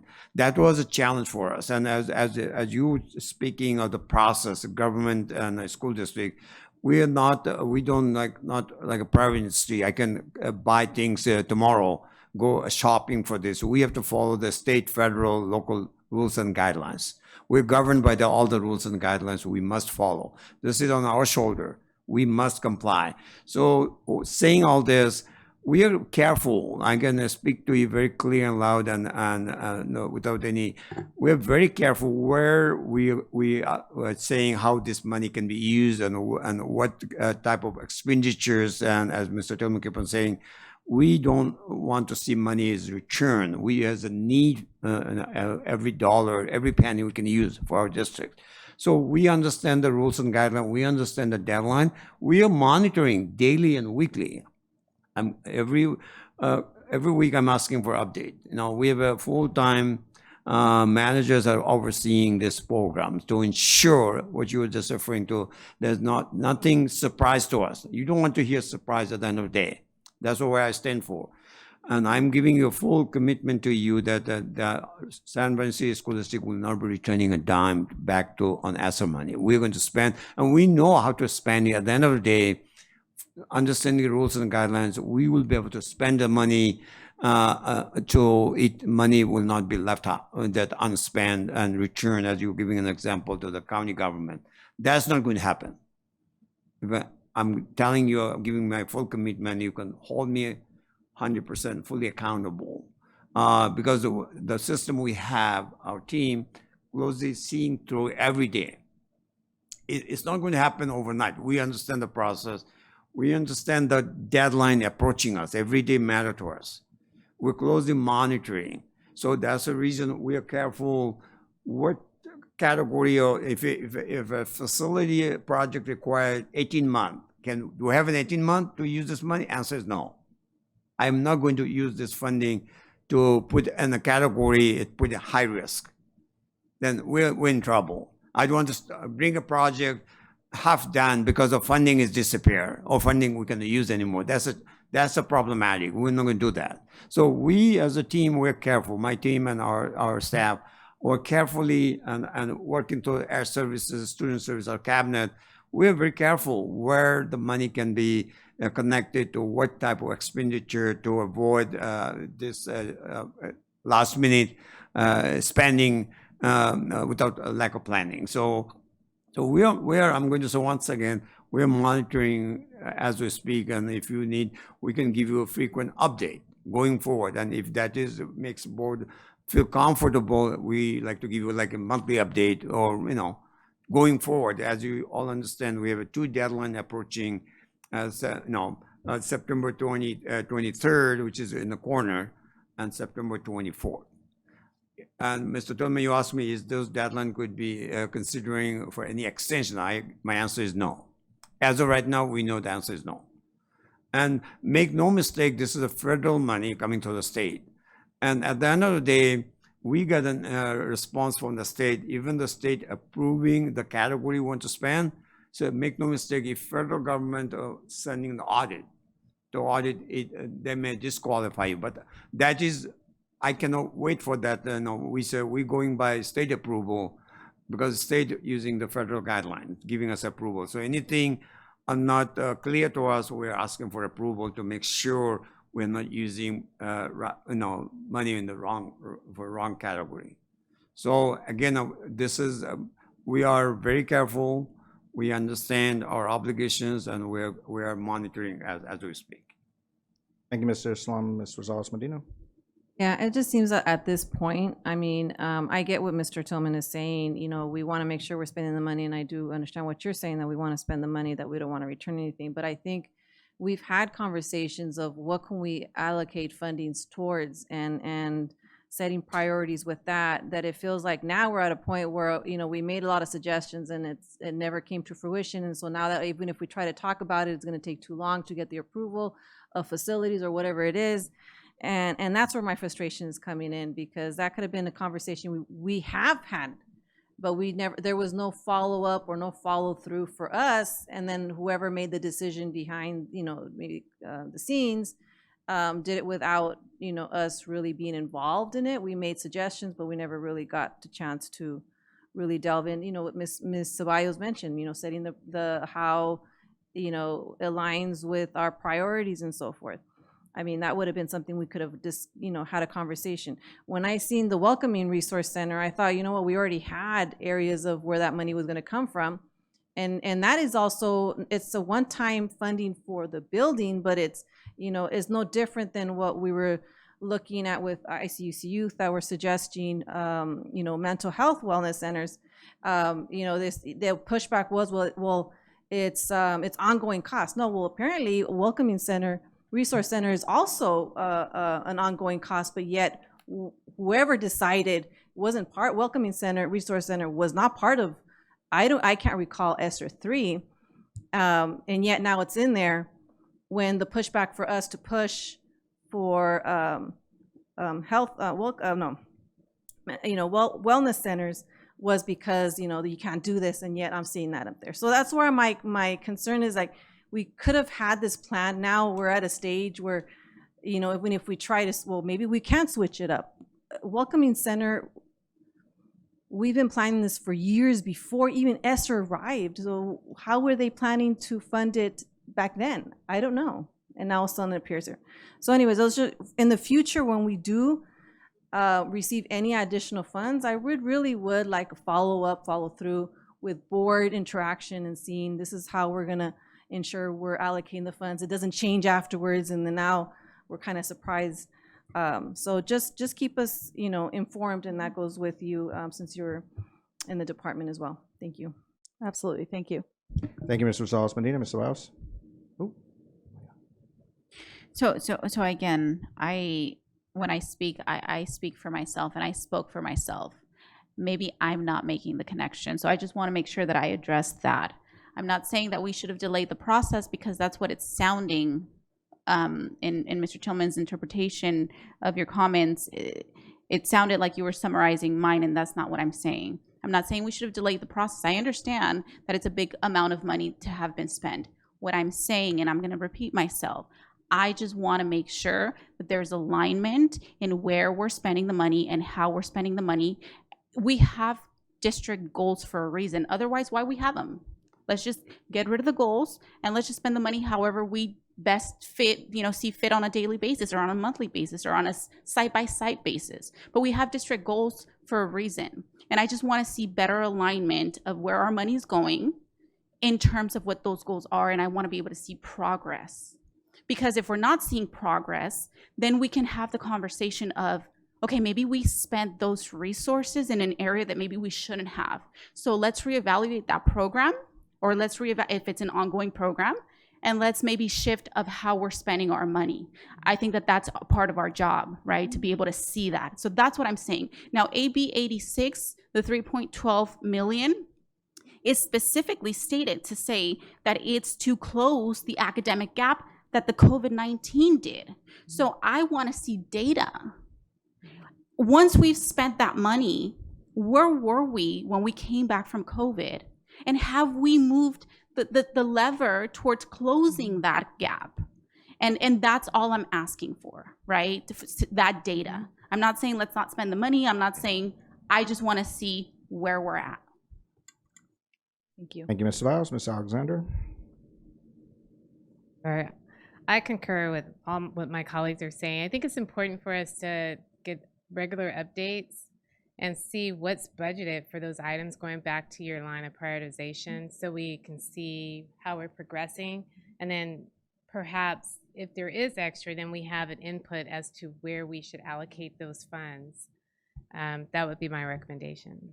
We can provide that for you. Thank you. Thank you.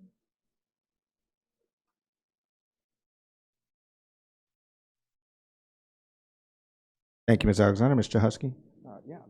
I don't mean to belabor, but we had several presentations earlier this year that because of late hour, we put off, we tabled, and we never brought back. And some of them, I think, had some of these funding allocations in them, and we never brought them back after we said, yeah, it's late and we want to go home. So I think we need to be more diligent about when that happens, about making sure that we agendize, because that's on us. We take it off, we need to put it back on. And I think also sometimes, like as I notice as we're going through, like some of the items that we're spending this money are in our consent items. So, we need to make sure that we're doing our due diligence and making sure that we're going through to all these different pieces and seeing how that fits in. And if we have questions about, what budget, or maybe that's, I don't know if it, what budget it's coming out of, or whether it's related to ESSER or some of these funds, because I think there are, whenever we got the J2, I don't know how many meetings ago, but whenever you look at that, you look at so many budgets, it's not always easy to tell exactly where one of our priorities is in a line item. So maybe that's something that we might spend some time on. Maybe we have a special budget workshop just for the board on actually seeing how does that align, because like some of us who have been looking at these things for a long time, it's I'm like, okay, I get that. That's why that's there. That's why that's there. But I mean, some of that I think we own just because we've pushed some presentations and things off. Thank you for your presentation tonight. Thank you, everyone. I think we are on our last slide, and that is our device update, our refresher update. Mr. Islam, thank you. Thank you, board. This is the update I think you asked for, and then we bring a quick brief update about our devices. When I say devices, we're talking about student devices, staff devices as well. As you can see the slide, it's like a 3 different bucket, and the to your left is legacy devices. They're devices that are more than 5 years old, devices that cannot no longer be updated, and you can see devices that cannot be used for under California assessment of student performance and progress testing. So underneath you see staff devices. They're teachers. We provide them a laptop. Administrative staff, secretaries, and others, office staff, we provide them a desktop. And full-time or part-time, also they share the computers. So this is how we distribute the devices for our employees. To your right on the top, you would see the student devices. As you can see, middle school and high school student, we do 1-to-1 ratio. They're taking devices to school and home, school to home, I'm sorry. Elementary student, grade 3rd through 6th, we do 1-to-1. Again, they take devices school to home. And the last category, elementary classroom, TK to 2nd grade, we provide 2-to-1 devices. So all these devices, we summarize how much we spend over the years, going back since March 2022, we spent $59.5 million. And out of that money we purchased student devices, $107,972. And we purchased a student hotspot and a Wi-Fi. Many of our students home, they don't have an internet. So we purchased 16,000 for our students so they can access to the internet. And staff devices, we purchased 2,653, and interactive TVs, 1,344. Of the $59.5 million, $37.2 million is ESSER funding. One-time ESSER money. That's the best use of buying devices. And we're going to continue to buy the devices. So we're not done. This is as of now, how much we spend. As you heard, we still have a remaining ESSER 3, ESSER 2 to be spent going forward, September 23rd and September 24th. So it's not a stopping point. It's just we're giving you as of now. So $59.5 million, we have 46,000 students, ladies and gentlemen. When I was here, district has over 60,000 plus students. So our numbers dropped substantially over the last 10, 15 years. We currently have 10,000 student devices in the warehouse, to do a refresh, as Mr. Tillman repeatedly concerned, asking me over again, to make sure we're ready and available to do exchange. And we have a schedule. I provided that the devices, how we're going to deal with the student devices on a Friday board update. If you haven't seen it, I can send you again. We have a schedule, and we coordinate to our schools and administrations, and we work as a teamwork. So historically, we have a 30% of our student devices that are broken, lost, or dysfunctional. And that's expectations, how we've seen in the past. So we are prepared for that replacement of under those scenarios we've seen last several years. Our IT prepared for this, so we're ready for this. That's the reason we purchased those devices early on. As Mr. Tillman says, supply chain, we all know if we order devices now, is it going to happen? Is it going to come before next school year? Absolutely no. You cannot wait for last minute purchase. So I compliment my team. I appreciate that they're being proactive, having those devices readily available and exchange as time progressing. So our students are prepared and ready beginning of the school year. We cannot, students wait because we're ordering the devices and devices hasn't arrived yet. That's not acceptable in my mind. So we are ready for that. Again, in school side, they also buy devices their own because we allocate the funding to school. So they buy the devices as needed for their staff, for themselves. So those are not, I'm not reporting that devices in here. This is what we do as a central process to the IT, to the schools and supporting our students and the program. So as you heard, we already spent $37.2 million one-time ESSER money. There's still more funding will be spent for student devices and staff devices going forward. And I'm not reporting how much we're going to spend going forward between now September 24th. The report we can bring back to you as a later date. So as of right now, this is all I can share to you regarding the student devices and staff devices. I'm open for any discussions at this time. Thank you, Mr. Islam. Vice President Tillman. Mr. Islam, I did read the Friday update. First, I want to say this was one of the board items. We said we wanted to, and we voted to say we wanted to have the devices replaced that were 5 years or older, and we gave a direction. So this is results of that. In the Friday report that you gave, you mentioned in there that the district staff has the capacity to do 3 sites per month. Is that what it was? Yes, that's our schedule. And one only concern is we got 72 schools. So in order for us to get all the sites refreshed, are we using outside agencies? No, we're not. And I spoke to, may I answer this, Mr. Tillman? I know your concern. This is not something we're doing different this year. This is a routine. Mr. Islam, as long as we can have the confidence that by the end of 2020, between 2023 and 2024 school year, that all these devices are going to be replaced and using this money, because you could hire companies to do it. I did it when I was at my job. If you try to do it yourself, it's not going to happen. But you could have companies come in, you guys tell them what site you want to have the devices replaced at, and they do. And here's the primary concern. We shouldn't have old devices. We keep saying we're going to refresh, but I had a site come down here, and they did a presentation knowing nothing about what we said about technology. And they talked about having devices that were 13 years old, and every time they got a device, it was a used device.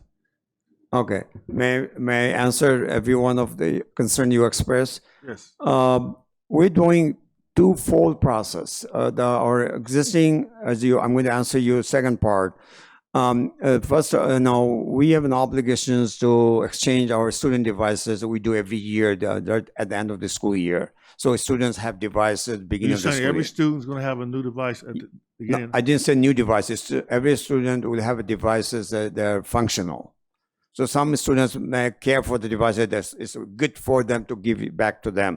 Some of them is dysfunctional, it's not working properly, we're not let them have it. We're going to exchange. That is the process I'm talking about. Second part, you asking me, we are going to the starting bidding process to bring outside company to do an inventory. We have not done an inventory for many years. Inventory meaning not only IT area, we're talking about district assets. It's required by law. Every 2 years, we're supposed to do that. Due to the COVID-19, we kind of survive without that requirement.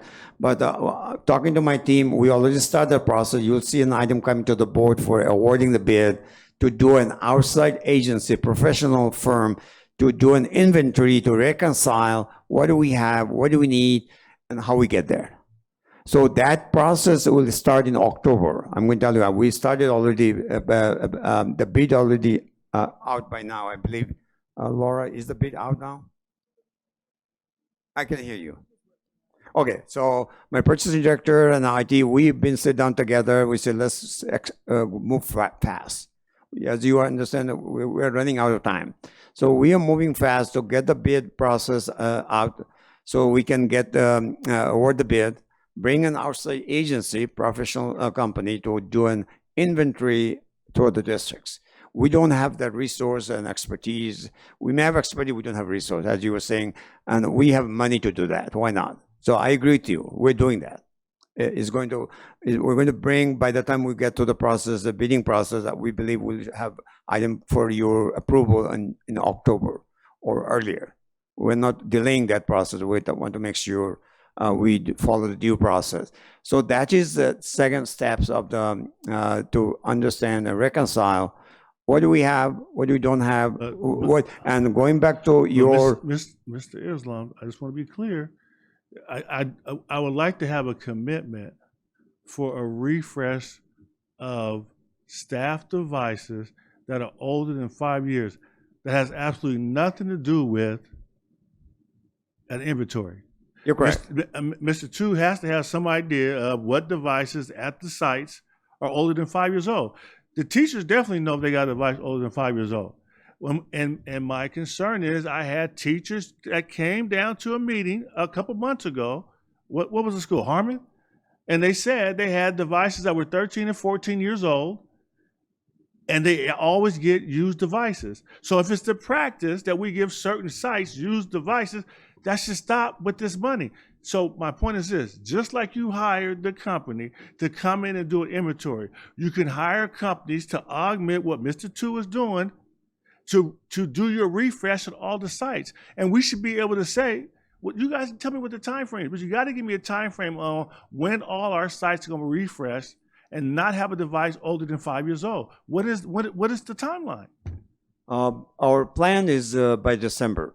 The reason we're December is saying we want to bring our side independent, not me or IT doing it, so we can get a clear picture to the board saying this is what's happening, this is what we have, and how old is the inventory, how many of them. Is the refresh going to be done by December? The refresh? Yes. Not the inventory, the refresh. Right. That's what I want to hear. I'm happy. Right. And the fact of the matter, I'm going to be honest with you, talking to this issue and the concerns coming from the board. We have some staff member, I'm not pointing finger. They like to hold the old devices, even though we give them a new devices. So we're not, as you're saying, some staff members say, yes, I have old devices, and we try to collect those, and we're not enforcing. Can I ask you a question? Is there a reason why you have to collect it? Delay for what? Is there a reason why you have to collect the old device? No, there's no reason to delay, but no, I'm asking you, is there, because I know, and it makes sense. You got to remember, there are, and Mr. Tu knows this, you have old devices that may be running old operating systems, old applications that won't run on a new one. You're correct. And they might have legacy information on that system that they want access to.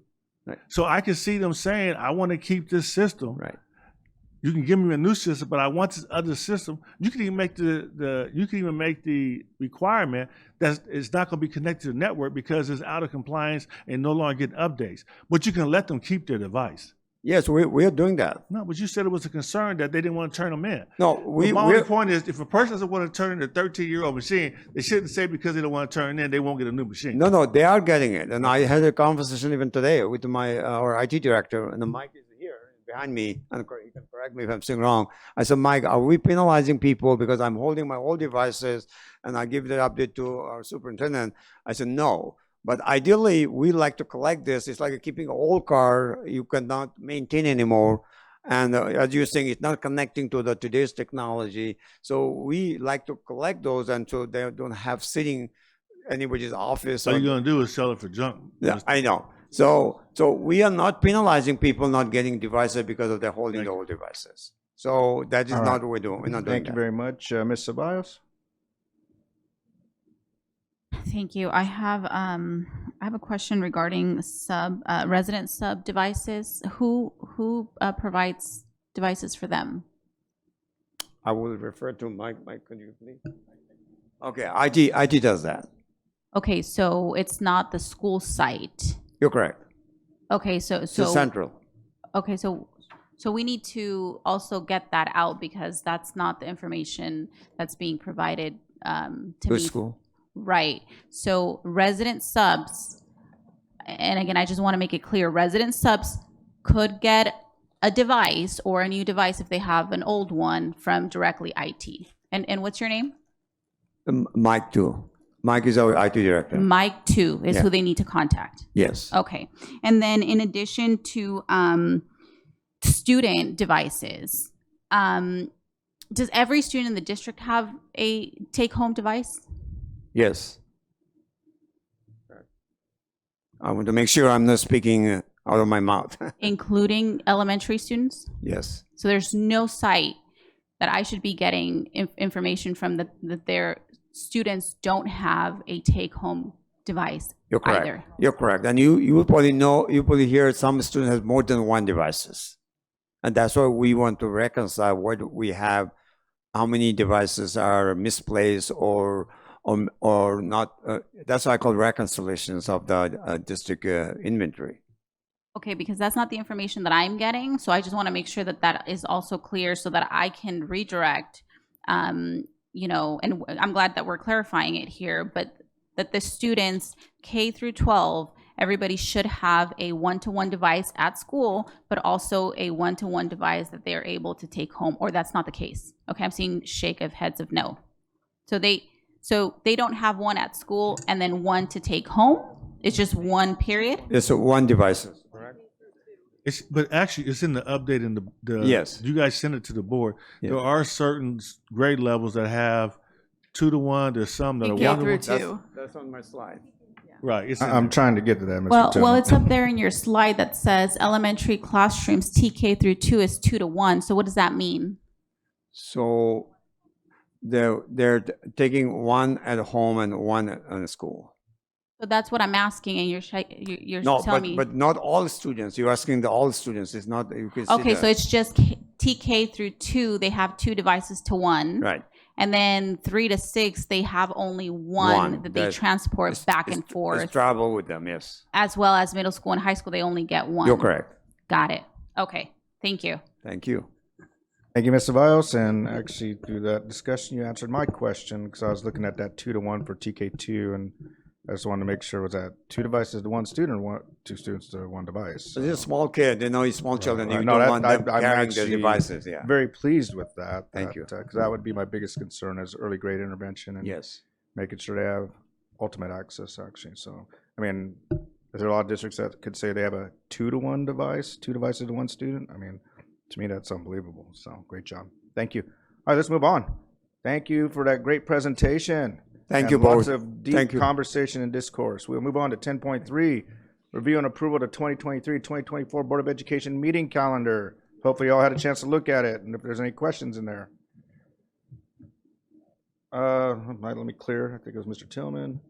There you go, Vice President Tillman. I know there's some, Mr. Arnold, there's some months there where we have the one meeting. And I just want to make sure that, and I want to say to my fellow board member, if we get the sense that we need a meeting, then we need to call the meeting. Even if you look at November and December, you're talking about one meeting per month, actually for 3 months.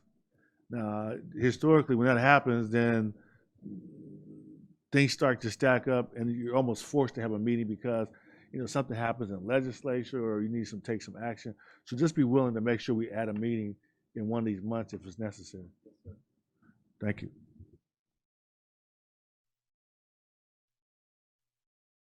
Oh, no, we already addressed it. It's already taken care of. Are we voting on this? Well, no, I didn't know if there was any more discussion, so are we good? All righty. We will vote after. Yeah, so there's been discussion, so I would have a motion to accept the calendar as drafted. So moved. Second. All right, it's been motioned by Vice President Tillman, seconded by Ms. Rosales Medina, I believe. Is that correct? All right. Any more discussion? I believe that's a no. Let's vote. It's hard. You two are very similar when I hear from over there. Plus, this is my bad ear, just so you know.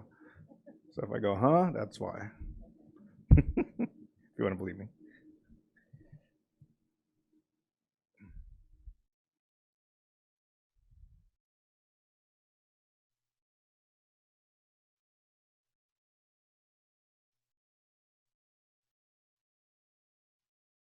All righty, motion carries. Our 2023-2024 calendar has been accepted as drafted. We will move on now to 11.0. Does that say 9:30? I mean 11.1, board members. All right, that was, yes, a message, please. And we are going to go to board member comments, and I don't have a list, looks like, on here. So I'm going to start to my right with Miss, oh, I have a light on for board member comments? Oh, you want to go first? I was just going to say really quickly, Feliz Dia de las Madres, which is coming up. Happy Mother's Day to all the mothers out there, or for individuals that are taking up, there's parents that, they're taking that mom role as well. So grandparents, everybody else.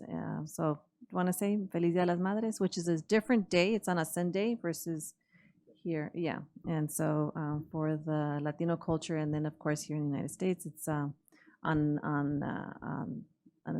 a Sunday, no? Oh, no, Dia de las Madres is on the 10th, May the 10th, and then here in the United States, it's on a Sunday. That's it. Your board comments? That was excellent. Yes, we'll go back over to Miss Alexander now. Muy bien. Gracias. I would like to say Happy Mother's Day to everybody as well. And just a couple updates. We have coming up on Sunday, the National Black Graduation. I'm not sure if any of us have it on our calendar, so we need to put it on our calendar. It's at Cal State San Bernardino. And I know for Karen, we didn't give it to her, so I just want to make sure that we put it out there. So I'll forward you the email later on or in the morning. It will be at Cal State San Bernardino at 2 p.m. And I believe Dr. Funches has a child that's graduating, right? Yeah. So it'd be nice just to come out and support National Black Grad. It's been going on for quite some time, and it's a very joyous occasion, and a lot will be happening that day. They'll have a drum line, quite a few students. It's grown over the years, so if you can, please come out and support. San Manuel, right?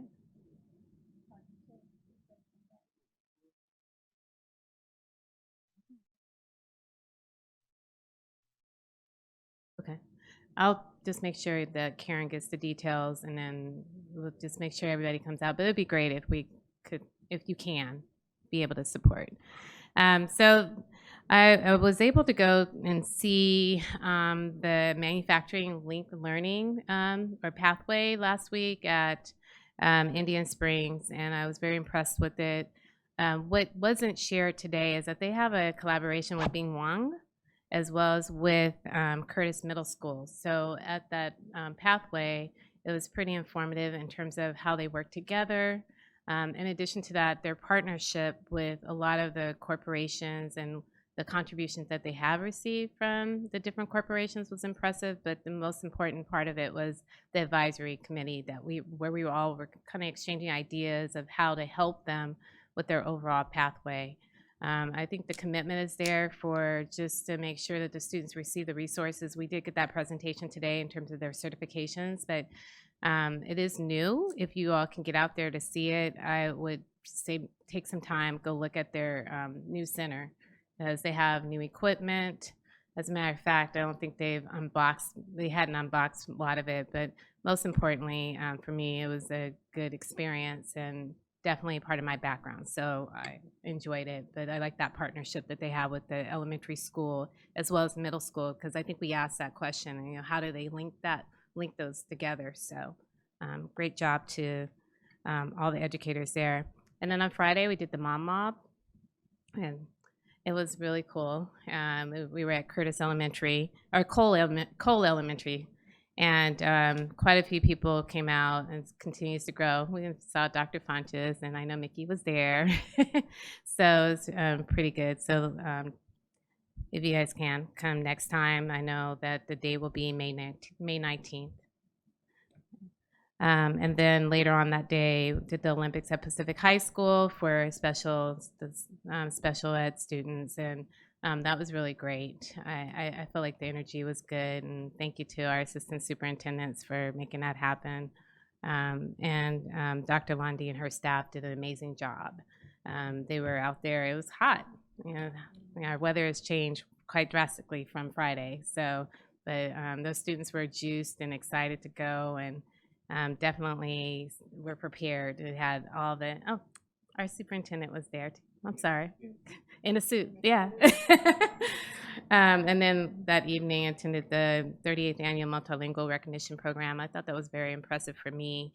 And then, you know, there were 3 students that were recognized in the county that spoke, and quite impressive, just their stories. And we had parents that came out as well. And we had a young lady that was supporting her mom from San Bernardino High School. I thought she was there to get recognized. She goes, no, I'm here to support my mom. And so that was really cool. And lastly, did the Ronald McDonald Walk again for the larger audience. I did it first with American Legion, and then on Sunday did it with actually for the whole county. And Mary Ellen's daughter was there. And and so lastly, that's it. You know, all of my questions that I've had, I've been able to raise them with the appropriate party, so I don't really have any questions other than what I've raised already. So thank you. Thank you, Ms. Alexander. Ms. Marianne Grande.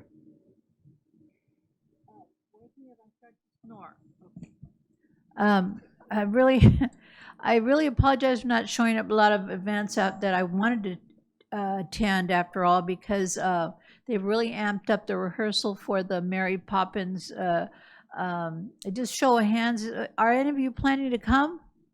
Yes? Okay, because there's a I'll be there. luncheon also, you know, if you don't want to stay the whole night down there. But if you do get a chance to go, you should go at least once. You should go to this one, I think. But I'm going to try very hard to make you all proud of me and behave and not pull out any puppets and do everything right. So it's an enormous task. I had no idea what kind of undertaking it would be, and the blocking and the lip syncing. Thank God I don't have to actually sing. So but you know, I do get to flail about, and I do get to wear a 50-pound thing on my back. So I've been practicing at home, walking around with a heavy 30-pound vest on me. So I'm going to get really big muscles. So you guys watch out.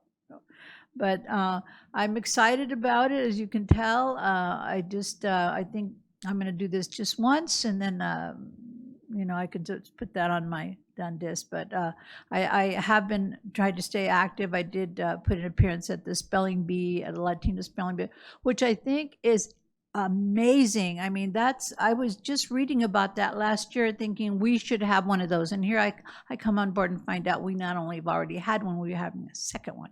And that's historical. That just it's so culturally sound. And I'm so excited about that too. So I don't know, I just love this job. I'm still very excited about it, and I'm really happy to be here. So I honor each and every one of you, and thank you all for putting up for me. So, especially Dr. Marcus, poor thing. I run him ragged. Thank you, Ms. Grande. Vice President Tillman. Thank you. And I too want to say Happy Mother's Day to all the parents in the district, employees, fellow board members who are mothers. Happy Mother's Day to you, to my wife Tracy, and to my favorite mother in the whole world, my mom, Ruby B. Tillman. Thank you. I'm a mama's boy. I would have never known, Mr. Tillman. So, Great comments, by the way. Thank you, Mr. Wiles. So also, I'll just start off by saying also Happy Mother's Day, Feliz Dia de las Madres, especially to my beautiful mama. I also want to say happy early birthday to my lovely son. He'll be turning 16 on Thursday, so I'm really excited. He is too. Also, I want to say congratulations to Ms. Applegate. I know that she has not already, but will be coming up recognized by California Association of Latino Superintendents and Administrators, or CALSA will be honoring her at the 2023 reception that they'll be having. And then also congratulations to, of course, Dr. Rodriguez on her award as well for distinguished service. So thank you so much. And then I'll just also like to say I was at the Latino B 8th Annual.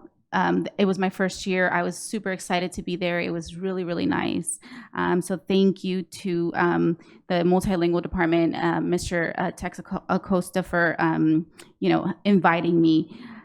So moving on to a few other of my comments, I had some information to share, but I'm glad to see that ICUC Youth came out and they shared directly with you guys, because I had made contact with them and they had shared basically what they came and shared with you. So I was glad to see that they came and shared it with all of us. There were some additional concerns that they had raised in regards to a unsafe crossing or dangerous crossing area on Pacific Street and Guthrie Street. So I would like to see maybe if we can, look into that, and if possible, if we can get like a cross guard there. In addition, they also were interested in maybe getting connected with somebody in the district, and I wasn't sure, who to refer them to about maybe potentially starting like an LGBTQ plus center at one of the schools. So I told them that I'd be, making those public comments, and hopefully we can get some information of who they can begin to get in contact with to have some of those conversations started. And just kind of going back to the whole mental health, topic and conversation. I know that we have the Welcoming Resource Center, and I have a question in regards to that. Is that part of the conversation of like wellness centers? So if that is the case, I'm glad that we're doing that at a central location, but I think that the ask, and in my opinion, the need is really at the school sites. So really having and providing spaces, and again, goes back to the conversation that we were having earlier about the funding and the money. Students have been coming consistently to advocate for these locations on their campuses. Like I said, it's great that we're having something built centrally located, but I think that it needs to be more accessible to the students at their school sites. In addition to that, I also had a question regarding the contractors. I know that I've mentioned like the HEART team before, and I know that we, contract out with like Victor Community Services and things like that, but it's also been brought to my attention that some of, like we heard today from the parent that came and said that they were backlogged. What supports do we have in place to those parents and those students who were referring out, who are not able to get access through these contracted agencies that we're working with because they're so backed up? In addition to cases like that, what happens to students or parents who don't have insurance? Because it's been brought to my attention that they're being asked, do you have insurance? Do you have Medi-Cal? And if they don't have insurance or Medi-Cal, then does that mean that they don't get, services? So, those are questions that I'm really interested for us to get more information on. And then lastly, I want to ask, do we have a backlog on SPED testing referrals, so psychoeducational referrals? Do we have a backlog? Do we have a waiting list? If I can get, some sort of answer to that as well. And then if you can, sometimes on the Friday update, if you're going to respond, sometimes I may not see the information, I miss it. If you can just let me know it's going to be on this upcoming Friday update, because sometimes it takes a couple. If I could just, thank you. Thank you, Ms. Cevallos. Ms. Chahusky. Thank you. I also want to wish Happy Mother's Day to those mothers and those who play the role of mother, which is what I have now, because it's been 20 years, almost 21 years exactly now since I lost my mom, and it'll be 4 years this year since I lost my dad, both who were San Bernardino educators and taught me everything I know. I also want to add my kudos and congratulations to Dr. Rodriguez. It was a wonderful ceremony, and it was nice to see you honored in the way that you should be. I was also fortunate enough to go to the AXA Region 12 Awards, where our Mr. Galdamez from our ICEC, I want to say the Sages building, ICEC, tells you my age, was honored as Adult Educator Administrator of the Year, so congratulations to him as well. I won't repeat, but the Anderson Special Olympics at Pacific, they were a wonderful host. It was amazing. Mom Mob was amazing. If you are able to get up with me tomorrow morning, we are doing an Operation Safe Routes to School walk at Neil Roberts Elementary in the morning, 7:45 tomorrow morning. And then at 11, we're coming back to do a safety walk audit for Sierra High School at 11. And I think the Pacific and Guthrie is CNG, if it's the intersection I'm thinking of. It's kind of crazy over there. So I'm going to try to put that on Eric and Brenda's radar to maybe do something over there. I think that's City of Highland, though. So we haven't been working with them. So that would be a really great opportunity for us to work with them on that. I do have a couple of questions that came up from today. I'd like to know when we do get the presentation on the suspension expulsions, because that's kind of that cultural climate, that kind of piece, and also on academic performance. Is that the end of this year or the beginning of next year? And then also, I'm really familiar with the California dashboard, but I don't know if all the board is, because a lot of the information, there's things that we can find about our yearly report within the dashboard. So when we're going to be able to see that, if we're going to go over that here. And then the other thing is, there was a couple of things that were brought to my attention that I'd like to find out more about. One is, we have students in our special education programs who are seeking jobs in, like, either with cafeteria or rec aids or whatever. And I was trying to understand what some of the accommodations are, because my understanding is some of these students are qualifying as substitutes, but then they aren't getting accommodations to do whatever testing that they need to do, that they need to be able to get the jobs as full-time. And we have a lot of our students that would like to come work for us. So I'd like to see how we can support that as our kids age and graduate out into that program, and what that plan is.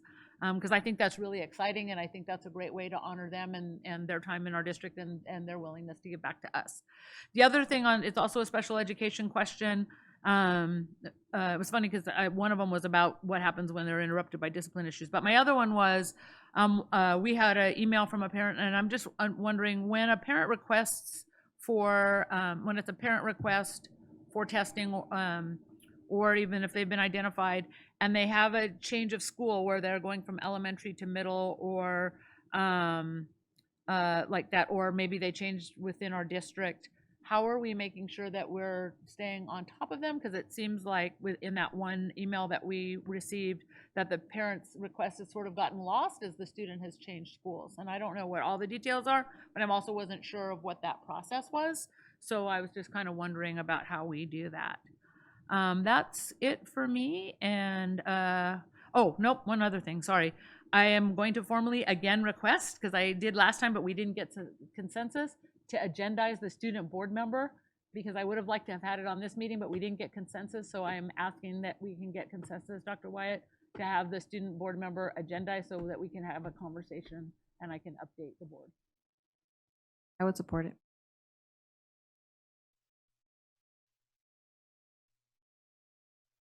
Consensus. We have consensus to agendize student board member, yay.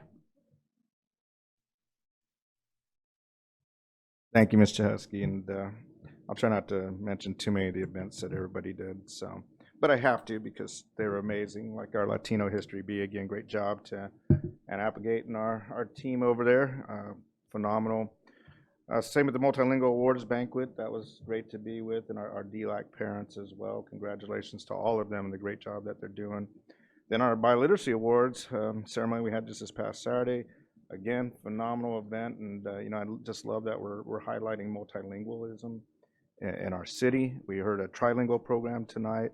Wow, if we have that in every one of our schools, I think that's doing a tremendous justice to our kids and preparing them for a global future. I want to say congratulations to Sanji boys soccer coach. I don't know if any of you heard this, Adrian Villalobos, for being selected by the California Coaches Association as a high school soccer coach of the year for the state of California. Yeah, so congratulations there. That's like our second coach, I believe, that has been coach of the state at San G, and we've had quite a few coaches of the state here in this city. So when you talk about excellence at the highest level, that's what we have here.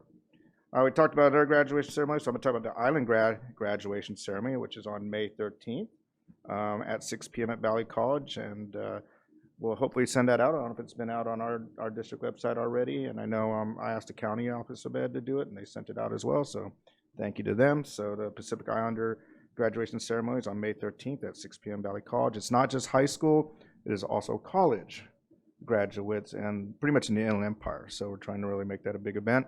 So if you can make it, that would be great. Thank you very much. On that note, I want to say congratulations to my daughter, Brooke Wyatt, who is a Cajon graduate. She'll be graduating this coming Monday, May 8th, with her degree in biochemistry from Arizona State University. Just want to tell you, I'm going to get a little emotional here. I'm very proud of you, and I love you very much, Pumpkin. So job well done. Yeah, I'm super excited about that. And then we've heard it a lot this evening. Happy Mother's Day to all of you amazing moms out there, and especially my wife, who gave me the most amazing children, the greatest gifts of my life. So happy Mother's Day to all you ladies. Thank you. All right, 11.2, Mr. Ariano. I will try to keep it to 45 minutes. Joking. And that still wouldn't be as long as us, Mr. Ariano. Right. So thanks for being, Yeah. First of all, I want to thank the board for some wonderful resolutions earlier tonight, honoring our classified employees, our certificated teachers, and our nurses. They are truly outstanding staff members, team members, family members, and they do a great job. And I've had a great time as I've started to go out to visit school sites to get to meet a lot of these wonderful folks. So we honor all of our classified employees, certificated teachers, and nurses. This week I did start attending some schools, make some site visits. I attended Highland Pacific Elementary, Cole Elementary, and Golden Valley Middle School this week. So I want to thank Courtney Weber, Tamika Casey, and Gabriel Diaz for touring me around and giving me a chance to kind of take my first peeks at inside the classrooms and seeing all the wonderful work that our teachers are doing and our support personnel are doing. So I look forward to getting around to all the schools and really getting a better feel as to what's going on in our classrooms. But so far what I see is good things happening for kids, as you heard today. I'm going to reiterate some congratulations. Last night we were able to be together to celebrate Jesus Galdames as the AXA Region 12 Adult Ed Administrator of the Year. So I know Scott was there and Mickey and Mary Ellen. So we had a good time celebrating our peer there. And what a great guy. A lot of energy, happy, and very funny. So it was really a great chance to get to meet him. And then, as mentioned before, we were at the 36th Annual Multilingual Recognition Dinner at the Doubletree Hotel.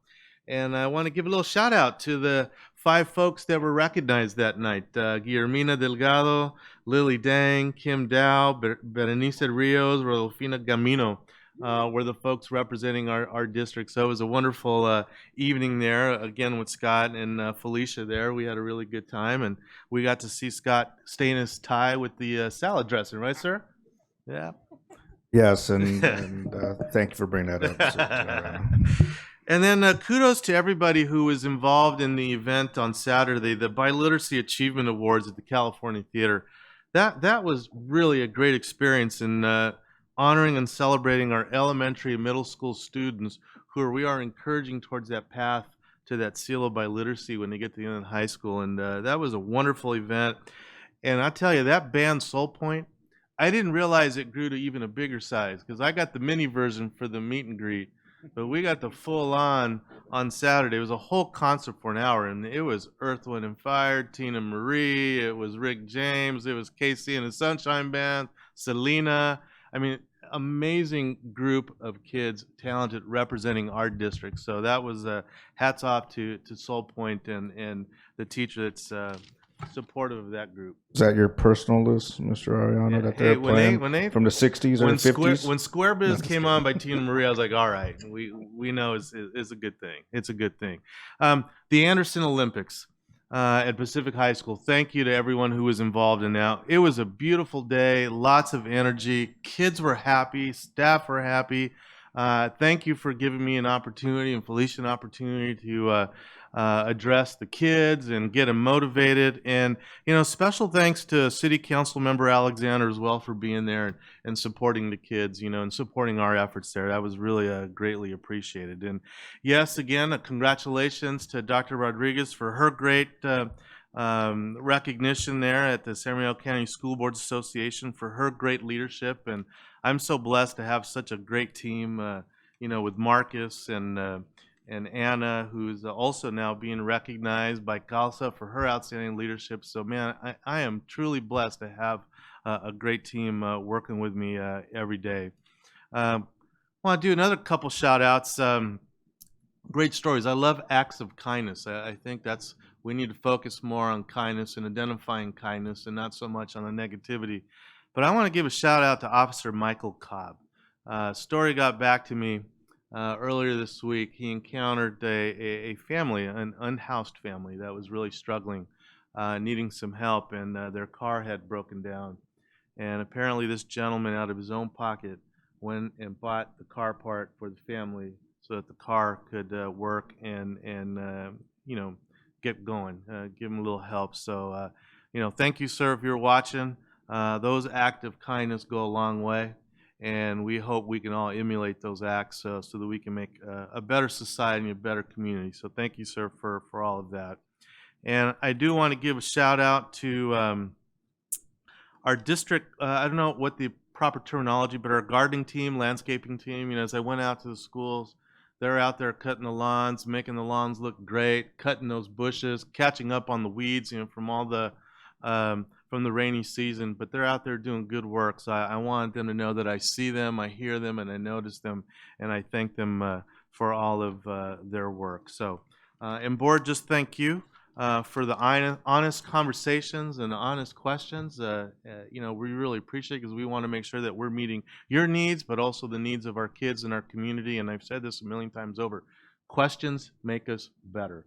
So we do appreciate everyone's involvement. And to our teams that presented here today, thank you.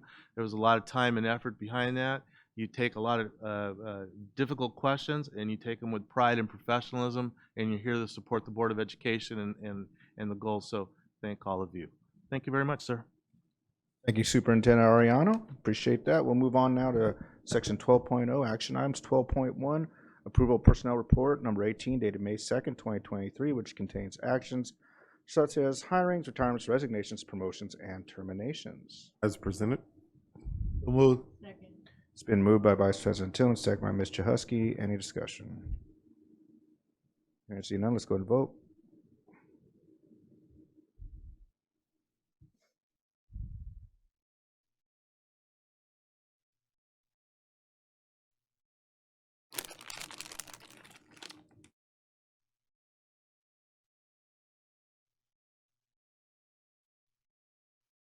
Okay, motion carries. We'll move on to 12.2, resolution to approve the procurement of vehicles for use by the district's Maintenance and Operations Department.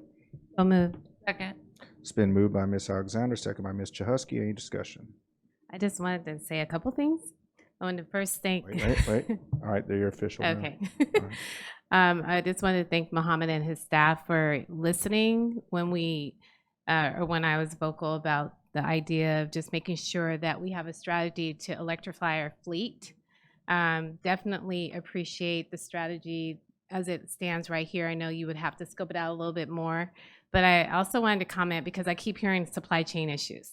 So, having been in that business for 32 years, I would say that with supply chain, if you have a strategy and you have resources and you implement it effectively, we should not have those challenges. So I would just say that with our strategies, make sure that we have plan A and then we have a contingency plan. And we can implement it accordingly. And also with a procurement strategy, I don't know if you necessarily have to, unless we're tied to it, you don't have to necessarily procure and then receive those assets right away. Maybe it's a time period. So just if you can give us an update as to how it's going for you, then that will help. And then lastly, from a procurement standpoint, hopefully we can look at local vendors versus outside vendors, because I did see Glendale, and that's LA County, or Glendora. It was LA County, I know that. So just try to stay within our county, if not in our city. First city and then county, and that's it. Thank you, Ms. Alexander. Ms. Jahusky?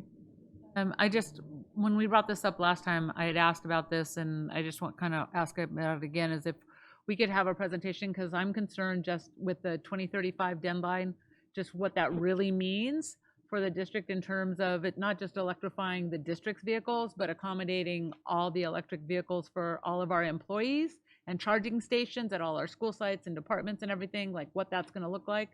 So if we could sort of kind of get ahead of just sort of like what might that look like, and if it's even going to be feasible, because if it's not going to be feasible, then I think we need to give input back to the state about, okay, have you really thought about what this means? Yes, we want to be, we want to combat climate change, but is this feasible in the way you're doing it, or how is the state going to help, schools and others implement this?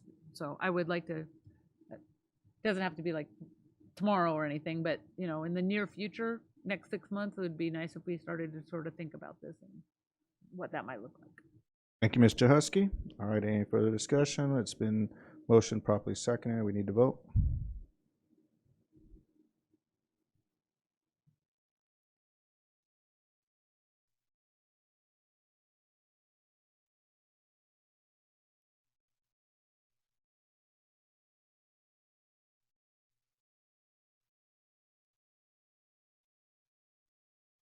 Okay, motion carries. We'll move on to 12.3, peer assistance and review report of participation, human resources. Move. Oh, well, no, that was perfect, actually. Good job, Mickey. Ms. Jahusky. Oh, nobody second. All right, it's been moved properly second. Any discussion? Hearing none, let's vote.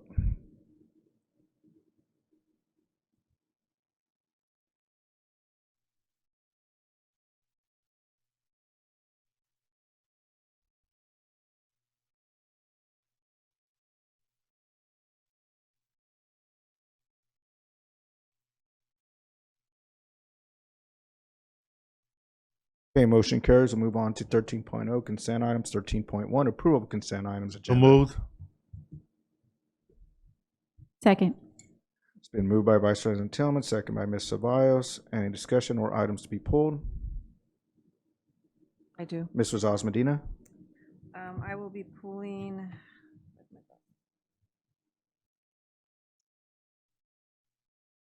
13.12.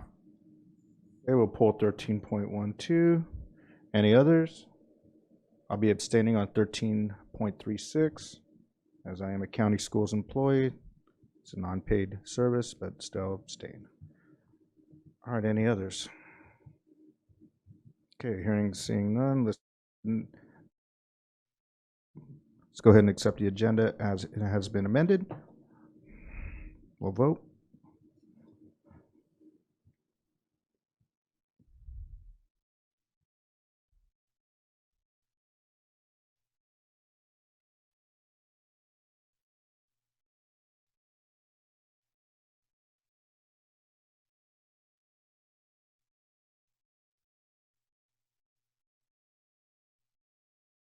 Okay, motion carries. We'll move on to 13.12. Okay, Ms. Rosales Medina. Yeah, and this is for the ratification of business and in-service for CASBO, Okay. 2023 annual conference. And so I've been to CASBO, I would say maybe about 3 years ago or 4 years ago. Yes. And so that was a great experience. And so I want to find out, because I know there was a substitute, I think, are they contracted? I imagine they're contracted through the school district that got to go, a substitute administrator. So I want to, I don't know if is she an employee of the district or is she contract? May I? She's a substitute administrator working for the district. Or she's working for the district? Yes, she's not a consultant, but she's not an a employee. consultant, but she was a consultant at one point, no? No, she's currently working as a substitute administrator, and she's been working, I think, over a year. Okay, and she's helping support yes, the director right now. in our because she business needs the support. services, fiscal services. The fact of the matter, one of our employees is supposed to go, and she could not make it, so we don't want to. We already reserved everything. We don't want to lose the funding, so she was in here. Oh no, and I think so. For I guess what I was going to suggest, because I was in the conference, maybe even asking employees within the school district that within department, you know how we try to encourage professional development. I know that we have several departments that go to different conferences, and I think this would be a great way to encourage business department, anybody that might have volunteered that would like to go, or individuals that you know, maybe this may be helpful for them to also grow in their own position and to learn. So I just want to make sure that these opportunities are provided to the department as well. I agree, and we do encourage our employee. It's a growth, professional growth. And Okay. CASBO is the best place to go. Yeah, no, definitely. And so I just want to make sure that we are encouraging our employees to participate as well. So yeah, that was basically it. Thank you. Moved. Second. Been moved and properly second. Let's go ahead and vote.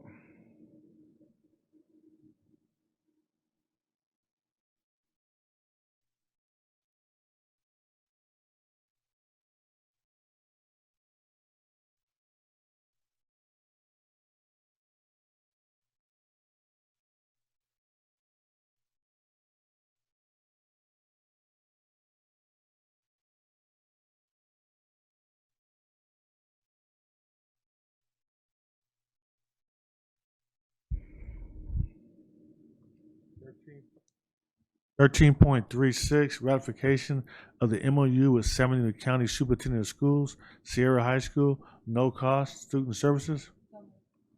Second. It's been moved and second. Vote, please.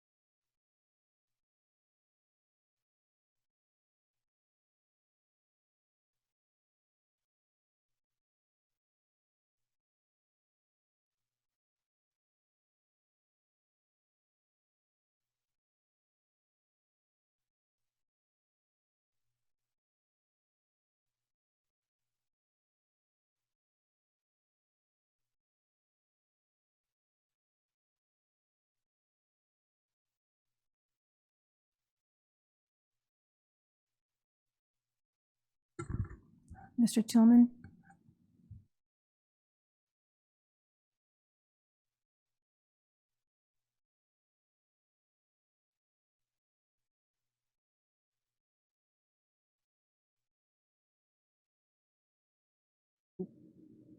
Actually, mine should have been an abstention. Sorry, Ms. Cunningham. I only had one eye open, so I apologize.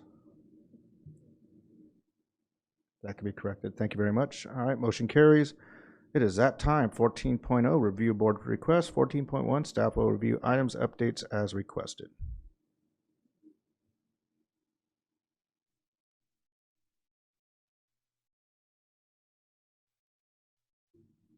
Ms. Rosales Medina asked if the expansion of school-based wellness centers will be included when the budget is presented. Ms. Rosales Medina requested to have ICUC students participate in the visits at school sites organized by Dr. Rodriguez. Ms. Rosales Medina and Ms. Chahusky asked for information on district protocols on suspensions. Dr. Wyatt requested an update on the Lincoln student situation. Ms. Ceballos requested additional information or something in writing to supplement the CAPS extended learning presentation. Ms. Alexander asked if CAPS could collaborate with the City of San Bernardino Parks and Recs to expand opportunities. Mr. Tillman requested the district explore a process to ensure teachers at sites are getting the basic supplies they need. Ms. Rosales Medina requested an update on the funding of the board priorities. Ms. Grande requested for a list of additional professional developments created for both classified and certificated employees. Ms. Ceballos asked how are our expenditures tied to our district goals and how are we measuring progress? What's our baseline on the goals? And she would like to make sure there is alignment of where the money is going. Ms. Rosales Medina stated that in the future, if the district receives additional funds, she would like to be involved in that discussion. Ms. Alexander recommended regular updates on the spending of funds. Ms. Chahusky mentioned that a lot of presentations were tabled and may need to be brought back and agendized. She would like to see how the money aligns with our priorities.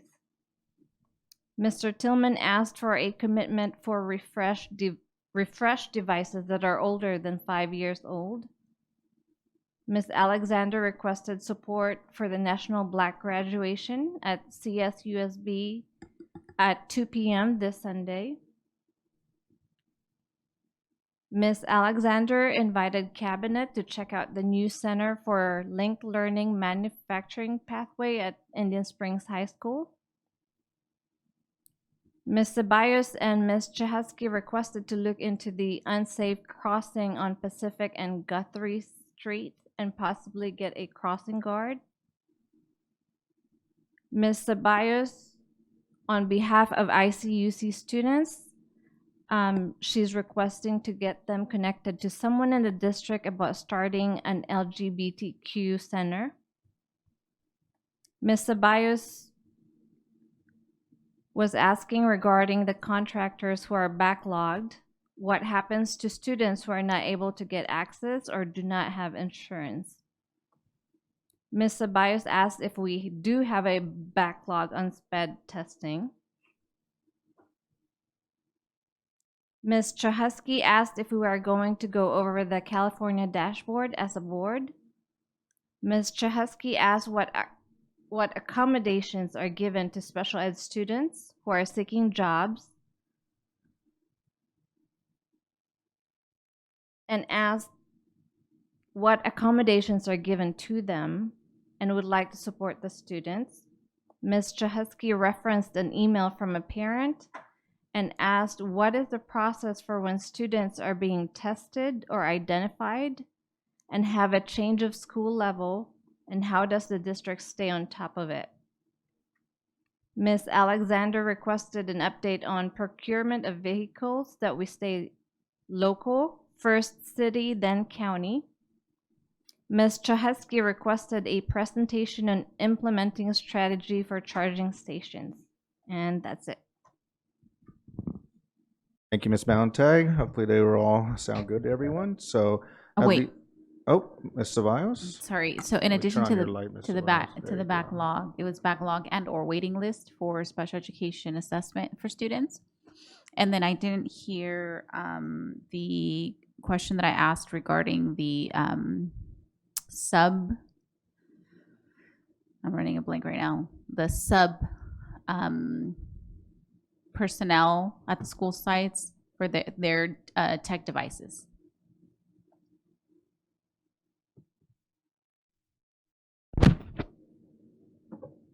Thank you. Yeah, the resident subs. Move to adjourn. Again. It's been moved by Vice President Tillman, second by Ms. Chahusky. Meeting is adjourned. Thank you to all our staff that stayed with us to almost tomorrow. And for those of you that are still out there watching on TV, go to bed. Thank you very much. Safe drive home. And as always, may God bless you all.